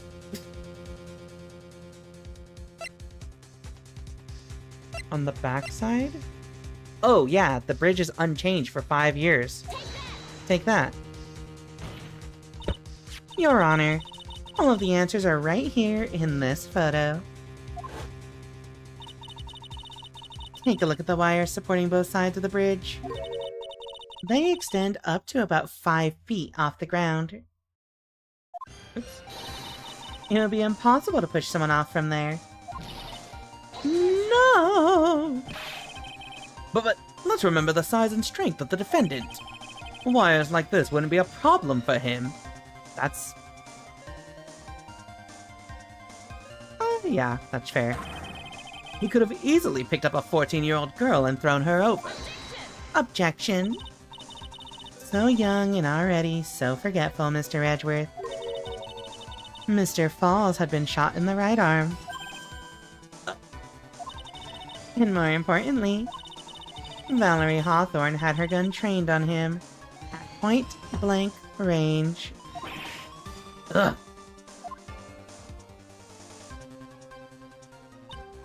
So, Mr. Falls throwing the witness off the bridge? That is clearly impossible. Wow! Order! Order! What is the meaning of this? Dahlia Hawthorne, you jumped into the Eagle River intentionally. What? What is this? Objection! Indeed. What do you mean by such a ridiculous remark? Yes, it's ridiculous. My sister was there to help me. She had her gun in handcuffs. She could have saved me. Jumping into a raging river like that? That would have been suicide. Objection. Perhaps. But still, that's exactly what you did. You were probably confident that you could handle the swift current. But even more so, the witness had a much more compelling reason for jumping into the river. Objection! Oh, then what was it? What was so important that she'd want to jump into the river? The witness is still alive. This fact alone explains everything. This is why she risked her life by jumping into the rapids of the Eagle River. Yeah, the fucking diamond. Take that. 5 years ago, something else disappeared along with Dahlia that day. The item that Valerie brought up the mountain with her. The $2 million diamond. Ah! No, it can't be. Yes, Dahlia had it planned. Had it all planned from the beginning. Became a Victorian child for a second. If a Victorian child was presented with a diamond like that, they would just immediately explode.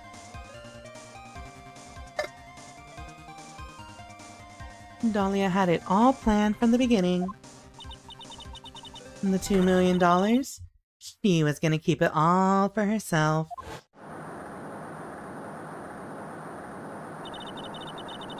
She forced Mr. Falls to help her fake the kidnapping. Bang! See ya, space cowboy. At the last minute, she betrayed him and threw herself into the river. With the ransom tucked away safely in her backpack? Why, that's simply ridiculous! Order! Order! Order! Your Honor, 5 years ago the witness was only 14 years old! You really think a 14-year-old is capable of such a demonic plan? Yes. This woman is a demon. And there was one more person who helped make a demon out of her. Her sister, Valerie Hawthorne. Yes. Yeah, she's cray-cray. You mean the victim was involved in the kidnapping plot as well? Objection! But she was a detective then. You're saying she participated in her sister's kidnapping? Precisely. I'm sure that it weighed heavily on her conscience for the past 5 years. This is the sole reason behind the victim's murder. What do you mean by that? On the day of the murder, after receiving the phone call from Mr. Falls, Valerie called her sister, Dahlia. And then she told her what she was planning to do. Planning to do? She was going to tell the whole truth. She wrote in her note. That is what sealed Valerie Hawthorne's fate. That is when you hatched your demonic plan to kill 2 birds with 1 stone.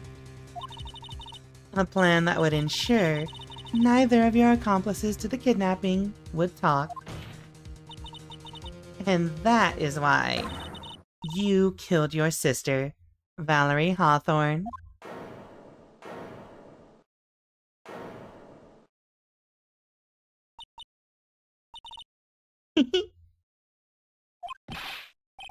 Who is that? Laughing at a time like this.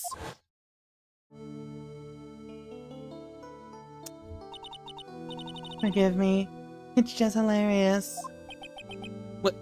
Witness? Is that you? You amuse me, woman. Miss Mia Fey. Hmm?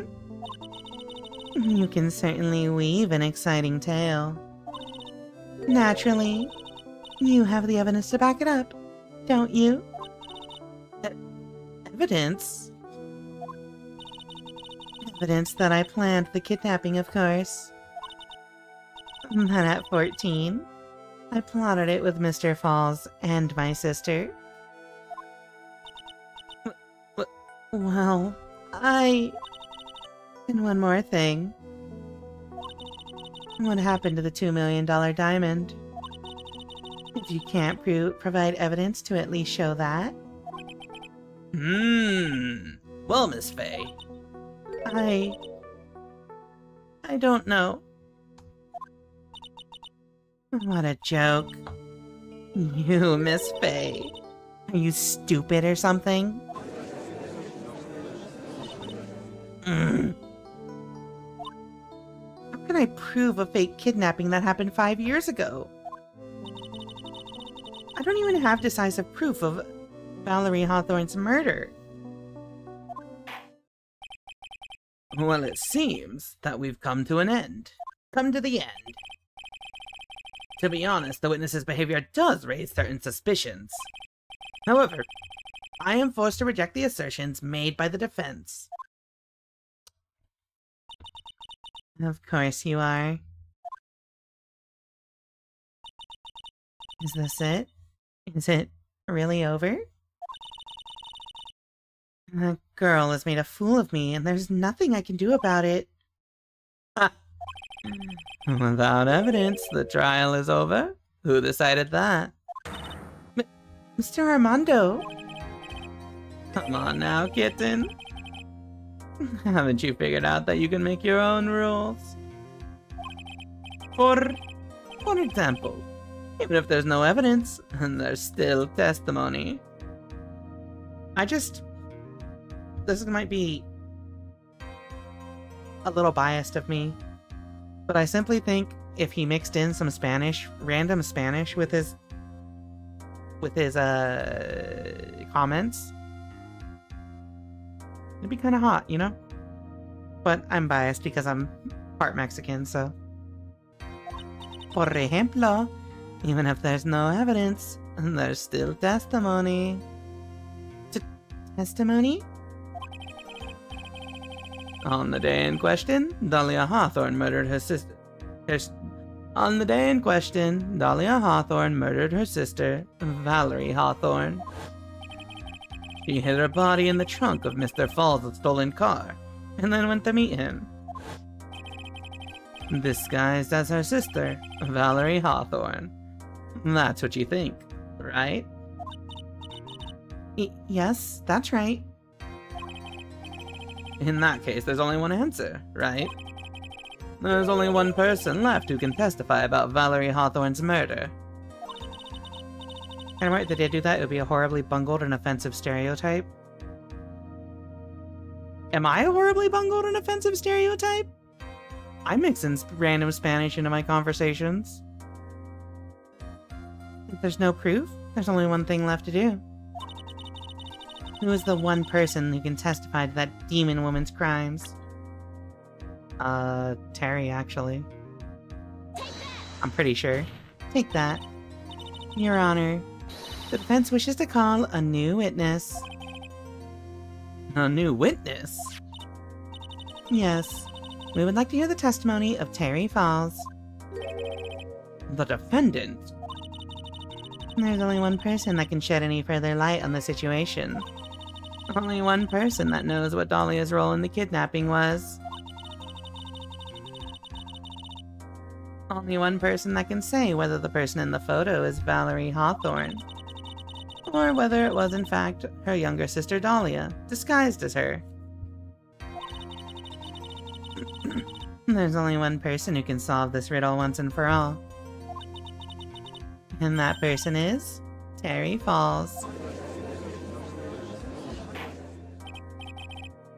Well, Mr. Edgeworth, what is your take on this?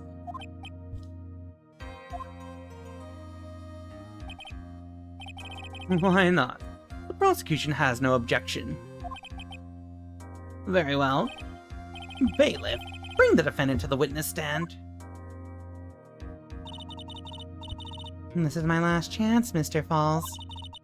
My last chance to establish Dahlia's guilt. You're all I have left.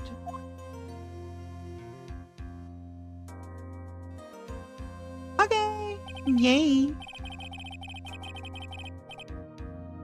Defendant, you've heard everything that's been said up to this point, yes? I don't believe it. No way. Mid-2000s Capcom? I mean, yeah. Mid-2000s anyone would do it. Rather, the mid-2000s were, not culturally aware times. Dahlia died 5 years ago. Valerie betrayed me. Mr. Falls, I don't know what she said to you 5 years ago, but one thing is clear. Dahlia is very much alive. And you were used for $2 million. That's not true. Mr. Falls, there's only one question I want the answer to. 2 days ago on Dusky Bridge, who did you meet? Was it Valerie Hawthorne, or was it Dahlia Hawthorne? Dahlia, did you betray me? 5 years ago, she promised. She promised never, ever to betray each other. Terry. Dahlia! It's true! You are alive! You don't trust me anymore? That makes me sad. Tell the truth. The real truth. I believed in you. I shouldn't need to say it. You should already know. But There's one thing that I will say. My life is in your hands right now, Terry. Dahlia. I will allow Mr. Falls to testify once, and once only. Well then, Mr. Falls, yours will be the final testimony in this trial. Witness. Ugh. I'm sorry. I apologize. It's gaslighting time. Water! Please, water! Hmm? Can't talk. Need water. Speaking of which, I gotta hydrate. Hold on. I gotta chug this shit.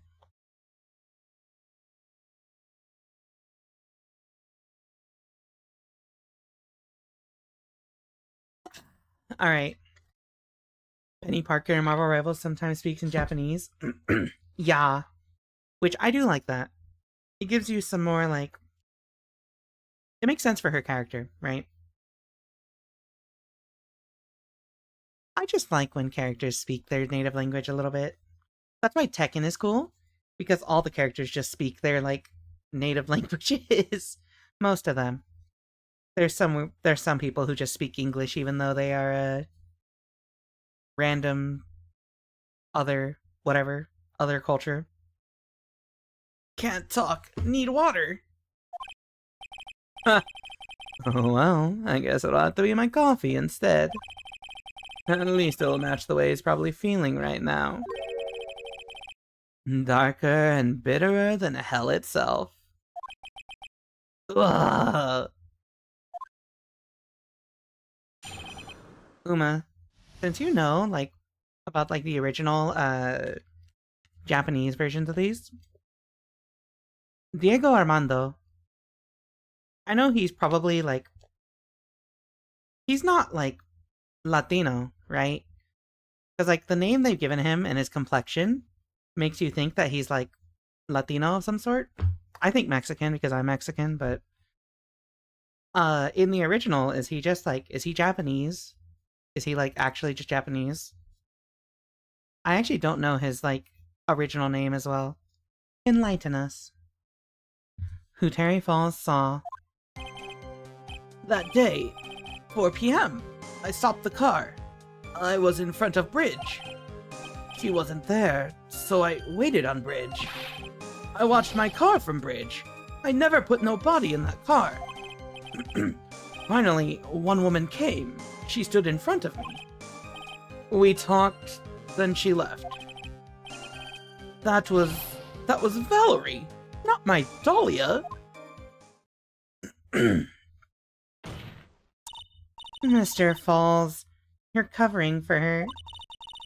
Do you think she would do the same for you? Objection. Not enough, Miss Faye. His last statement was a fitting way to end the final testimony of the trial. Japanese name is Soryu Kaminogi. Oh, wait. I think I did ask you that, because that sounds familiar, yeah. Soryu Kaminogi. That's very Japanese. Well then, Miss Faye, please proceed with your cross-examination. Is this how you want it to end, Mr. Falls? Another guilty verdict to go along with your death sentence? There's only one person who can stop it. You, kitten. I think. Kaminogi, Tree of God, Waiting for Godot. Okay, that makes a lot of sense, yeah. Kanji for dragon to contrast with Phoenix's name. Yeah, that makes sense. I can't explain it soon with my poor English. That's okay. My client is clearly sus and guilty of some crime, but I do like my win streak.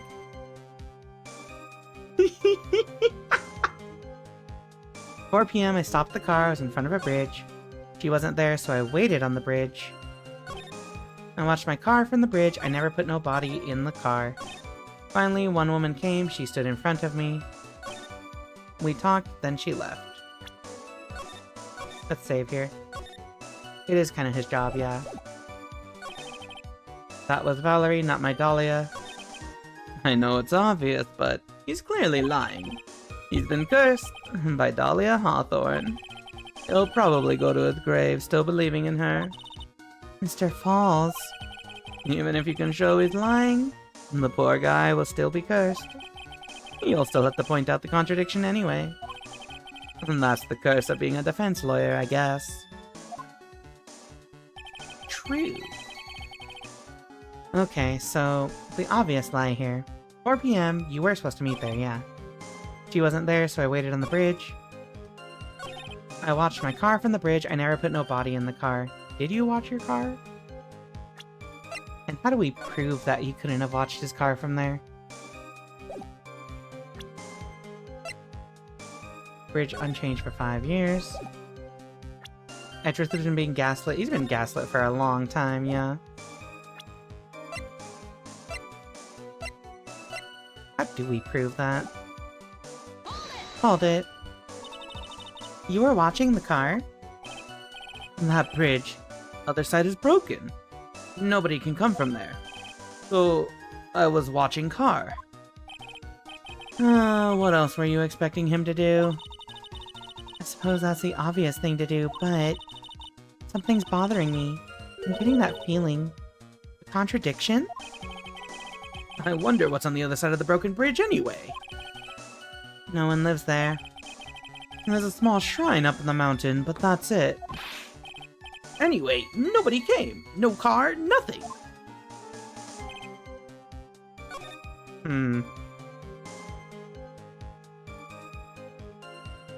Okay, I'm reading that. I think William Have-A-Mug would have been an amazing name, actually. It would have been so funny. I never put no body in that car. One woman came, she stood in front of me. Hold it. Mr. Falls, think carefully now. Oops. Are you certain that it was Valerie Hawthorne? I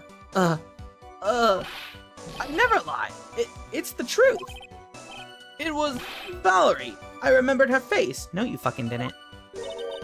Wait a minute. You had remembered her face. Then why did you make her wear a scarf as identification? Sorry. I told a little lie. But the woman I met, she was different from woman standing here now. She was different. It was Valerie. Are you sure about that? One woman came, she stood in front of me. Now, how would I point out the contradiction here? There was also this. This is probably the contradictory statement, but I watched my car from the bridge. I never put no body in that car. Did you watch it?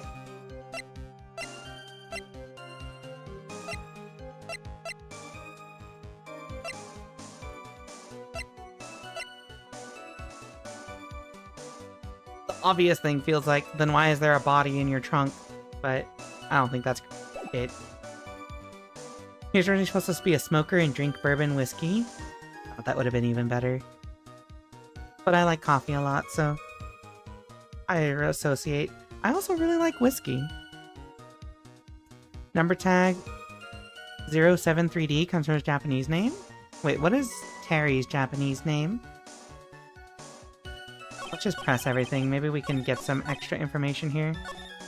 That day, 4 p.m., I stopped the car. It was in front of bridge. Oops.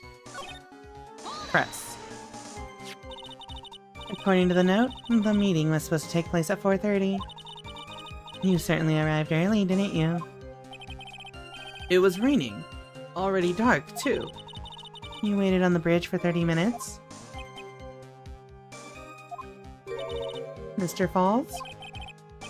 Eagle Mountain. That spot. Strong memories.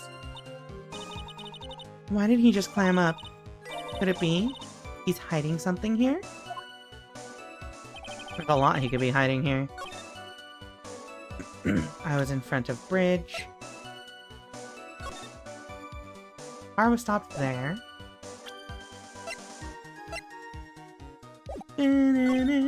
She wasn't there, so I waited on the bridge. Called it. You were quite early waiting on the bridge, so you waited on the bridge, correct? Oops. There's Michiru Onamida? Ah, okay. Hello, Astro Dude. Welcome to the stream. Yeah, I like waiting. I'm used to it. I'm sure he is. The zebra boy waited 5 years to ask a single question. It means tears dropped beautifully? Ah, I see. To find out why a woman betrayed him. To him, 30 minutes must have been like a blink of an eye. I mean, that's true. I never put no body in that car. We gotta figure out how to object to that. One woman came, she stood in front of me. We talked, then she left. Hold it. What did you talk to her about anyway? Mr. Falls. Valerie told the truth about the kidnapping 5 years ago. She said someone needed to take the blame for it. That was all I could think to do. She said that. That's why she lied. Got me the death penalty. And were you satisfied with that answer, witness? Dahlia died. It was my fault. But I don't really remember. Maybe I did. Maybe I did push her in. You're being gaslit, homie. It doesn't matter no more. It don't matter no more. Either way, my Dahlia, my sweet teen angel, dead. But you just saw that she isn't dead. After Valerie talked to me on bridge, nothing left to live for. That was Valerie, not my Dahlia. Oh, wait. Maybe I just object to that. Let's press it real quick, though. Hold it. How can you be so sure? It was raining at the time, and sunset that day was at 5 o'clock. It would have already been pretty dark in that mountain at 4:30. Please, Mr. Falls. This is your last chance. You've already taken the fall once for something you didn't do. That woman. It wasn't Dahlia. Stop right there. What more needs to be said? Even if it means the death penalty. Even if it means taking the blame for murder. You'll still do whatever is necessary to protect her. Won't you, Mr. Falls? I know it's obvious, but he's clearly lying. He's been cursed. Yeah, this.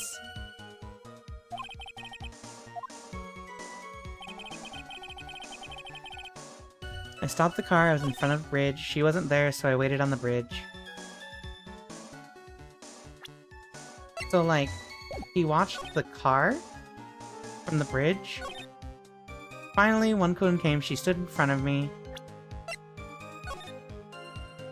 So, he does have a clear shot of the car from here.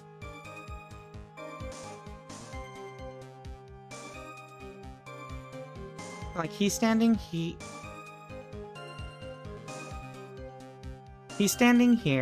if he's waiting on the bridge looking at the car. So, like...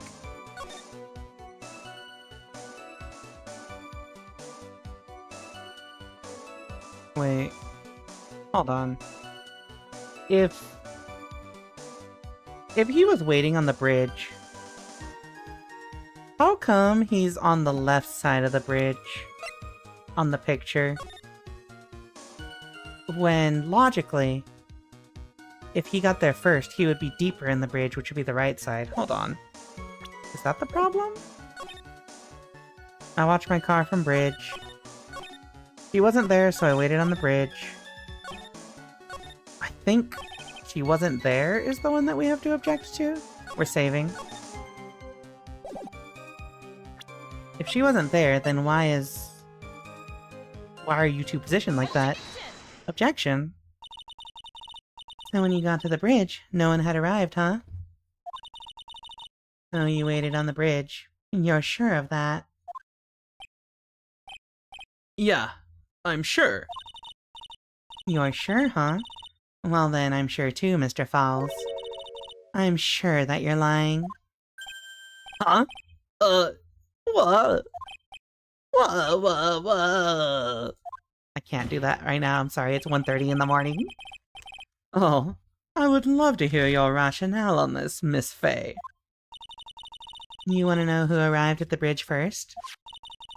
Just look at this photo. It's perfectly clear. Obviously, the person that came first would be the one at the end of the bridge, right? But that's the victim at the end of the bridge. Precisely my point.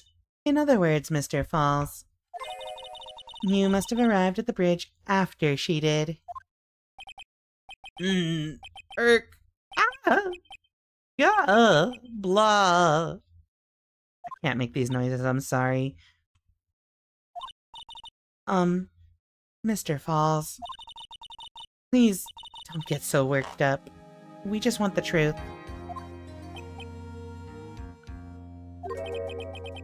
I got there around 4 o'clock. It's true. I had somewhere to go. A special place. Did you go to this special place before you went to the bridge? Yeah, it's an old temple about 15 minutes from the bridge. 5 years ago, me and Dahlia, we promised each other. We swore we wouldn't betray each other. She brought a memento to represent our love. A memento? 5 years ago, I hid it under base of tree there. Oops. It's a special memory for me. This is it. This is what I went to get. Get that away from me. This little bottle on a necklace is your memento. It's quite charming, but it looks empty. Your Honor, you heard what my client said. He arrived at the scene at 4 o'clock. But he then left his car unattended and walked away. He was gone for approximately 30 minutes.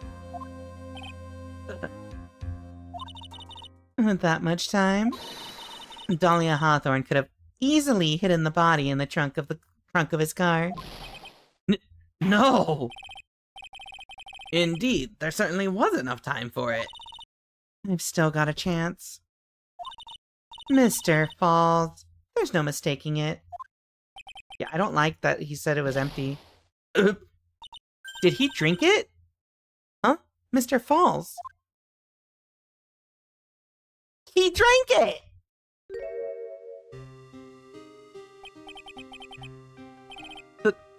That's enough. Please. Witness? I promised her 5 years ago. If it ever happens that we can't trust each other no more, then we're supposed to drink bottle. Ugh.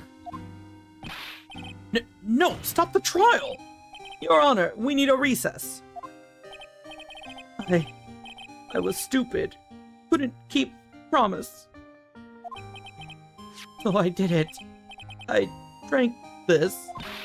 No, we're so close. Just a little more. I was going to prove your innocence. No. Don't want that. Don't trust self. Maybe kill again. Kill sweet Dahlia again. Mr. Falls. Mr. Armando. Thanks for the coffee. Mr. Falls! That is a normal thing for a 14-year-old to have, too. Yeah. And so, my first trial ended. Suddenly, and tragically. It ended with no winners, only losers.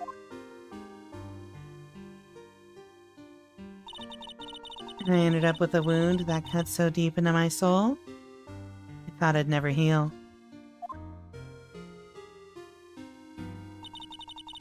I'm sure it was the same for the young prosecutor as well. But one person, the true criminal, Dahlia Hawthorne. She left the courtroom with a secret smile on her demonically sweet face.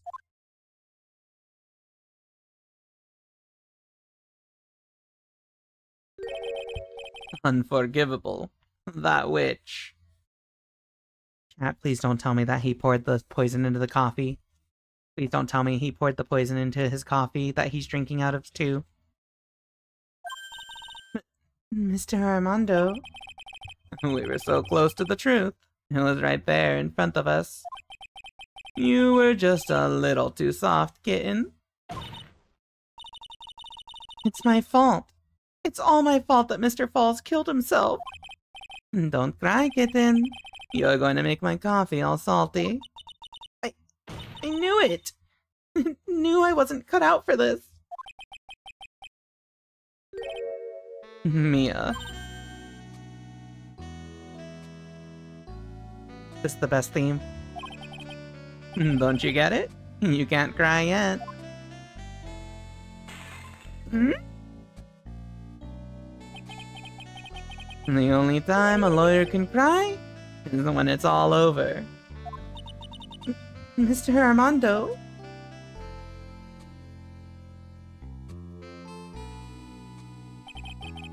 No matter how tough the case, no matter how bitter the memories, they always fade over time. Then you file them away and eventually forget them. Do you think Godot crushing a cup counts as Riz? Yes, it worked on me. 1 year later, in this very same courthouse, I myself got wrapped up in that case.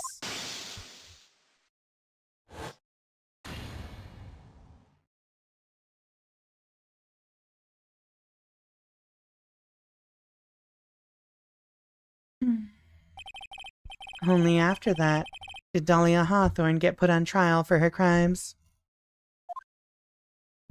So thank you for the follow. Follows are anonymous. The verdict that was ultimately handed down to her was guilty, of course. Naturally, when the verdict was read, she had a perfect, angelic smile on her face.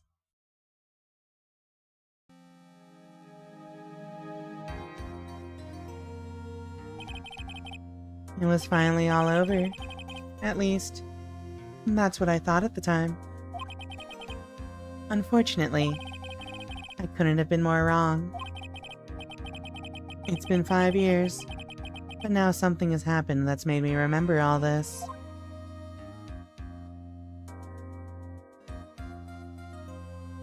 Episode 4, Turnabout Beginnings. The end.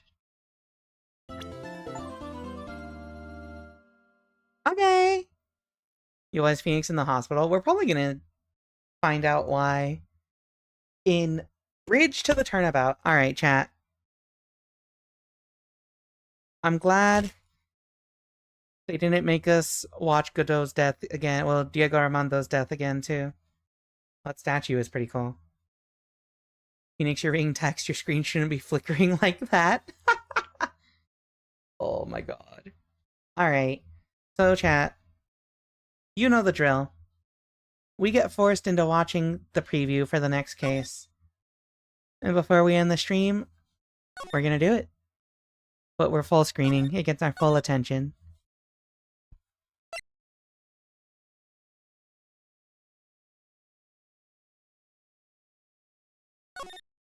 Alright. Here's a preview for tomorrow.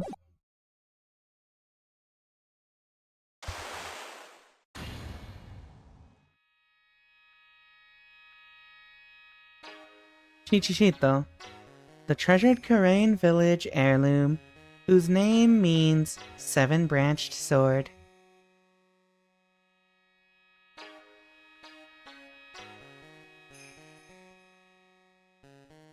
It is said that the sacred sword represents life itself.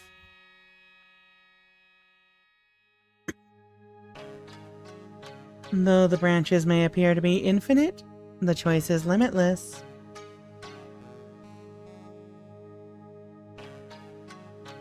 Like our destinies, the sword comes to but one end, one merciless point. And when the silver cord, the fragile thread that binds us to this world, is severed,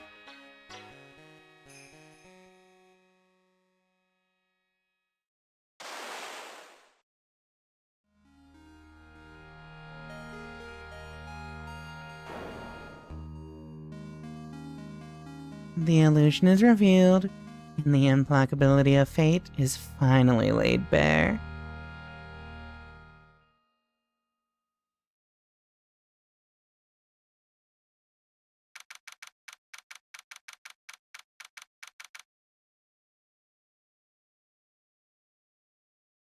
Anyway, please look forward to tomorrow's stream. We will be starting the first episode of Bridge to the Turnabout. So after this game, is it Apollo Trilogy or Investigations? Definitely Investigations. So thank you for all the follows today. Remember, follows are anonymous. If you're chatting, we love and appreciate you. I think the statue is guilty. Isn't that the sword that got busted? I think this is a different rendition of it. Possibly. Because I think that wasn't actually the cheat sheet though. I think it's like a replica of it. I don't know. After this game, it's going to be Investigations. I want to go straight into Apollo Justice, but I do want to do Investigations, and it feels really weird to do them out of order, you know? Canon order, not release order. Anyway, chat. Tomorrow, my eye. Hello, Shiny Kaneka. Yeah, it's time. Let me see who I can send y'all off to. There's no Investigations 1 can be rough. The sequel's peak though. It's fine. If I don't like it, I'll just quit and go straight to Apollo Justice. Anyway, I'm gonna send y'all to Gilial actually. Gilial is another one of our audience members here. Another one of the Rika amigos. So, thank y'all for joining me tonight. We'll be back tomorrow night, 7:30 p.m. Eastern, for Bridge to the Turnabout. Don't miss it. See y'all later. Oh, we need a raid message. Rika amigos, why? Oh, let me think. What's the raid message? What's the raid message, chat? Thank you for streaming. Thank you all for watching. Let me think. What's the raid message? You know what? She's playing Rika Amigos Risk of Raid. She's playing Risk of Rain too, so there you go. That's the raid message. Make sure you go spoil it. Also, go follow Gilial. She's great. She started streaming recently. Look at the Bonk's chain on screen slowly. It's great. Don't spoil Investigations. We'll get to it after this case. See y'all tomorrow night. Adios, Rika amigos.